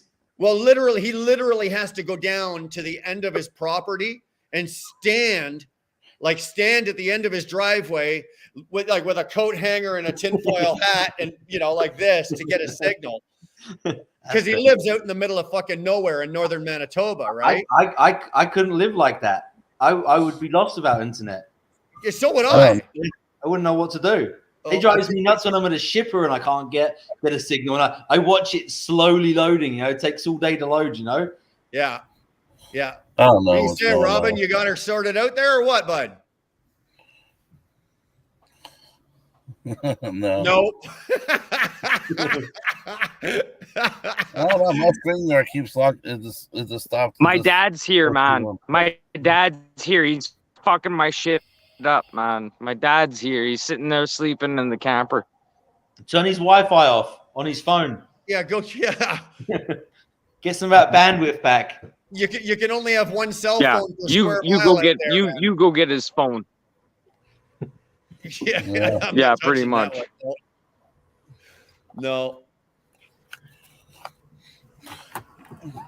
But it used to be a lot cheaper to build shit in the United States, is what I'm trying to say, until the unions came over and started enforcing all these regulations, right? Well, dude, the unions have always been here, right? The unions have been here since the 30s, right? There's always been unions. The unions, I don't think the unions made or break the industry. They did, though. They did. You know why they did? Because they demand higher wages to these companies. That's what they did. But why do they demand higher wages? Who does the union work for? Work for the people. So the people are demanding more wages. Yeah. Right. Yeah, obviously, yes. And But that's where, as a country, we fucked up at. Because now we got to get all our shit we got to rely on different countries. America doesn't make nothing. We're an assembly plant. That's all we are. We assemble things. We don't manufacture shit here. We buy parts across the world and we put them together and we sell it. That's it. We don't make steel no more. I agree, but to get back to the union, the union represented the workers. The workers demanded more money. Why did the workers demand more money? Because the workers were looking at the company and they were going, okay, this company made $80 million this year. Last year. This year it made $120 million. Well, we want more of that. What is that fueled by? That's fueled by a little bit of greed. Yeah. I'm not saying if you're a union worker, you're greedy. That's not what I'm saying. But I'm saying that plays into the unions, okay? The unions represent the workers. The workers see, if a worker sees that the company's made this much money 2 years ago, it made more money the following year, it made another profit, they want more of it. What they should be doing was, but they're not wanting a reasonable amount. They're wanting bigger amounts and bigger amounts and bigger. And unfortunately, the companies are going, fuck no. Fuck you. Yeah, I'm out. I can have a whole sweatshop full of Taiwanese kids make these shoes for fucking 45 cents and I can sell them for fucking $99. Why am I going to deal? Why am I dealing with a union steward and a bunch of unionized guys that are going to, and again, I've never worked in a union shop, so I can't honestly say this, but watching what I've seen, once you've got the protection of a union, you're not as motivated to work for your dollar because you're so well protected, right? Right. It takes a lot to fuck up. You got to fuck up real hard to get fired from a union job. Whereas if you're a not union worker and you screw up, they can turf you in a fucking heartbeat. But you got to realize this too. When you're a union worker, you pay dues to the union, right? Fuck all. Your union dues are fuck all. My dad was a cop for 31 years and his union fees were diddly. If my dad, for some reason, the police department went on strike, and it never did, but if it did, his union dues wouldn't buy him a hot dog while he was standing on the picket line.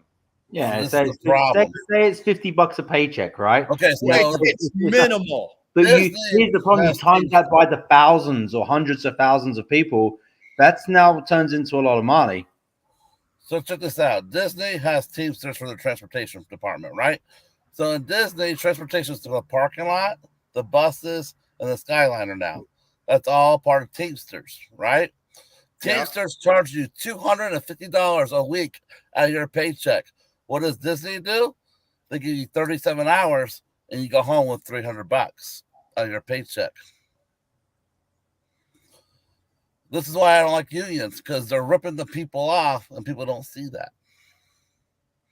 And Well, guess I what? can, You do I 10 can years, agree you with don't get that. the money back. If I had to choose between doing what I'm doing and working for a union doing what I'm doing, like, I would take doing what I'm doing now. I would never want to work for you. We had the unions, for example, I don't know, 10, 12, 13 years ago, I was working for Transex, which is a major carrier of Canada, right? You see them all over the States and everything.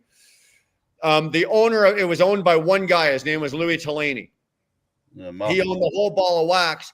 The unions were coming in. He turned around and he said, if the union comes in, I will shut the doors on Friday and I will open as a new company on Monday and you'll all be fucking unemployed. Question for you, because I was going to ask this same question. You just sort of spoke about it. How does a union get introduced into the workplace? Because I've heard my wife talk about this at some of the hotels she's gone to. Either this is a union location or they're about to vote a union in. Is it the employees that? Because that would piss me off. It's usually the employees that reach out to the union. In this case here, is there laws in place? So is my question. So if all the employees say, or a majority vote says, "Hey, we want union in here," who dictates to the owners? You know, say, "Own my business. You're gonna have a union in here." Can I say no? Fuck you. Get out of here. Well, you can. You got to vote it in. Most companies, and like I said, the owner of this company just said, if you bring the union in, we'll shut it down. Yeah. Simple as that. I can close the business on Friday and reopen on Monday. What had happened in that situation is there was a handful. You got to remember, this is a company that had 1,500 trucks, blah, blah, blah, blah, blah. So a very small handful wanted to introduce the union. And they thought that once the union reps came in, and these guys are salesmen, let's face it, right? These guys are salesmen. Once the union reps came in and started talking to the masses, that they'd get everybody on board. Okay. And it didn't work out that way. What had happened, and I hate to say this, but we blew the whistle. I was not wanting the union. We went and we let ownership know that this union meeting was happening. These guys were about to try to bring a union in. The owner said this and that, but then they flipped it around and they pulled another meeting and said to all of the guys on the dock and the drivers, instead of having the union, why don't you tell us what you want without the union? Tell us what you want. We'll tell you. And the owner did. He said, this is what you want. I can't meet that, but I can give you this. We'll up your benefits. We'll do this. And basically the guys that were bringing the union in got turfed, or they were put in uncomfortable positions at work where they had to quit their jobs because the people were happy with the decision that there was three senior guys there that thought it would be good to bring the union in, and they went to the union saying, okay, we think we got enough guys here, why don't you come in and make your pitch? And that's how that got introduced. It didn't work out because we blew the whistle. And I'll be honest with you, I found out about it. I called Darlene at home. Darlene phoned the general manager of the main facility in Toronto. She didn't introduce herself. We had her write it down, what we wanted her to say. She called the fucking GM and said, this is what's happening. These are the times. These are the dates. Click. And I said to Dar, I said, don't answer any questions. Don't tell them who you are. Just, it'll be enough to the light bulb will go off, and it worked. Call from a payphone too. Yeah, well, yeah, right. And she did, and Darlene made the call, and it worked. Union didn't come in, but but the owners didn't make it right though with the people that worked there as well. You see what I'm saying? Yes. That's why Amazon will never have the union. They just won't. The unions try to go to Amazon, but Amazon pushes them out. Why? Because Amazon changes the pay. They change the way they do operations. Yeah, but Amazon could buy the union if it really wanted to. Well, yeah, it's all mobsters that run the unions, you know. Well, it's all the mafia. Regardless, Amazon is in a position where it can do pretty much anything it wants. It can dictate anything it wants. It can do that.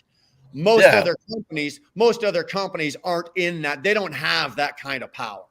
right? Yeah. They But just Amazon don't. has robotics too. They have a lot of robots in a lot of their warehouses too, so they really don't need people per se. You know what I mean? Well, Most people look at need Walmart. deliveries.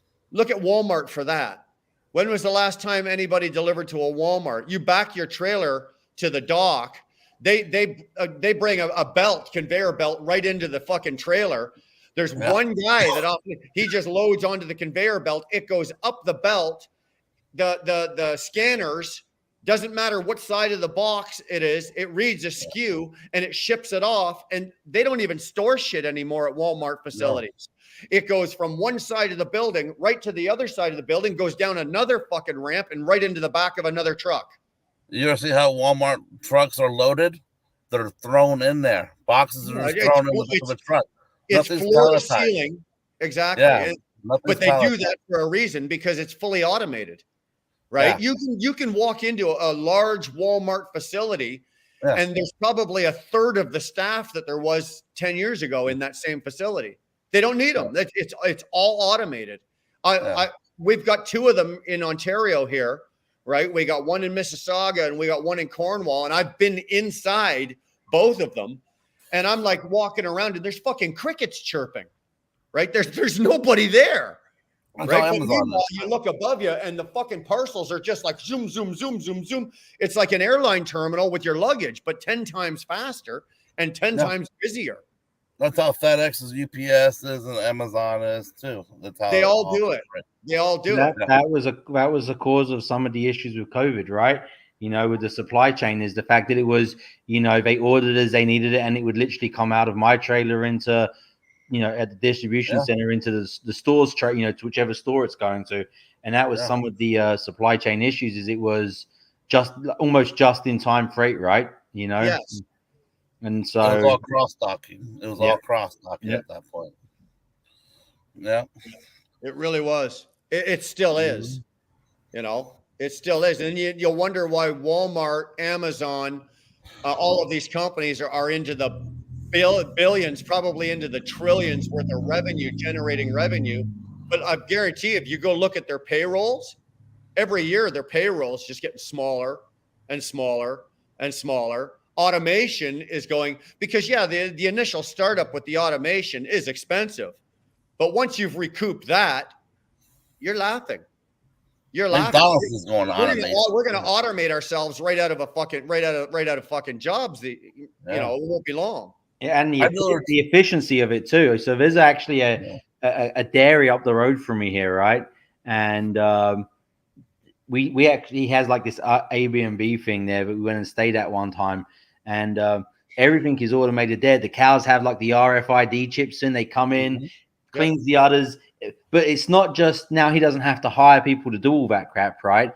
Now he can see exactly how much milk the cow produces, and he says he's now getting about 20% more product because the cow can come in when it wants, and it's just way more efficient process, and it's just getting the most out of everything as well. Exactly. It's not just about the hiring of people either.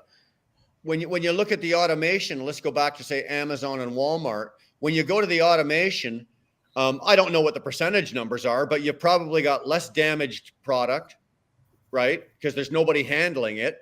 There's one guy handling it on one end and another guy handling it. There's less mistakes because let's face it, computers do what their computers are programmed to do. There's no human error in there, right? So I'd imagine that their damage claim rate is lower. Their employee, obviously, their annual salary base is lower. Everything is so much lower that it's well worth it to be automated for companies like that. And then guys like us are going, oh my God, no, because we're watching it slowly trickle itself into our industry, right? The automation, the automated trucks, the fucking blah, blah, blah. We know it's coming, right? Yeah. And we're losing our shit about it now because you can go, like I said, look at Walmart, look at Amazon, look at those companies. They're already doing it in their particular niche or in their particular industry. Now it's trickling itself into our industry, and we're starting to be going, oh fuck, 25 years from now, who knows? We may not be driving trucks, they may be the Jetsons hovercrafts. Fuck, who fucking knows? And the fast food restaurants are going to automation too. I know McDonald's in Chicago. There's one store in Chicago that I deliver 4 robots. Well, these 4 robots flip hamburgers, fry the fries, and makes the actual sandwich itself and wraps it up in the plastic in the wrapper. All the person has to do is put the stuff in the bag. That's it. And it's in Chicago, and McDonald's is saying that they can run all stores with just 2 people every shift. Grand Wizard had a really good there. Automation is to humans what automobile was to horses. Yeah, exactly. That's Here's, well here's, said. here's my question, right? With automation and the less people in the workforce because of automation, what does that do for humans, right? I mean, there comes a point to where we don't have the social contact anymore. I mean, we're not going into a workplace. You know, I don't know. I always wonder about the bigger scheme of things, right? You know, not so much on an economical standpoint, but the psychological. And I mean, look, shit, we're tribal animals at the end of the day, right? We grow up in communities. We grow in a family unit. It's, you know, I always wonder what's the outcome at the end of it to us, you know, and what's the point of having it automation if, I mean, what's up? Does our purpose change? Yeah, well, you know, the workforce change. Your purpose in life is on the physical level is going to change, obviously. Yeah, right? But we spend a lot of our time at work, though, right? I mean, most of us spend the majority of our time in the workplace, and that's why, like, how does that change? And I always this is what companies look at. This is what companies look at when it comes to automation. Robots don't complain. Robots don't get sick. Yes, they'll break down, but guess what? They still have the same workflow 24/7. As humans, we complain and bitch too much. We want too much. We want more money. We want more time home. We want more bullshit, right? So guess what? Companies are getting sick and tired of hearing the complaints. Guess what? If I could run a truck with no driver in it, guess what? I could run that truck 365 days a year. Correct. But I think what Stuart was asking is on a bigger scale. On a bigger scale for like let's just say the human race. Once we've automated ourselves out of work, what do we do? Like are we gonna be like zombies? We're gonna just stand around in packs around a tree talking, or like, and on the psychological level, what does that do for us? You know, if all of a sudden automation comes in and the trucking industry is fully automated, all of the truck drivers are now going to have to find other jobs, but all those other jobs are now automated. So we have to learn, we have to adapt, we have to improvise and come up with something new. But what is it going to be? What is it going to be? What is the new going to be? I don't know what it is. I'm just saying. I can tell you what the new is going to be. I can tell you what the new is going to be. Either you're going to be an IT guy, you're going to be a guy that repairs the robots when they break down, or you're going to be that simple guy that's checking straps on the truck and whatever it comes to be. There's still a job out there. I'm gonna go back to one of the oldest professions, and I'm going into porn. I'm going to be a porn star because I'll never be unemployed. At least I'll be working, and they can't automate that. Well, unless you're James and you got the auto blow. I was going to say the auto blow. But the porn industry has changed too, because it's all offline, right? Guess what? I can watch free porn all day long and not spend $1. How are they making their money? Off the ads, right? So you don't buy magazines no more. You're not going to the sex shop and buying DVDs anymore. You're not, because it's all on your cell phone. Hey, there's some couples out there that might just like to put their sex life on the internet. They do. OnlyFans.com. There's lots of people that do. Amateur, homemade amateur. Yeah. I think we're sailing off onto a whole new topic, but I think at the end of the day, porn star, but even the porn industry is not making that much money anymore either. I think at the end of the day, we don't know what the new is going to be because I don't have a fucking crystal ball, and neither does Bucky, and neither does Stuart. No. Like, we don't have I don't know what the new is going to be. Once the population has automated itself out of working, What do you do if you don't go to work and you got no job, which takes up probably about 75% of our time? What do you do? I don't fucking know. I can't play that much golf. Money now. You start investing in companies. You start investing your money into something.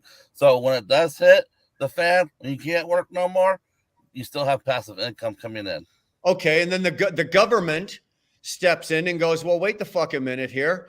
Like for example, in Canada, they're trying to turn us into a state-run company, like China, North Korea, like communist. You're saying like a university? Who's allowing that though? In Canada, do you guys vote the same way we vote here in America? Yeah, we do. Okay, yeah, so the people let the government have too much control. Like our country, we're letting the government have too much control. In our Constitution, it says we the people, not we the government. It says that we the people have the final say. We can also take out our government if we don't feel like they're doing their job correctly. I absolutely agree with you. In Canada, we have the same thing. We don't have we the people, but we have the same right to do that. When a government isn't working, we wait till the next election and we vote that government out. But in a lot of cases, and I can't speak for the U.S., but in a lot of cases in Canada, we don't vote for the politician we like the most. We vote for the politician we dislike the least. Does that make sense to you? You find the politician you find the politician that you think is going to do the least amount of damage, and that's the one you vote for, because none of these cocksuckers have any credibility whatsoever, right? I don't trust any of them. So I'm going to find the one that's going to do the least amount of damage to my country, hence to me, and that's the one that's going to get voted in. And now that's a sorry state when that's how you have to pick your leadership. Absolutely sorry. That's a sad state right there. Mm-hmm. Right. I understand what you're saying. See, in our Constitution, our government was designed to protect our country from domestic and foreign enemies, right? Right, but it's not working. It was never supposed to dictate how we lived. It was up to us to make ourselves successful, not the government. But the people got lazy and they let the government have more control. Guess what? People say, oh, we want more money. We want more of this. We won't be on welfare and all that. Welfare was designed for the elderly and handicapped people, the disabilities. That's what food stamps was all about. And that's what Social Security money was all about. It was never to give you a good person that can work today to collect food stamps. That was the design. But our government is allowing lazy people to get benefits, and the guy that works their asses off, we don't qualify. Yeah, I'm going to ask you a follow-up question to that. Have they allowed it, or have they turned things like the social welfare system into a tool to grab votes? What is it? Hey, if you vote for me, we're gonna allow you to keep your food stamps. Which the Democratic Party does this. You listen to the Democratic Party. This is how they run. The Democratic Party looks at the poverty people. We'll do this for you. We'll help you get food stamps. We'll help you with housing. Who's going to vote for them? The poor people are going to vote for that because it's exactly what they want. Right? Now, guess what? I could be a drug dealer out here on the streets wearing $400 shoes and still collect welfare.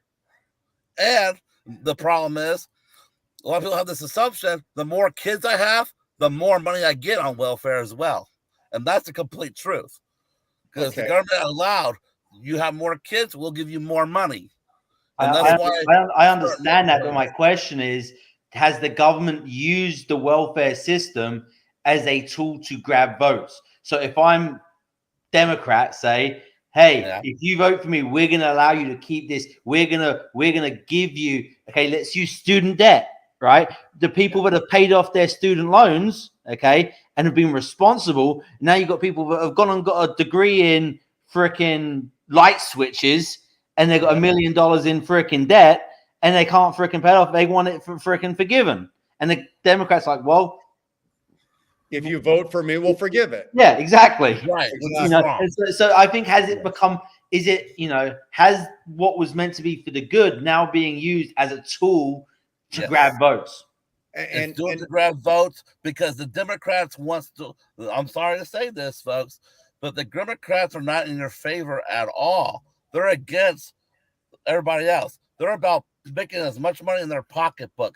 You ever notice politicians go in there and now they're multi-millionaires? Why? Because companies are paying their asses off. Yeah. Every politician is a sellout, brother. It's a sellout. Yeah, I but agree. They're not here for you. Bucky, They're it here for doesn't matter. themselves. Bucky, it doesn't matter whether they're a Democrat or Republican. You telling me that if the Republicans are running the government right now, there weren't fucking Republicans? Democrats Yes, are there running are. the House and the Senate right now. They're all Democrat has full corrupt. control of the government as of right now. You'll see a change when the Republicans come in. A lot of things are gonna, when they take over the House and the Senate, you'll see a lot of changes coming. There you go. Wizard just hit it. No politician is for the people. Exactly what I said. They're all about lining their pockets up.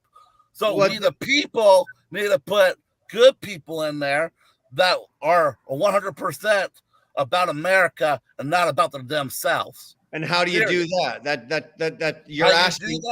You're asking for. Donald Trump was a prime example. Donald Trump was a prime example. Get rid of the career politicians and put the new business folks in there, the lawyers, the teachers, the doctors. When was the last time you see a teacher in the office? You don't. They're all fucking lawyers. All fucking lawyers. Every single one of those motherfuckers in Washington are a fucking lawyer. They're not a truck driver. Where's the truck driver at? Where's the truck driver politician out running the fucking office over there in Washington? Where's they at? Where's the guy working at fucking McDonald's? Where's he not running for office? Everyone in America, we have the right to run for office. But they make it so hard to run for office is because it's about the money. Who's a sellout? Who's going to be a sellout? That's why they don't like Donald Trump, is because he wasn't a sellout. He didn't take no fucking money from no company at all. He supported himself 100%. And donations from the people that wanted him. The people, not corporations, the people. Okay. You see the difference? I like to see a truck driver run for office. I like to see a school teacher run for office. A construction worker guy run for office. They won't allow it. They won't allow it. Because they can't afford it. You can't afford it. Okay, so let me ask, how about that fucking shitbag fucking from New York? The Democrat. I mean, look, I think she's a fucking all tits and no brains, but she's, Yeah. I mean, but she was a bartender. Ortez, Alexandra Ortez, whatever her name is. She was a fucking bartender. You know, she's now what? Is she a senator or a House representative? I mean, so I don't know, man. I agree with you to an extent that it's very difficult, but I don't think it's impossible. But she was sold out, though. She follows what the companies want her to do. Guess what? Yeah, she's a sellout. Run for a politician, and guess what? If I don't give a fuck about the people of our country, I'm going to be a sellout too. Because guess what? I'm making millions of dollars by corporations by doing what they want me to do. Guess what? Coca-Cola says, hey, do this for me. I'll take care of your ass. Not a problem. But the problem is there's too many sellouts in our country. Too many sellouts. Our forefathers were sellouts, by the way. You know what George Washington did for a living? He was a land survey. He was a land surveyor. Yes, he was a slave owner too, but you know, not everybody's perfect out here, right? Back then, that was the normal. But today, we gave our government way too much control, and this is why they're dictating shutdowns and all this shit. We don't have no fucking say. We really don't. But we listen. We gave it up. We gave our rights up. We do what we're told. Rights here in America.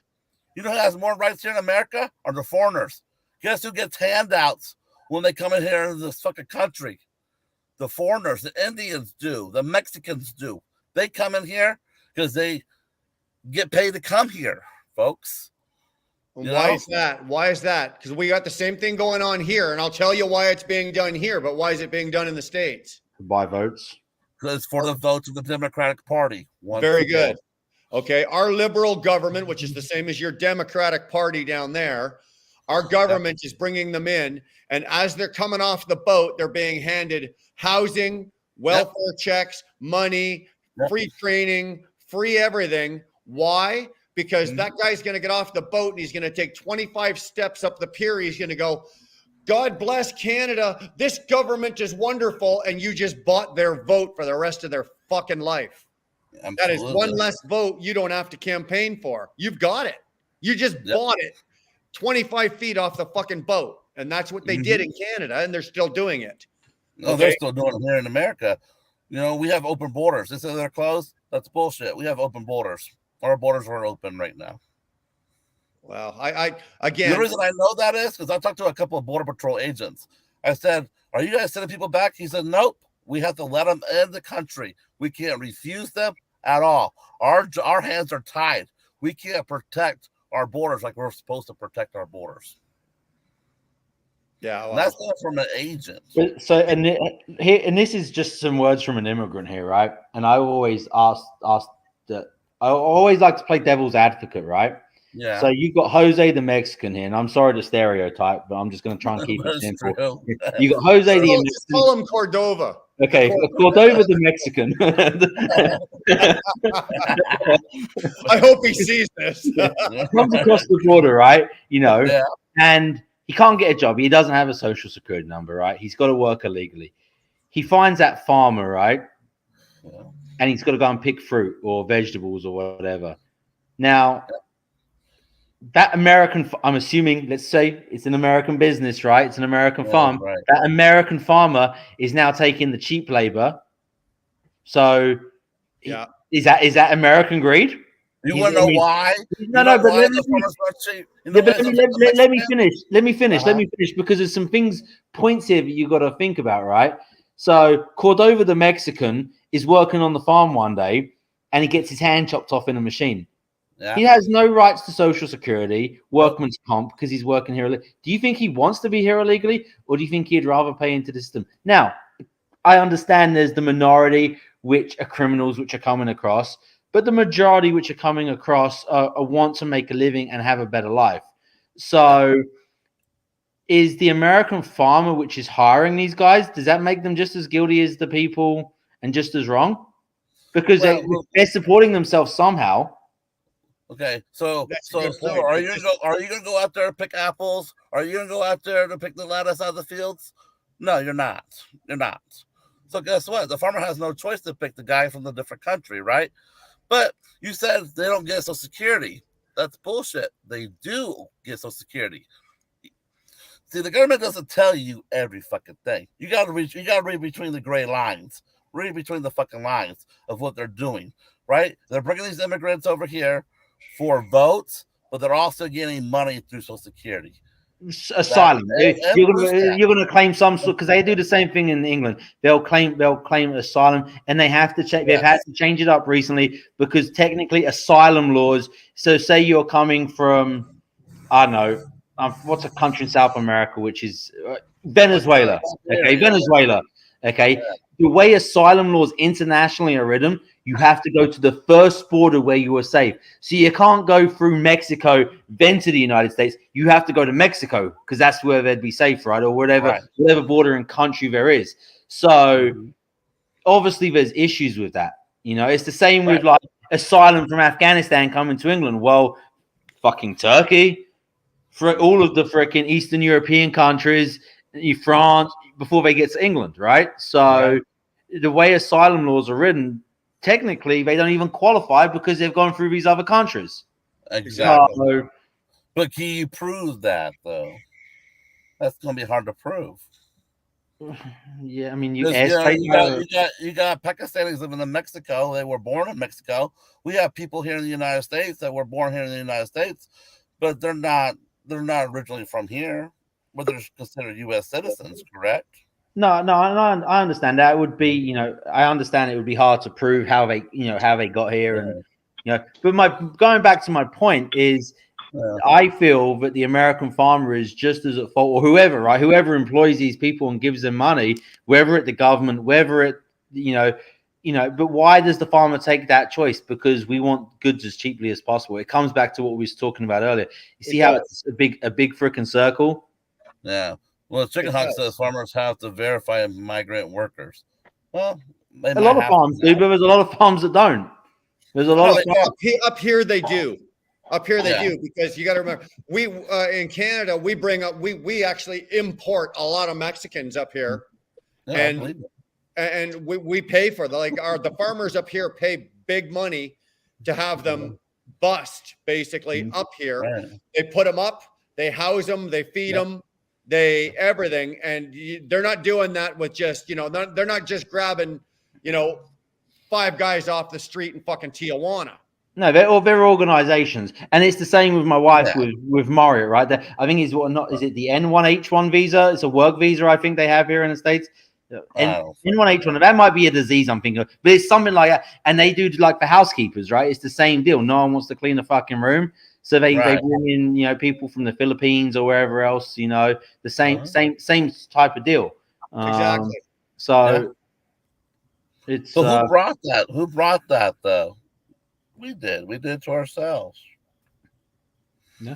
At the end of the day, Americans are lazy people. We're just lazy.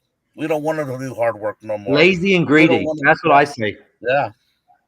But unfortunately, that is the failure of all great nations. The Romans failed because of greed. The British Empire failed because of greed, and so on. It's history has a weird freaking way of repeating itself. And if you think about, to go back to the greed, in some sense or another, it's all bred within ourselves. Like, am I greedy? I'd like to think I'm not a greedy man, but am I going to, in the industry that I'm in, am I going to try to make as much money and get as much as I can and be greedy? Am I going to step on people? No, but if I have to nudge somebody out of the way to get my fucking dollar, I will. Yeah. Because if we weren't greedy, in the trucking industry, human nature. Yeah. If we weren't greedy in the trucking industry, everybody would be running the same load for the same price, right? But we can't do that here because we got to be competitive with each other, right? It's a man for himself. It's a dog world. No one gives a fuck about what you need in life. They don't give a fuck what I need in life. I'm going to get what I want. I'm going to get it the way I get it, right? Same way as you guys. You guys get your money the way you want to get it. You don't care who you step on. You're going to step on the motherfucker. Guess what? You want that load for $2,500, and the broker says I only got $1,500. But you know what? If you tell them this one secret, hey, I hope that driver is responsible and reliable for the $1,500, and I hope he's on time. I can guarantee that guy's going for $1,500. Don't give a fuck about being on time. But guess what? You hang up the fucking phone, he might call you back. Says, you know what? We could do that deal for $2,500 because you seem more responsible to get my load on time than the fucking guy for $1,500. Because you got to realize something. You're paying for quality. Well, you're paying for sense. You're not necessarily paying for quality. You're paying for sense and sensibility. But if you're talking about what you just described, you're paying for sense and sensibility. So if I was a broker, right, I want someone that's responsible, that's trustworthy, right? Don't blow smoke on my ass. And I shouldn't have to call you. You let me know where the fuck you're at. You send me an email every night where you're sleeping. We're good. But a lot of people don't do that, so the brokers have to call and babysit, right? So if you prove yourself, you're selling a service. You're selling yourself, right? At the end of the day, are you a quality person or are you that shit bag? Don't give a fuck. How does a broker see that though, right? Let's just play the broker's position right now. Okay. You put the load on the load board, you get 15 phone calls. Their prices are, all over the place. You got some at $2,500, you got some at $1,000, you got some at $1,500. Some of them talk English, some of them don't talk English. You got the whole spectrum from everyone. How do you pick what's good for you? You don't. You pick the cheapest one that's going to take the freight. No. Yeah. See, sales, this is where people get misconfirmed about sales. Sales is like playing chess.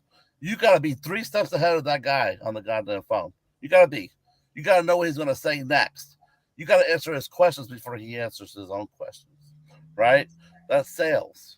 Sales is about showing. And guess what? If I was a broker at the end of the day, I say, hey, dude, I'll give you this load for $2,000. If you prove yourself, next time you call me, I might call you. I might give you $3,500 for the next load.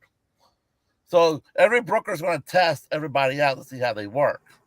If you do good for them, they're going to call you. There's no reason for you to call them. I agree. Yes. They're going to call you and say, hey, Stuart, you ran that load for me for $1,500. But you know what? I think you're worth $3,000 for that load. Because you got to understand something. Do we know how much the broker's getting paid? You don't. You don't know what that customer's paying that broker to move that load, because it's bullshit. Okay? You got to understand something about sales. It's like playing poker in a way. You know how you play poker? Who's bluffing? Who's bluffing? But here's the problem. Here's the problem, Bucky. We legally are entitled to see what the customer pays the broker. It's in the FMC. It's in the FMCSA regulations. Here's the problem. When that broker says, okay, I'll show it to you, but I'm never going to do business with you again. Then what do you do?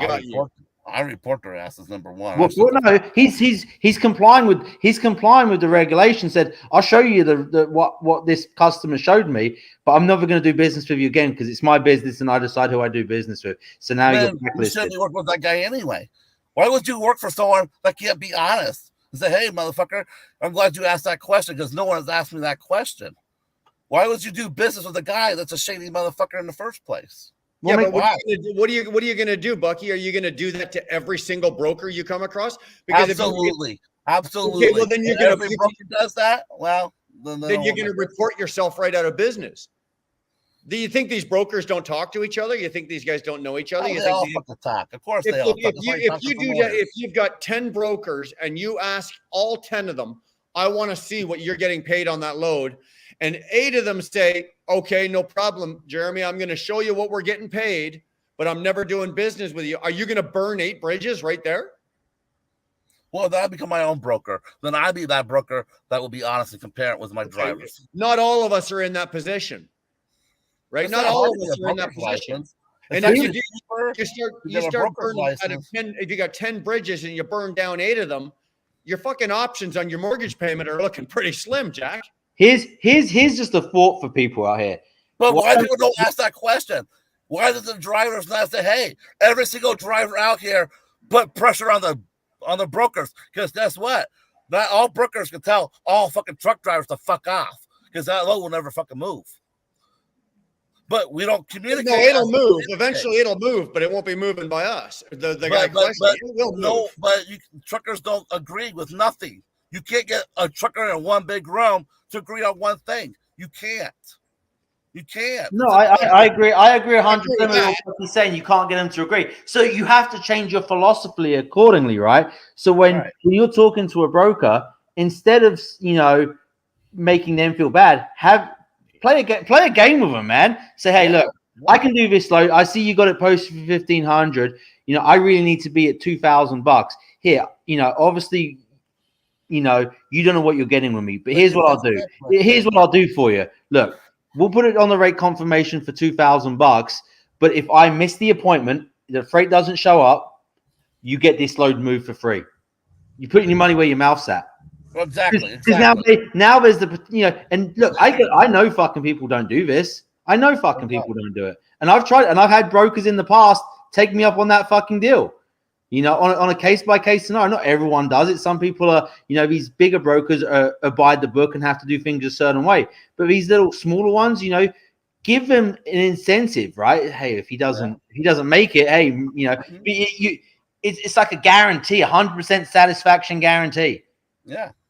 Exactly. It's like you calling the plumber. Do you tell the plumber how much you're willing to pay for him to come up to your house? No, you do not. This is where I see a lot of people make mistakes on YouTube when they're dealing with sales. Is they're asking them what the price is. Why? I don't give a fuck what they got. This is what I need. If you can't give me what I need, I move on to the next guy. I'll find my fucking money one way or another, or I have to buckle down and negotiate. Maybe I can't get $2,500. I can get at least 19. You see what I'm saying? Yeah. At the end of the day, you have to you're selling a service. So the plumber that comes to your house, he's selling a service to get that price. If you don't like that price of that plumber, guess who you're calling? You're calling the next fucking plumber. You're going to find the cheapest guy out there. Why? Because you don't want to spend the good money for good quality service. Do you not have the guy that comes out to your house? It's hard to argue with the plumber scenario. Absolutely. But the same thing in the trucking business. I used to do HVAC, and it was the same shit, man. Hey, what's your service call fee? Well, will you include the service call fee with the repair? No. Like, but dude, everyone does it. They all try and get, dude. I think it's in human nature. You know, all of us say, "Oh, that's too expensive. What can you do? We'll call someone else out." Dude, and this is an HVAC. I used to do it. It's the same. It's the same shit. It's the same shit. You know, I think it's more about being different, standing out, and just trying to give them peace of mind. Right? Once you have that rapport built and that proven track record, yeah, you can sort of demand a little bit more.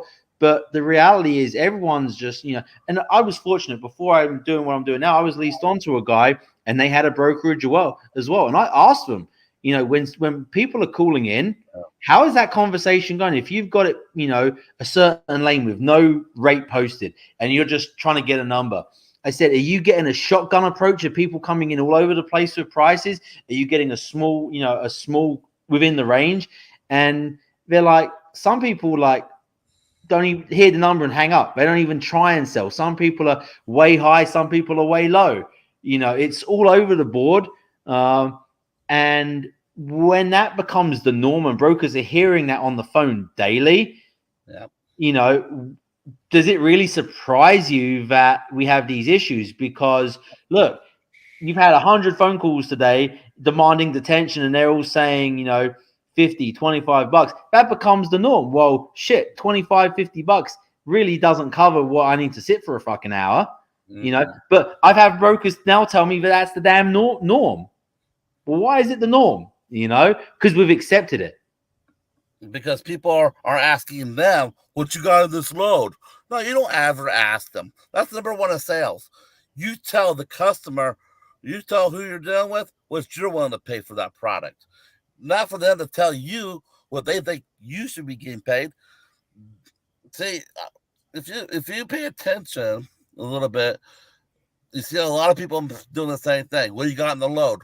Well, why would you say that to a broker? Hey, look, I see your load 1, 2, 3, 4, 5. It's going from New Jersey to Miami. You know what I mean? I need $4,000 to move that load.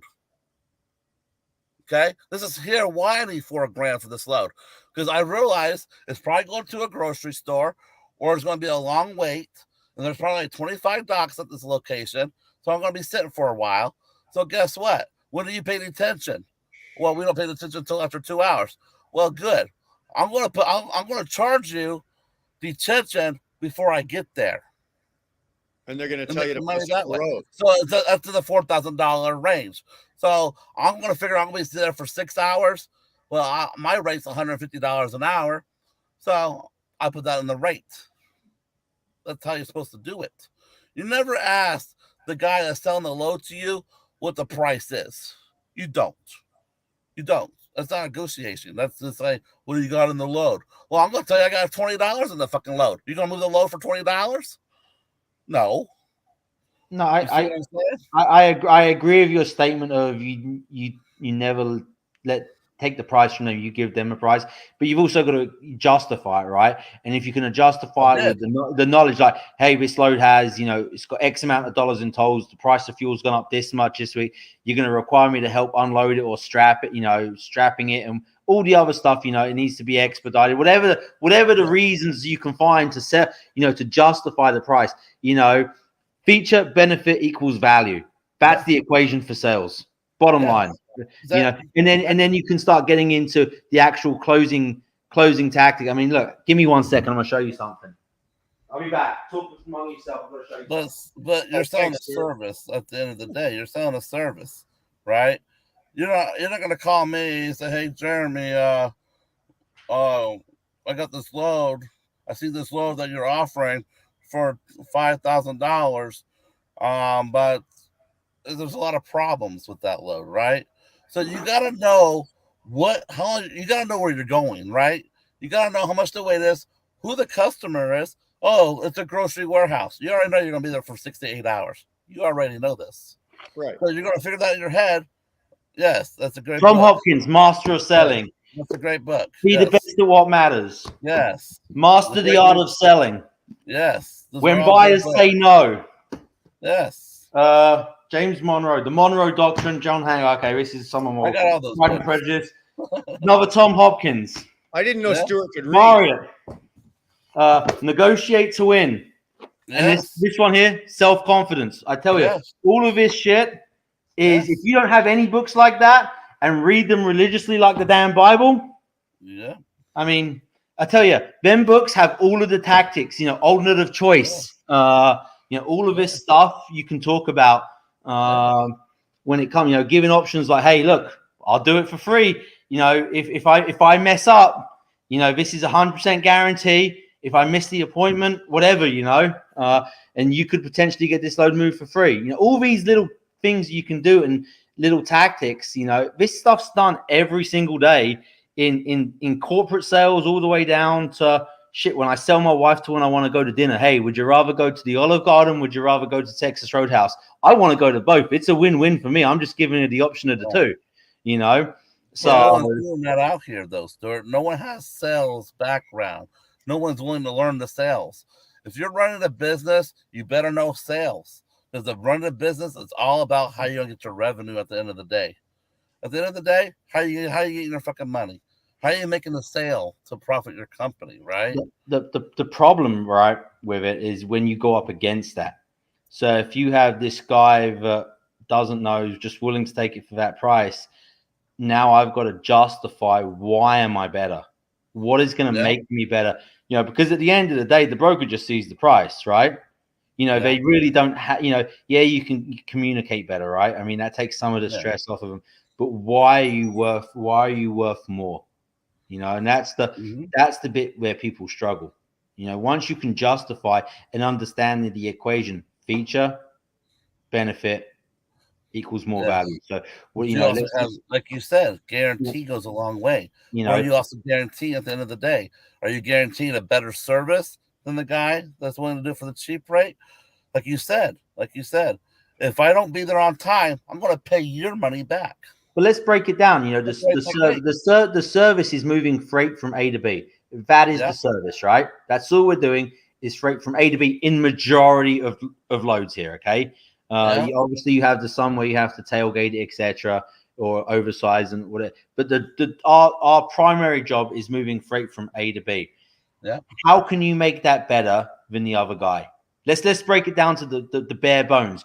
What can you do to be better than the other guy? Okay, let's start tracking the feature. You can track us. What's the benefit to you? What's the benefit to the broker of tracking? Hey, look, we do this tracking. We can do any tracking that you like. The benefit is, you don't have to worry about the customer breathing down your neck, looking where the load is.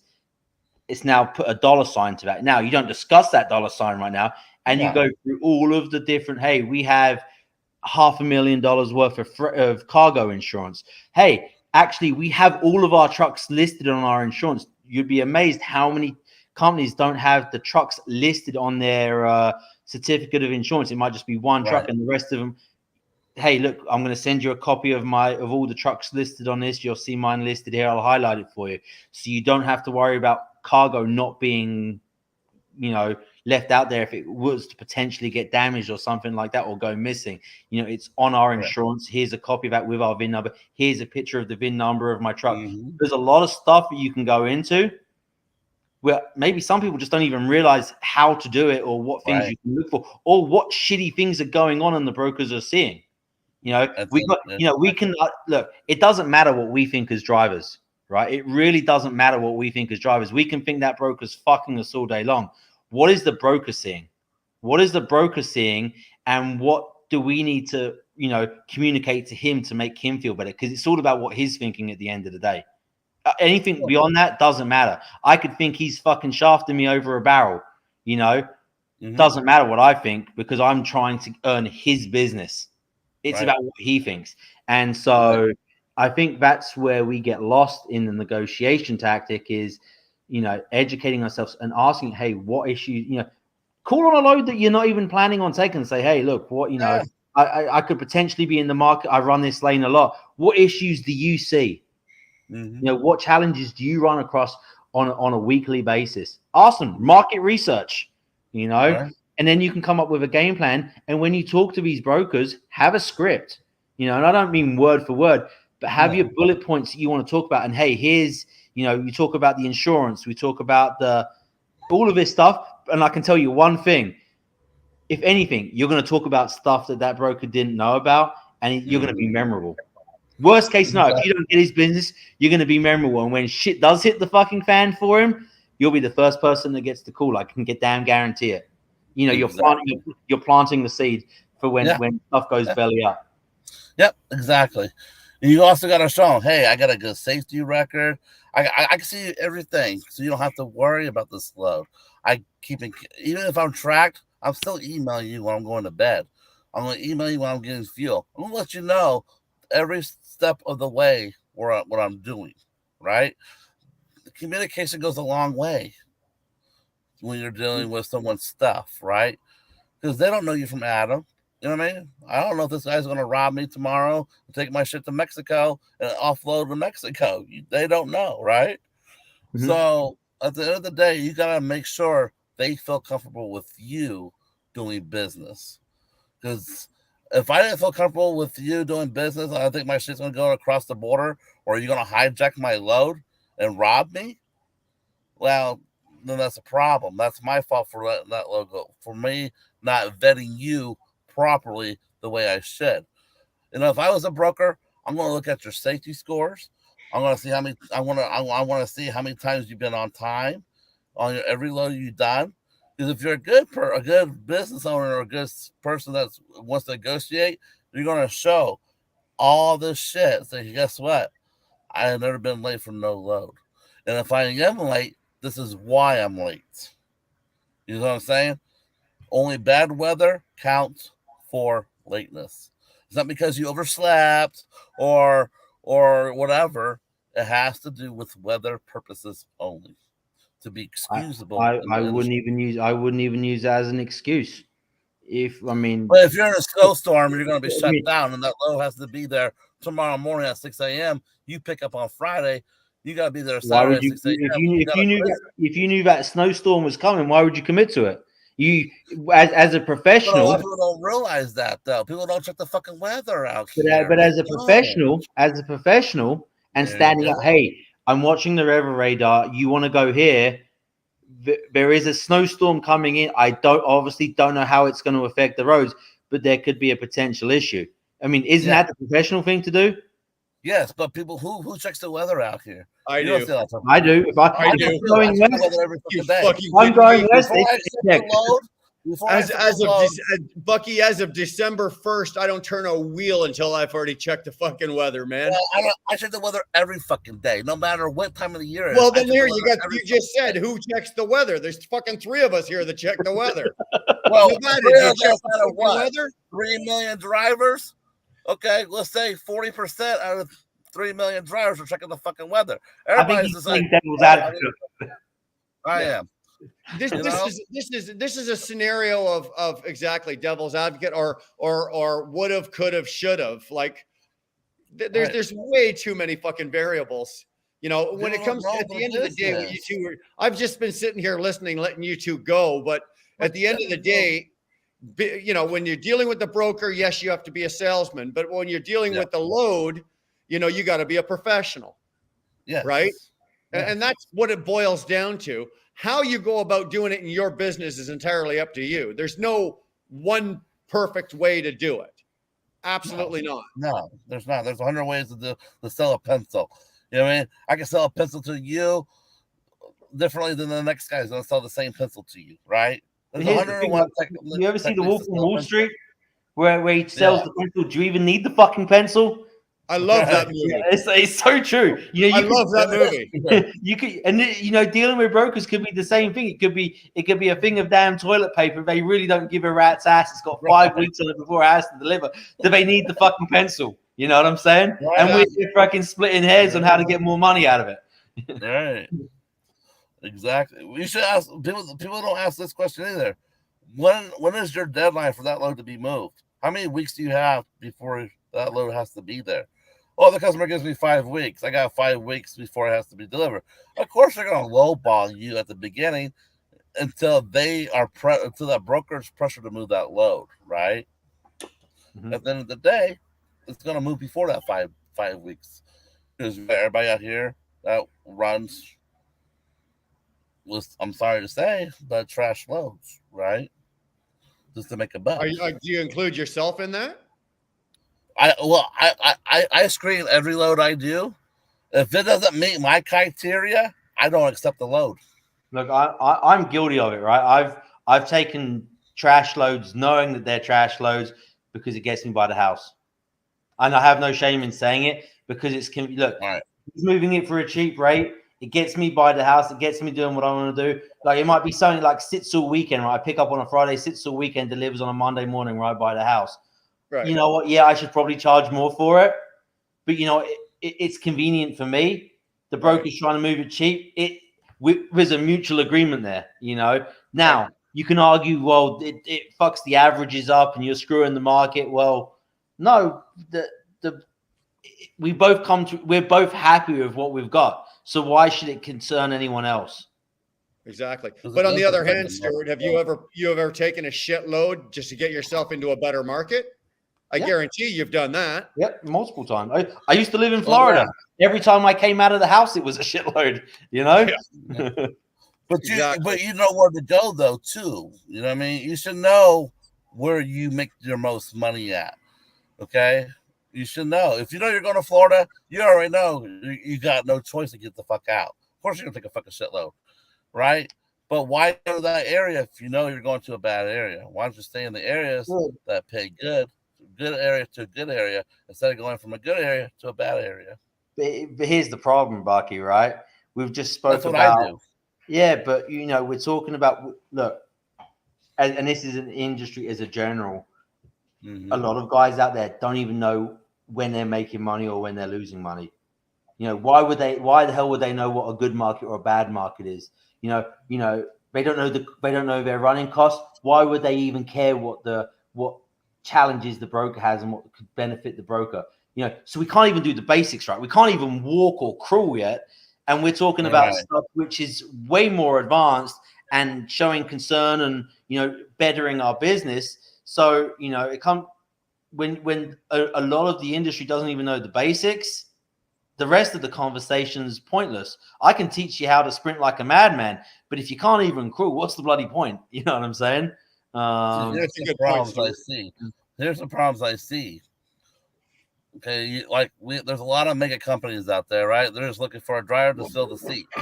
But at the end of the day, why is that person not asking the questions how to run a business and know basic math? Running a business is basic math. You're just adding and subtracting fucking numbers. That's all you're doing, you know? If you don't know your cost per mile, you don't know how much that truck runs for, why are you in a business that you don't know nothing about? You might as well just be a company driver because you're going to fuck yourself at the end of the day. Because they've been sold that you're going to make so much money and whatever else, right? It's a bit of a vicious cycle, right? You know, they've been promised to what? Look, and I hate to say it, there's some people out there which are just better off in, you know, you got chiefs and Indians out there, right? And there's some people that are better off just being a company driver and, you know, going that route, you know. And then there's some people which, you know, should run their own business, you know. Right. And once again, and we spoke about it earlier, is knowing your weaks and strengths, you know.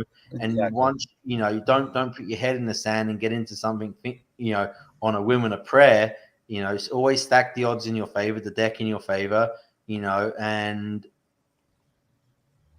you're gonna work out better, you know. If you don't know how to negotiate, maybe very well. Maybe, look at a dispatching service. If, you know, we said earlier, you know, if you're a really good mechanic and you can know how to rebuild a cat motor, maybe you can go the route of buying an older truck which has a cat motor in it, and you can do a lot of that stuff yourself, and you don't have to have the big truck payment, right? It's knowing what you can do and what your abilities are, and you know, knowing what you don't know.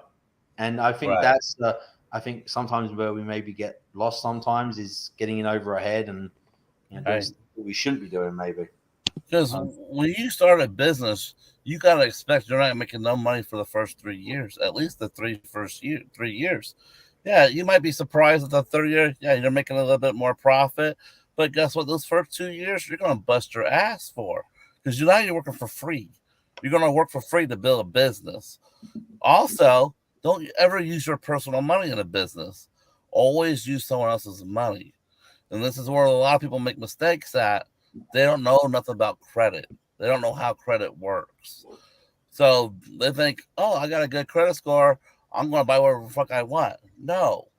If you're in a business, use your credit score to maintain your business so you can live and make a profit while you're using someone else's money, right? So if you need to get a loan or use credit cards for the first 2 years to put in your business so you can make a profit, that's the best way to go. You gotta know how credit works. I think that's a case by case situation. I mean, Yeah. look, I started out, I had a little bit of money in the bank, but pretty much I started it off alone.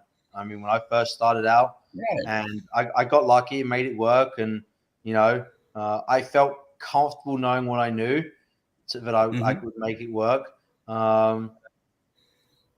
But you didn't live crazy either, right? You didn't go buy things that you really don't need. No, I mean, but that's a whole different conversation, though, right? I mean, look, I could be making 50,000 a year, as a factory worker. If I'm spending 60,000 and not living within my means, it doesn't matter if I run a business or if I, am that factory worker. It's the same outcome. The only difference is when you own a business and you start living outside of your means, the consequences are tenfold. Let me tell you something, Stuart. Okay, I own this van. I pay myself a weekly salary, right? You know what my weekly salary is? $600 a week. That's it. The rest goes back into my business, right? Whatever's left over after taxes in my business and whatever maintenance is not done, that money stays in the business for the next year. Why? Because I don't live like I'm making $100,000 a year.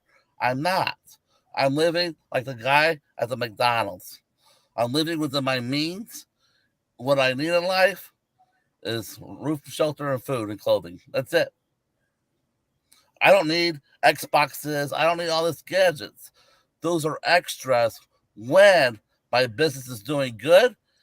Then I can invest in other things for my personal use. But the business comes first, no matter what, before your personal needs come. I agree with you 100%. $1,000 a month, if you need $1,000 a week to pay your high cost of living, that's your fault.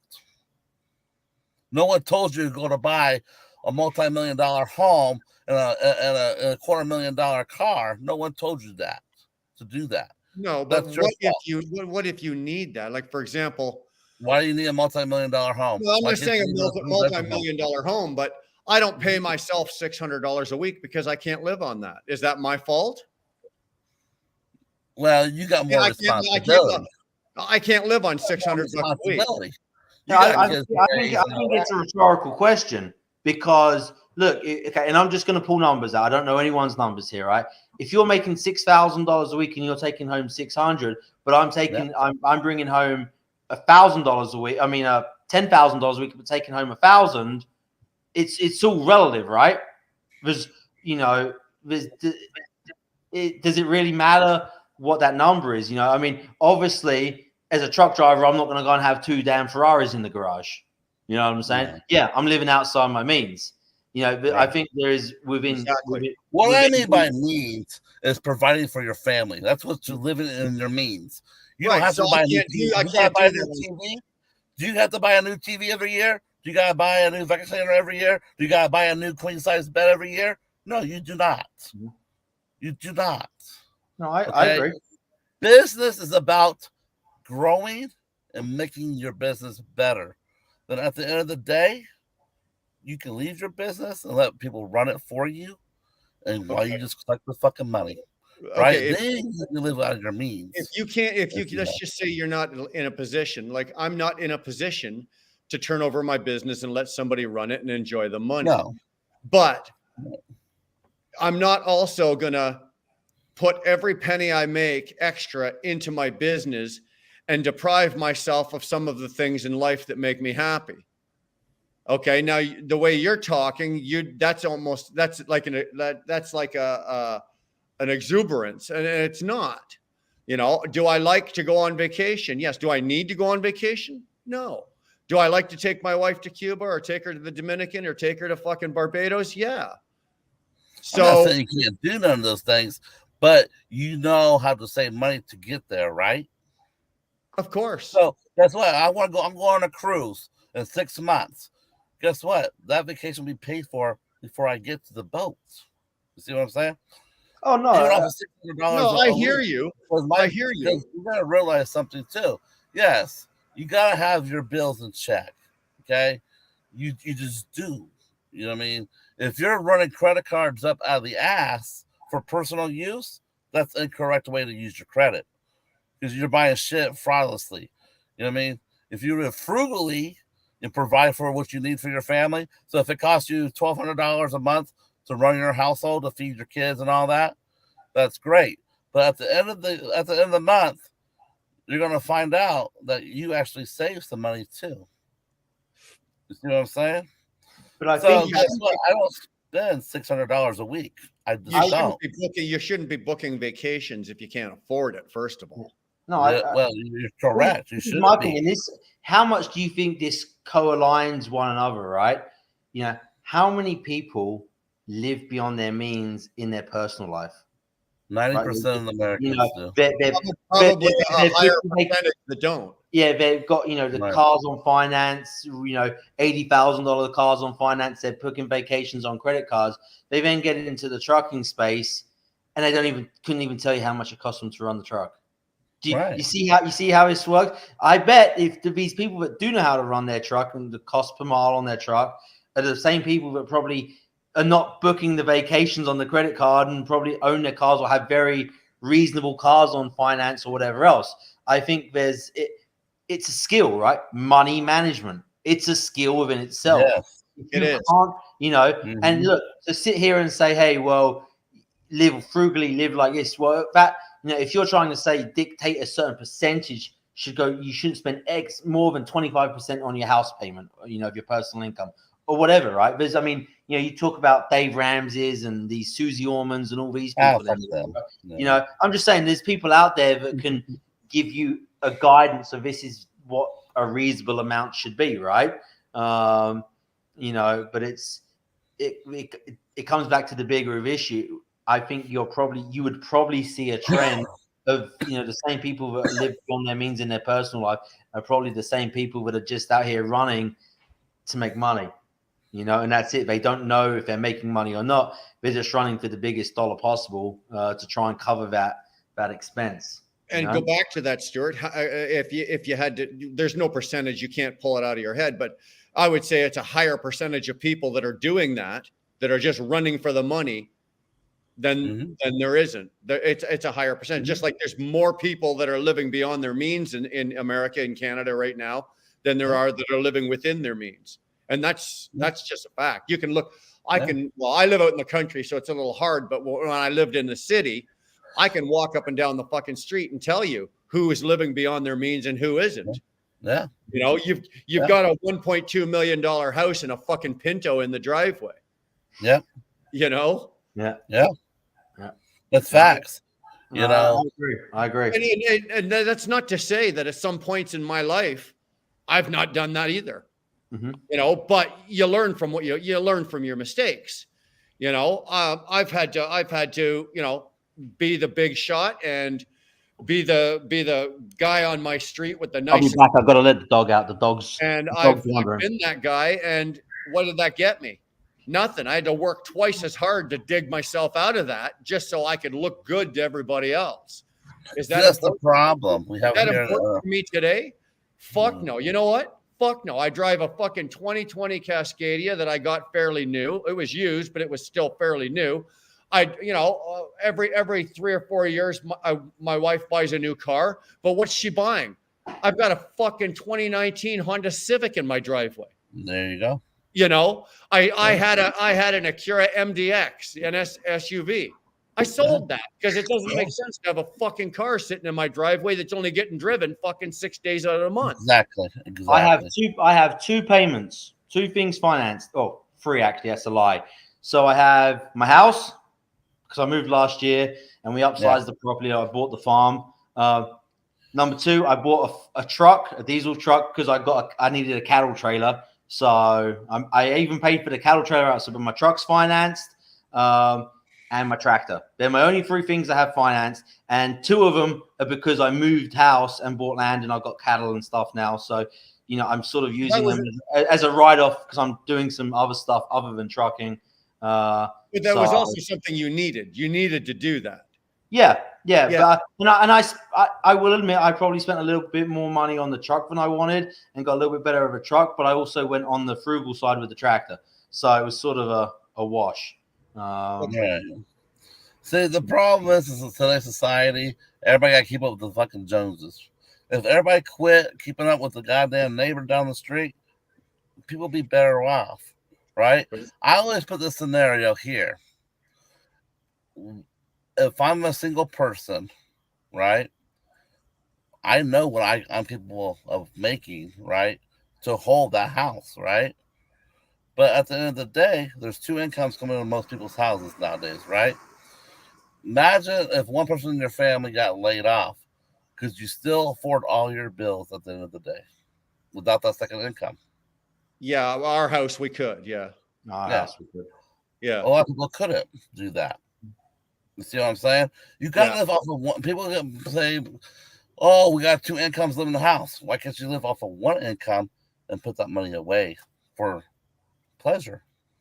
Well, how about this? And this is all on Dar because I'm not like this, but yeah, when we want something, Dar saves for it. She is the old fashioned type, right? She goes and gets a fucking envelope, right, and starts stuffing it with fucking cash. That's the best way and to then do when it. it comes time for us to buy it, bam, it's cash, right? I look at this. Vacations, we've done that with every trip we take. Dar saves the fucking money, and like you said, you know, the vacation's paid for before you get on the fucking boat. I want a new car. I can afford to go out right now and buy myself that Hellcat. Yeah. But do I want a fucking $800 a month fucking payment? No. So what does my wife do? Start stuffing fucking envelopes. You know, I'm going to get that car. And the reason I want it is because they're going electric and I want one before they go electric. But that's just the way our house operates. And again, this isn't me. This is Dar. I drive a truck. I run my business. Dar does the books on my business. She has her own business and she does all that. But when we want something bad enough, Dar will start stuffing envelopes or pillowcases if it requires that much cash. You know, she'll start fucking stuffing fucking money into envelopes. And then when we go to buy it, we pay for it. But have we always done that? No. Dude, I've racked up fucking credit cards. I've racked up lines of fucking credit. I've racked up that kind of shit. And like I said to you earlier, Bucky, how did I get out? I had to work twice as fucking hard to get out of it. You know? Right. And, you know, I've been fortunate enough to learn how to budget money at a younger age. Because when I was growing up, yes, my parents taught us how to learn how to budget. My parents showed me how to balance a checkbook. My parents showed me how much money is coming in and how much you should be spending coming out. My mom said, your income is 25% of your bills. That's it.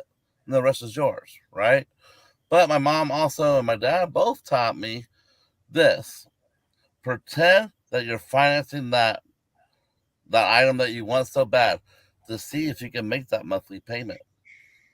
So you do this for a whole year, see if you can make that $600 payment. If you can for a whole year, then you can go ahead and buy that because you already know you can afford it at that point.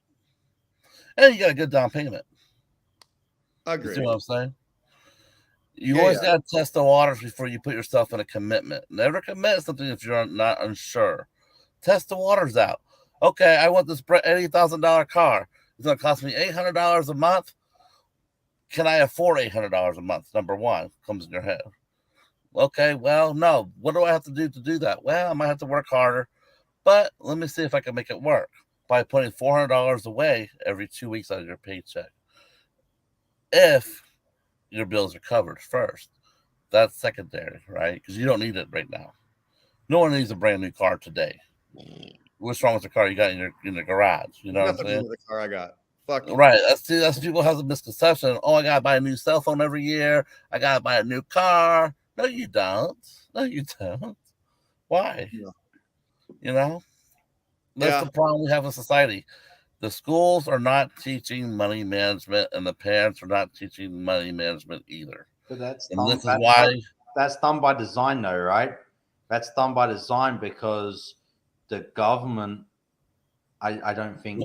I think they want stupid people. I mean, I'm going to call it for what it is. They want people that can't manage checkbooks or checking accounts. But as a parent, though, let me ask you a question. I find it awfully fucking weird that the government would propose loans to kids out of high school to go to college. They don't even know what they want to do in life at that age, but they're freaking giving them freaking $250,000 loan to go to fucking Harvard. You know why they do that? Because they know they can't get out of paying. You know what I'm saying? The government knows you can't afford it at the end of the day. The government knows what you can and can't afford. Guess what? I got a stupid kid who wants to go to college. Well, great. We're going to get him $60,000 worth of debt before he gets to that school building, to that college. You see what I'm saying? The government knows that these kids are not being educated by the parents or the school. The parents should be teaching the kids more at home than what they're learning in school.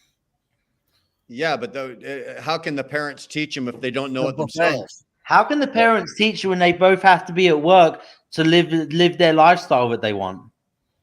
Well, you got to make time for your kids, don't you? Well, no. I mean, this is the whole system is designed this way. You know, if both parents are out working, stop blaming the system and take time out and I mean, I don't have kids or nothing, but if I had kids, I would take the time, make sure my kids know how to balance the checkbook, knows how to cook, knows how to clean, knows how to do basic things. The parents are not teaching kids nothing no more, and that's sad. To me, that's very sad. Because every parent should make time for your kids. Do you have to work 24 hours a day, 7 days a week? No, you do not.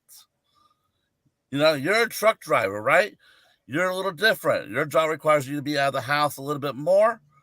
But at the end of the day, the mom should be able to teach the kids how to live. But you just said it. You just said the mom should. Unfortunately, today's society, both people in the household are working.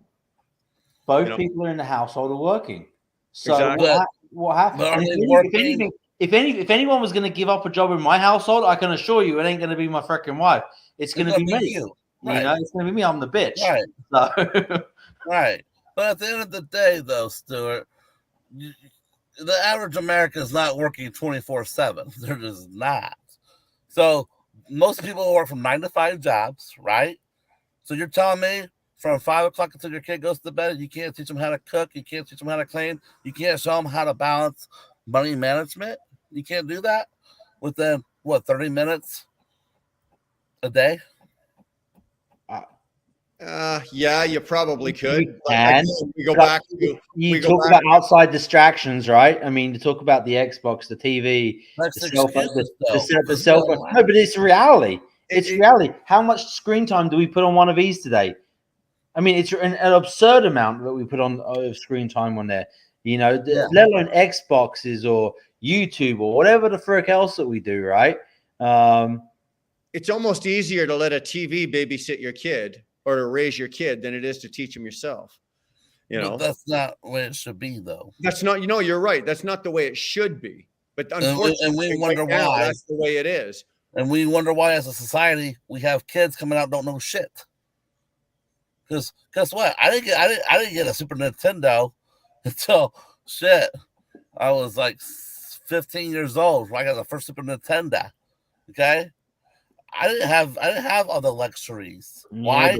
Society changed. Did not want me to be in front of the TV screen 24/7. Yeah, but We had times that we watched TV, and we had times to learn something new every day. yeah, every but day. culturally and societally, we have changed in the way that we think. People are lazy. Once again, I can shut my kid up, say, "Hey, go play Xbox." So get the fuck out of my hair. I don't want to deal with you. That is why parents are not being parents. They're pushing their problems off to something else to get that kid out of their fucking face for 4 hours, 5 hours a day. I see you blame it on the parents, and I think I do. Yes, I think parents are to blame because ultimately they're the adult. But when the kids go, hey, I want to play the game, I want to play the game, I want to play the game, I want to play the game, I want to play the game. I mean, Christ, I got a 4-year-old here that is this, I want to watch this, I want to watch this, I want to, and we have to control it, right? We have to, filter how much time he gets on the TV and stuff, right? And he's 4 or 5 years old. It starts at a young age. Once again, it's society today and culturally, it's very different from even when I was growing up. I mean, I'm only 37 years old, and it's I didn't have an iPhone growing up when I was very young. I mean, I remember throwing a damn trash can lid outside, thinking it was a Frisbee of my brother. I mean, that's how freaking different it is. They wouldn't do that today. So we were outside 90% of our childhood. We were outside hanging out with friends. We were never in the house. Our parents were happy to see us. Well, you finally come home. How many of us grew up out playing on the street, and we knew it was time to come home when the street lights came on. Absolutely. Yeah. All of us. Yeah. And even then, your mother was still standing on the porch going, "Hey, you little fuckers, get in here." It's dark. Right. Not today. Try to get kids to go outside and play today. Are you out of your fucking mind? You know how you limit the problem? Kids today can sit in a room with a set of headphones on and a microphone and a Xbox or a PS4 controller and play like we used to play and interact back then, because he or she is playing with 10 other kids at the same fucking time and interacting through this, but there's no social, there's no, face to face. It's all. Look.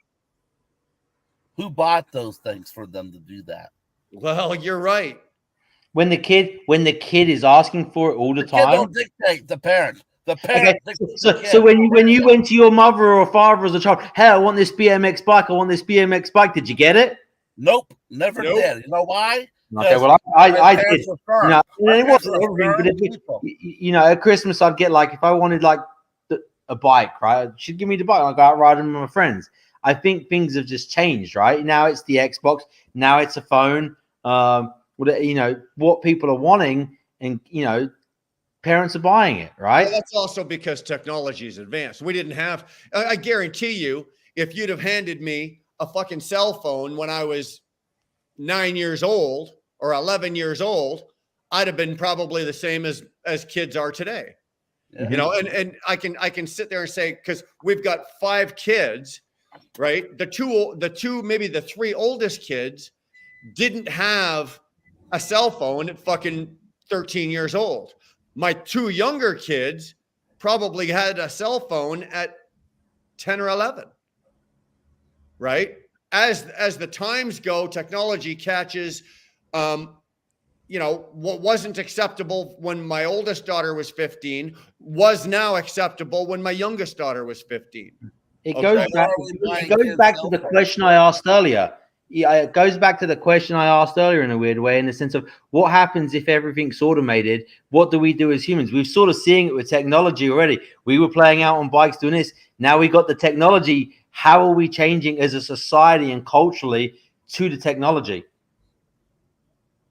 It's happening already. It's happening before our eyes. Okay, I know that's automation, but there is change as it comes, and it's the small little changes here and there, and before you know it, we're going to be whatever. You're absolutely right. You see it happening now, though. You see that's what I'm saying. More lazier and lazier by day. Why do you think the Flying J's and the Pilots can't hire nobody? Because these kids, they want to work. They don't want to work. They'd rather sit in that goddamn room, play video games all fucking day, and learn how to support themselves. That's the problem. Oh, We're I allowing automation to can come look into our around world. today and see people that are in their early to mid 20s that still don't know how to take care of themselves. Because they They were don't never no taught. life experience, no job experience, no nothing, because they just didn't get that. And But then why not? all of a sudden, mom and dad go, okay, fucking enough. We're done supporting this lump on my couch. You got to do something. And that kid, he's not able mentally to go out and do it. He doesn't have it. He doesn't have the ability. Why doesn't he have the ability? It wasn't taught to him. It wasn't shown to him. But why though? Why he wasn't taught? Why did the parent teach that kid accountability? Why? Because the parents are getting lazy. They're getting more lazier. They're playing the job. What you're saying then is that so lazy parents are now producing lazy children. No, exactly. No, Exactly. No, I'm not agreeing with him. I'm the Stuart. I'm not agreeing with him. I'm just saying that's what you're saying, right? Lazy parents have now produced lazy children. Absolutely. Look at it from a different angle, right? If you go back to the 30s, right? People knew how to grow their own vegetables, knew how to fricking raise their own animals. That skill today, if I went to the city of New York and said, hey, could you do this? You'd get a deer in the head. We're losing skills as technology changes, or we rely on, mass manufacturing of, commercial farming and stuff like That's this. a good point, Stuart. It's the same. We're losing the ability to communicate because now we're using technology. We're getting lazier. Stuff is instant gratification. The stuff is changing right under our eyes, and we don't even freaking realize it, or we want to blame one thing, or we want to blame the parents. No, culturally, thing is changing. If that's because of corporate greed, you can now go and buy a hamburger when it is cheaper to go and raise it. In some instances, of course it is. Of course it is. Why? So why are these skills being lost? Why are they being lost? It goes back to how the kids are being raised. No one's teaching their kids how. We're all living in an environment that we're all living in big cities. Our life is too busy to focus on our children. This is why our children are failing in today's society. It's because they don't know how to grow a garden. They don't. They don't know how to go hunting and go kill the food. I can tell you one thing. If shit hits the fan in the United States and we lose every fucking thing, only the strong will survive. The ones that know how to hunt, knows how to grow vegetables and all that, will be surviving. The rest will be killing each other off. I said I'm going to Lancaster, Pennsylvania. That's where I'm freaking heading. Why do you think the Amish do very well? Why do you think the Amish exactly? Why do you think the Amish do what they're doing? Because they never lost their culture. They improved their culture. They didn't let technology come into their area. They didn't. We did. They're doing it. They're still doing it. Yes. They did it. They're still fucking doing it. The thing with the Amish, right, they appreciate what they have. They appreciate what they have, and they don't need the next best thing. Whereas most of us here want the next best thing. I am still. Go to Amish kid though. He's a whole lot more smarter than the kid in the fucking city. Well, I was about to say that. I'm still in awe because Canada buys a lot of Amish lumber, right? We do. And so I pick up, when I was flatbedding, I was out on those Amish plants, all the sawmills and the lumber yards, the Amish ones, all the fucking time. And just to watch how they work, their work ethic, their kids, the respect level that they have for not just each other, but for their parents, their grandparents, whatever like that. It's phenomenal. It's phenomenal. Mm-hmm. It really is. And for somebody as an outsider to be immersed into that just for a brief period, whether I'm on that lot for a couple of hours, you see that and it's like, holy shit. And you're right. If the world fell, if all of a sudden all the generators turn off, we lost power, we lost the internet, we lost everything, and we were reduced down to the simplest form of having to hunt for our own food, grow our own vegetables and all that kind of shit, I would say about fucking 75 to 80% of the population is done. Exactly. Done. Exactly. Especially with today's the today's generation, because what's being used is the biggest punishment to kids these days. They take away that kid's device. Yep. I've seen more kids have a fucking meltdown because their parents took their phone away than than saying, okay, you're grounded for when I was a kid, I'd lose my shit because I got grounded for 2 weeks. Yeah. Nowadays, all you got to do is take a kid's phone away and that kid's ready to fucking burn your house down. Right? Well, who caused that Burn behavior? your fucking house down if you don't give back that phone. Well, who created that problem? I think it goes back to Stuart. I think it's the technology and the world technology? about us that is pulled the kids into that area, as opposed to keeping them on the line of being able to, hunt. Like, let's face it. Am I able to go out right now and kill my own food, grow my own vegetables and everything? Probably not 100%. Would I probably be able to do enough to survive and take care of myself? Yeah. Would any of my kids be able to do that? Fuck no. You never had a garden? You never had a garden when your kids were little? I got property here. I've got gardens here. No. I mean, when your kids were little, you guys never showed them how to plant a garden or anything like that? Show them the basic idea how to start a garden. I didn't have to show them. My kids kind of were already interested in that kind of shit, so they did it. Right. They did it by themselves. So they know how to do it. They have to do it. For me to teach. If you want to know how to grow pot, I got 3 kids in this house right now that can grow the best marijuana you've ever fucking smoked. I guarantee you. You'll be living on tomato plants next. Fucking right. I'll be fucking, come on, kids, grow more plants. Yeah, they're using hydroponics, right? They're using hydroponic system, correct? Well, fuck no, man. They got it all in my backyard. Oh, it's in the backyard outside? I got an acre of land back there, man. You fucking kidding? He's got a 30 by 50 foot high tunnel back there. They can grow tomatoes. There you go. They do grow tomatoes. She's got tomatoes. My daughter Brianna has tomato plants, cucumber plants, hot pepper plants, green pepper plant, and like she's got all that shit planted back there with her weed. But you just said my kids wouldn't know how to grow a garden. Okay, I didn't say they wouldn't know how to grow a garden, but would they be able to do it to sustain themselves and live? Yes, they could. That's one child, Bucky. That's one child out of 5. I got 5. That's 1 out of 5.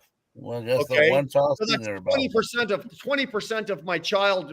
Out of all my children, 20% know how to fucking sustain and probably grow a garden. And it's one thing to grow something. Like, so when I bought this place, I actually went to some Amish properties and was actually looking at buying some Amish built houses, which, I mean, they were wired for electric, but they had none of the fittings in.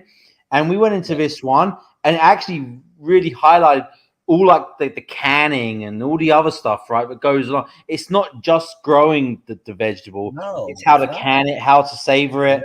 Yeah. The animals. I mean, look, I got chickens, goats, cows, vegetable garden out here, and I did it just because 1, I wanted to learn. 2, I think it's good for the kids. It gets them outside, and it's just a slow down pace. I mean, my wife, she has this corporate job, and it's like full throttle all the time, and we just wanted to step back from that go and keeping up with the Joneses. Exactly.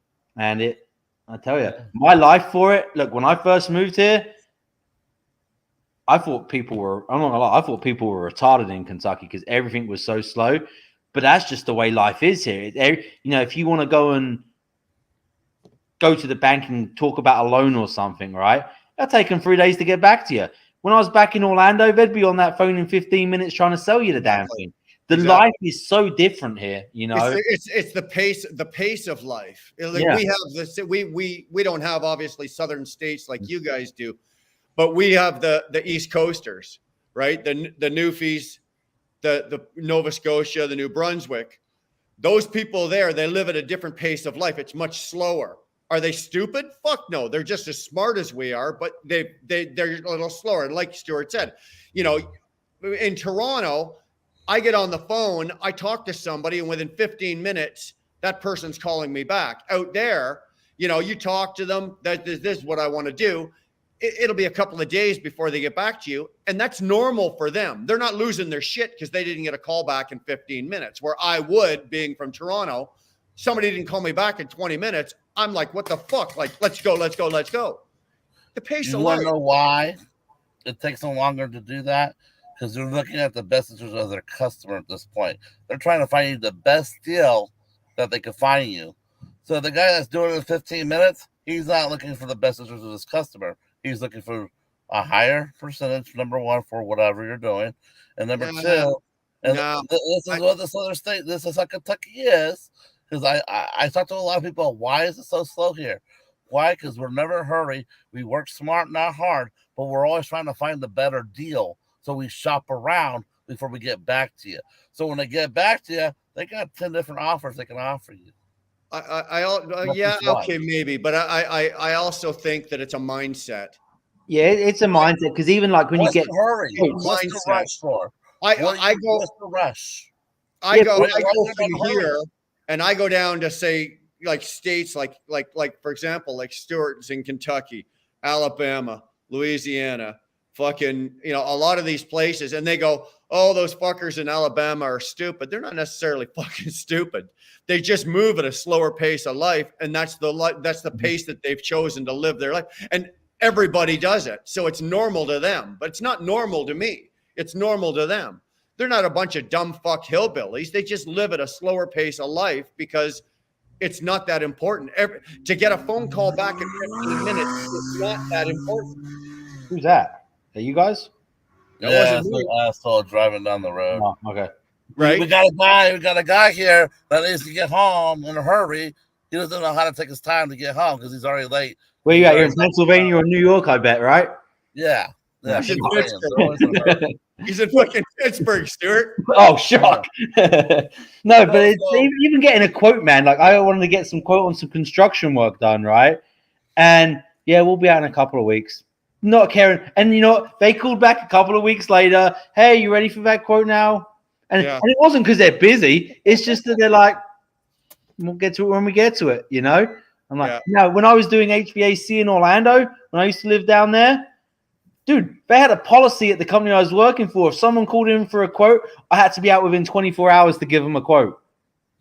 Yeah. Try that in Kentucky. That didn't happen. 24 hours, man. It's never going to happen. It's the same thing we have with the East Coasters. It's the exact same fucking thing.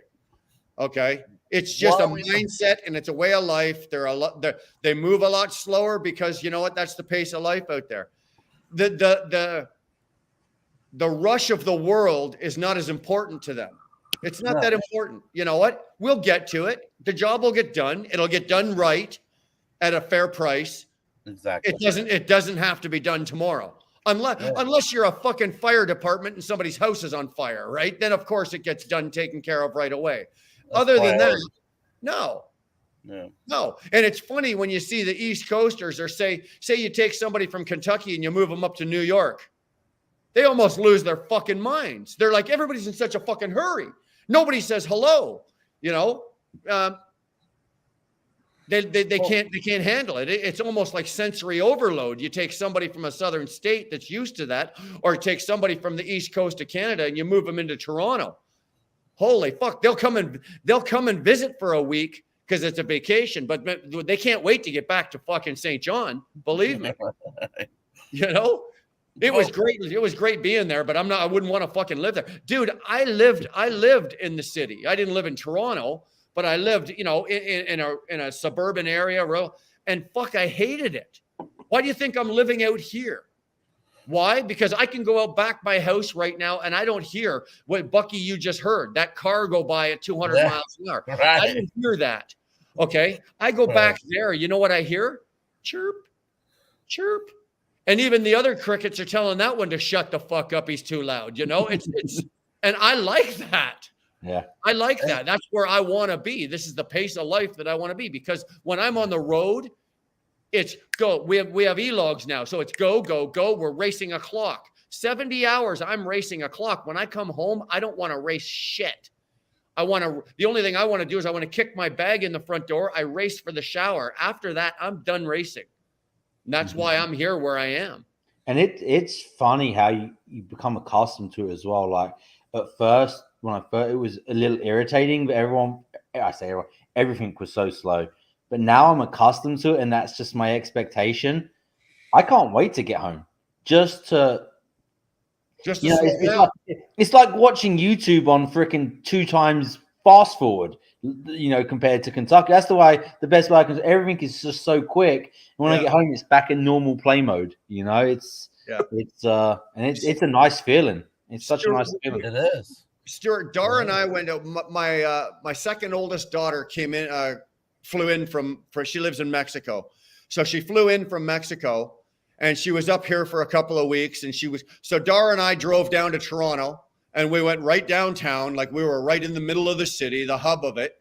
And we went and we took her for lunch and we hung out for the day down by Lake Ontario and all that kind of shit. Dude, fucking 4.5 hours down there. I couldn't get out of there fast enough. Right. And it was all the white noise around me, all the shit that goes on around me. And I couldn't get out of there fast enough. I go, get in the fucking car. I said to Dar, we're going home. Like, let's get the fuck. Mm-hmm.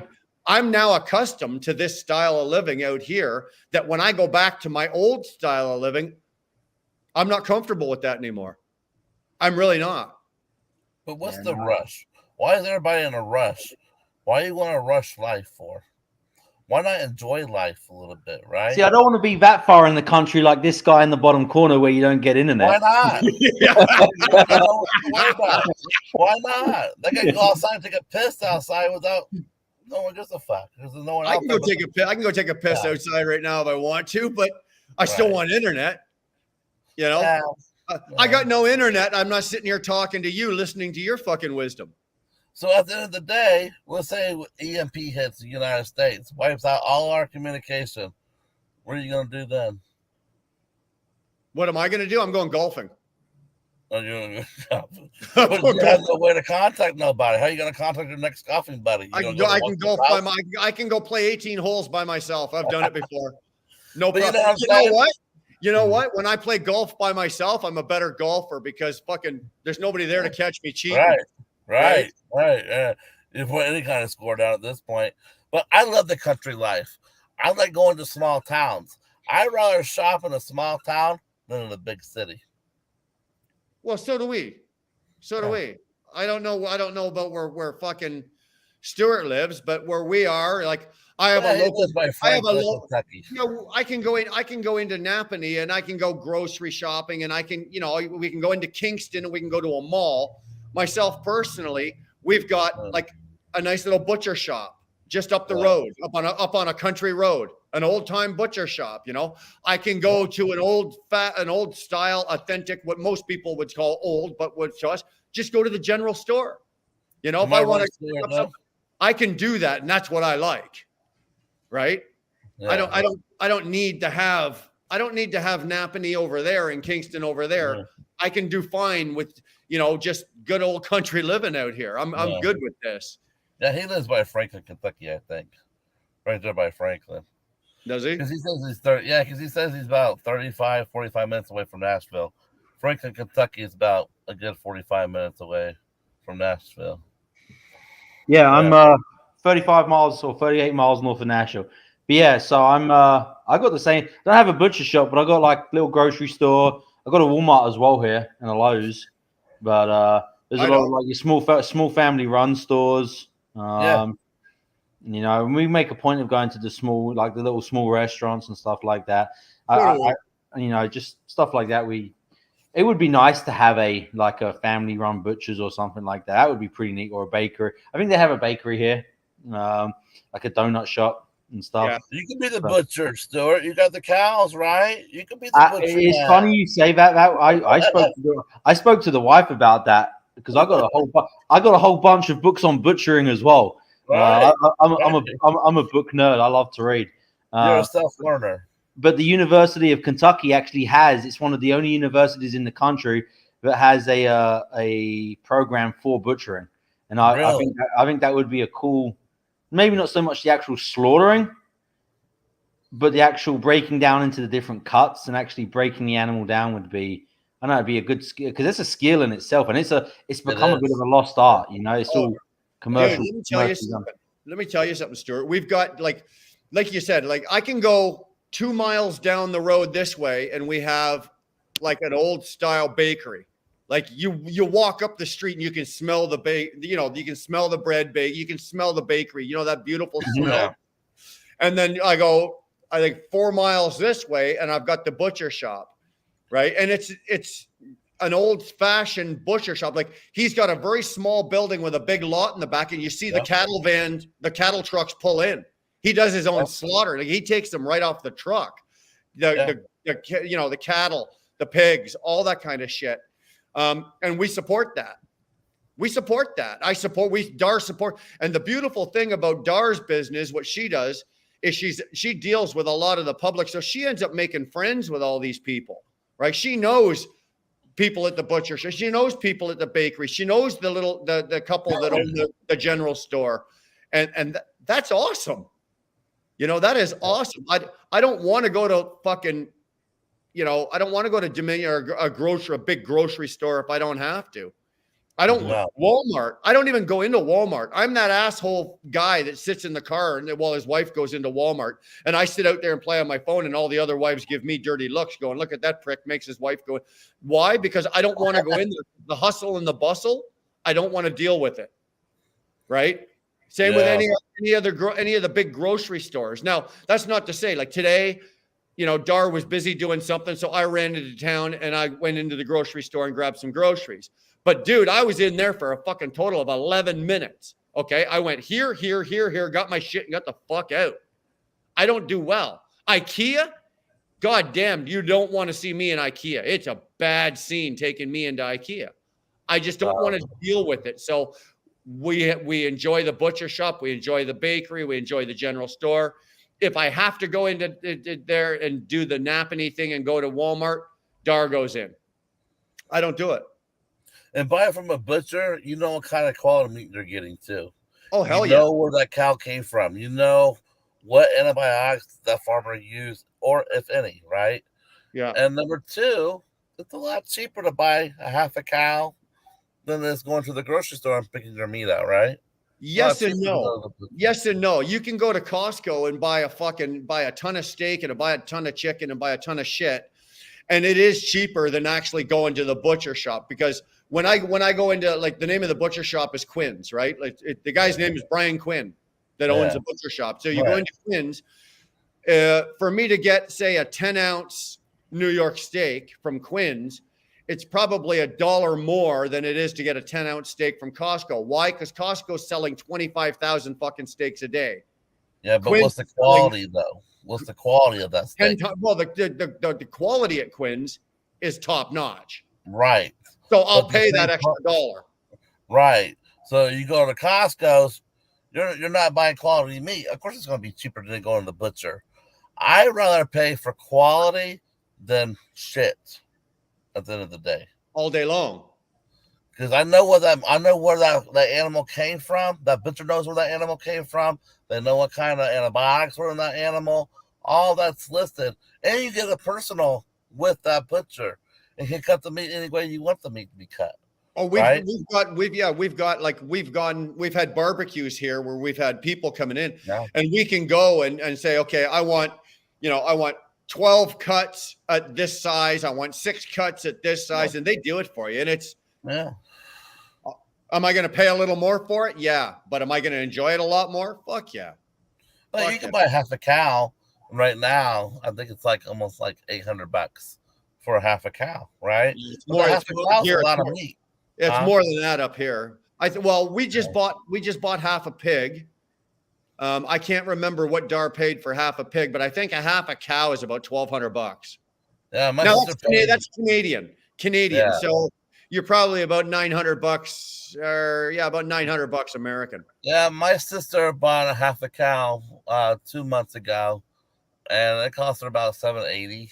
$780. Okay, so you're in the same You're in the same ballpark, you know. Yeah, but that's a lot of meat, though. I'm going to tell you this though: you buy half a fucking cow, as we discovered when we bought half a pig. You better have a whole empty. You better have an empty freezer, because you're going to fill it. See, when you used to do HVAC, you can do the cold room.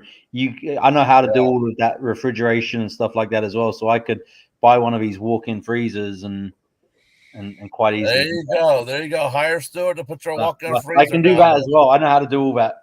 Tell you what, Stuart, the next time you're in London visiting your in-laws, make the trip up here and I've got the space for a good walk-in freezer. I'd love a nice 10 by 10 walk-in freezer.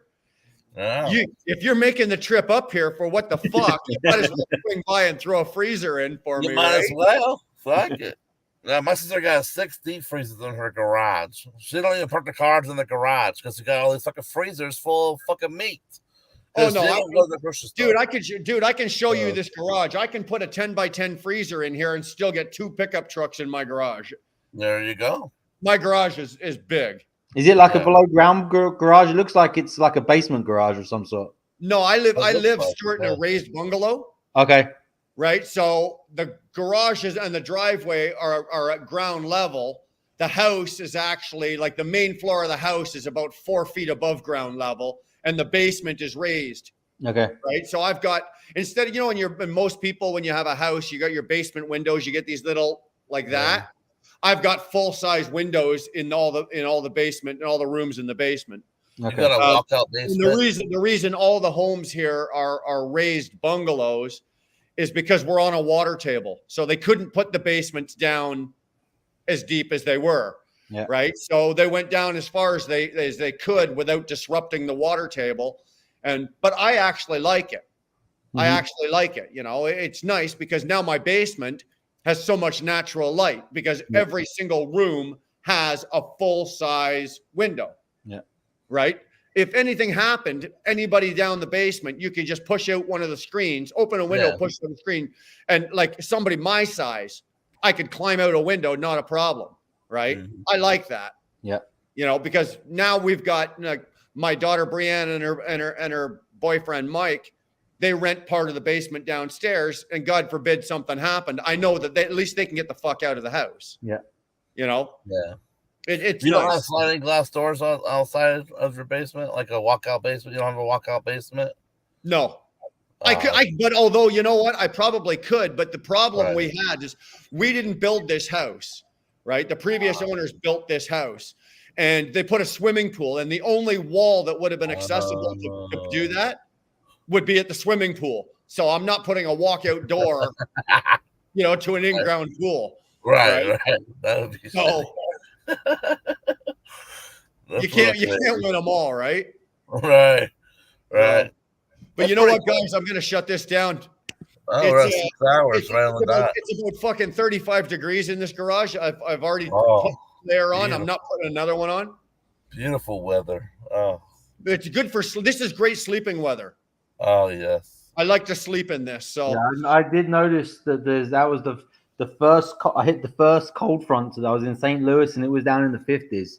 I was like, hell yeah! I had to put the sweater on. I was like, it's nearly here because I'm fed up with this damn heat. Yeah, dude, I slept. I slept in Mexico. I slept in Mexico, New York last night, and yeah, I woke up this morning and I could see my breath. Right, like I didn't have the bunk heater on, and I had both the bunk windows open, just a little crack, and it was like, we're just like, woof. I'm like, no, fuck this. Fall is here, man. So it's 42 degrees here tonight. So in Pittsburgh. Yeah. All right, boys. Winter's coming.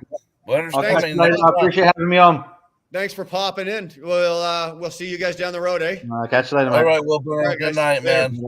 Later, Bucky. Bye. Later, man. Thanks, Bucky. All right, guys, we're out of here. You guys be safe tonight. You guys have a good night. I'm going to see my woman.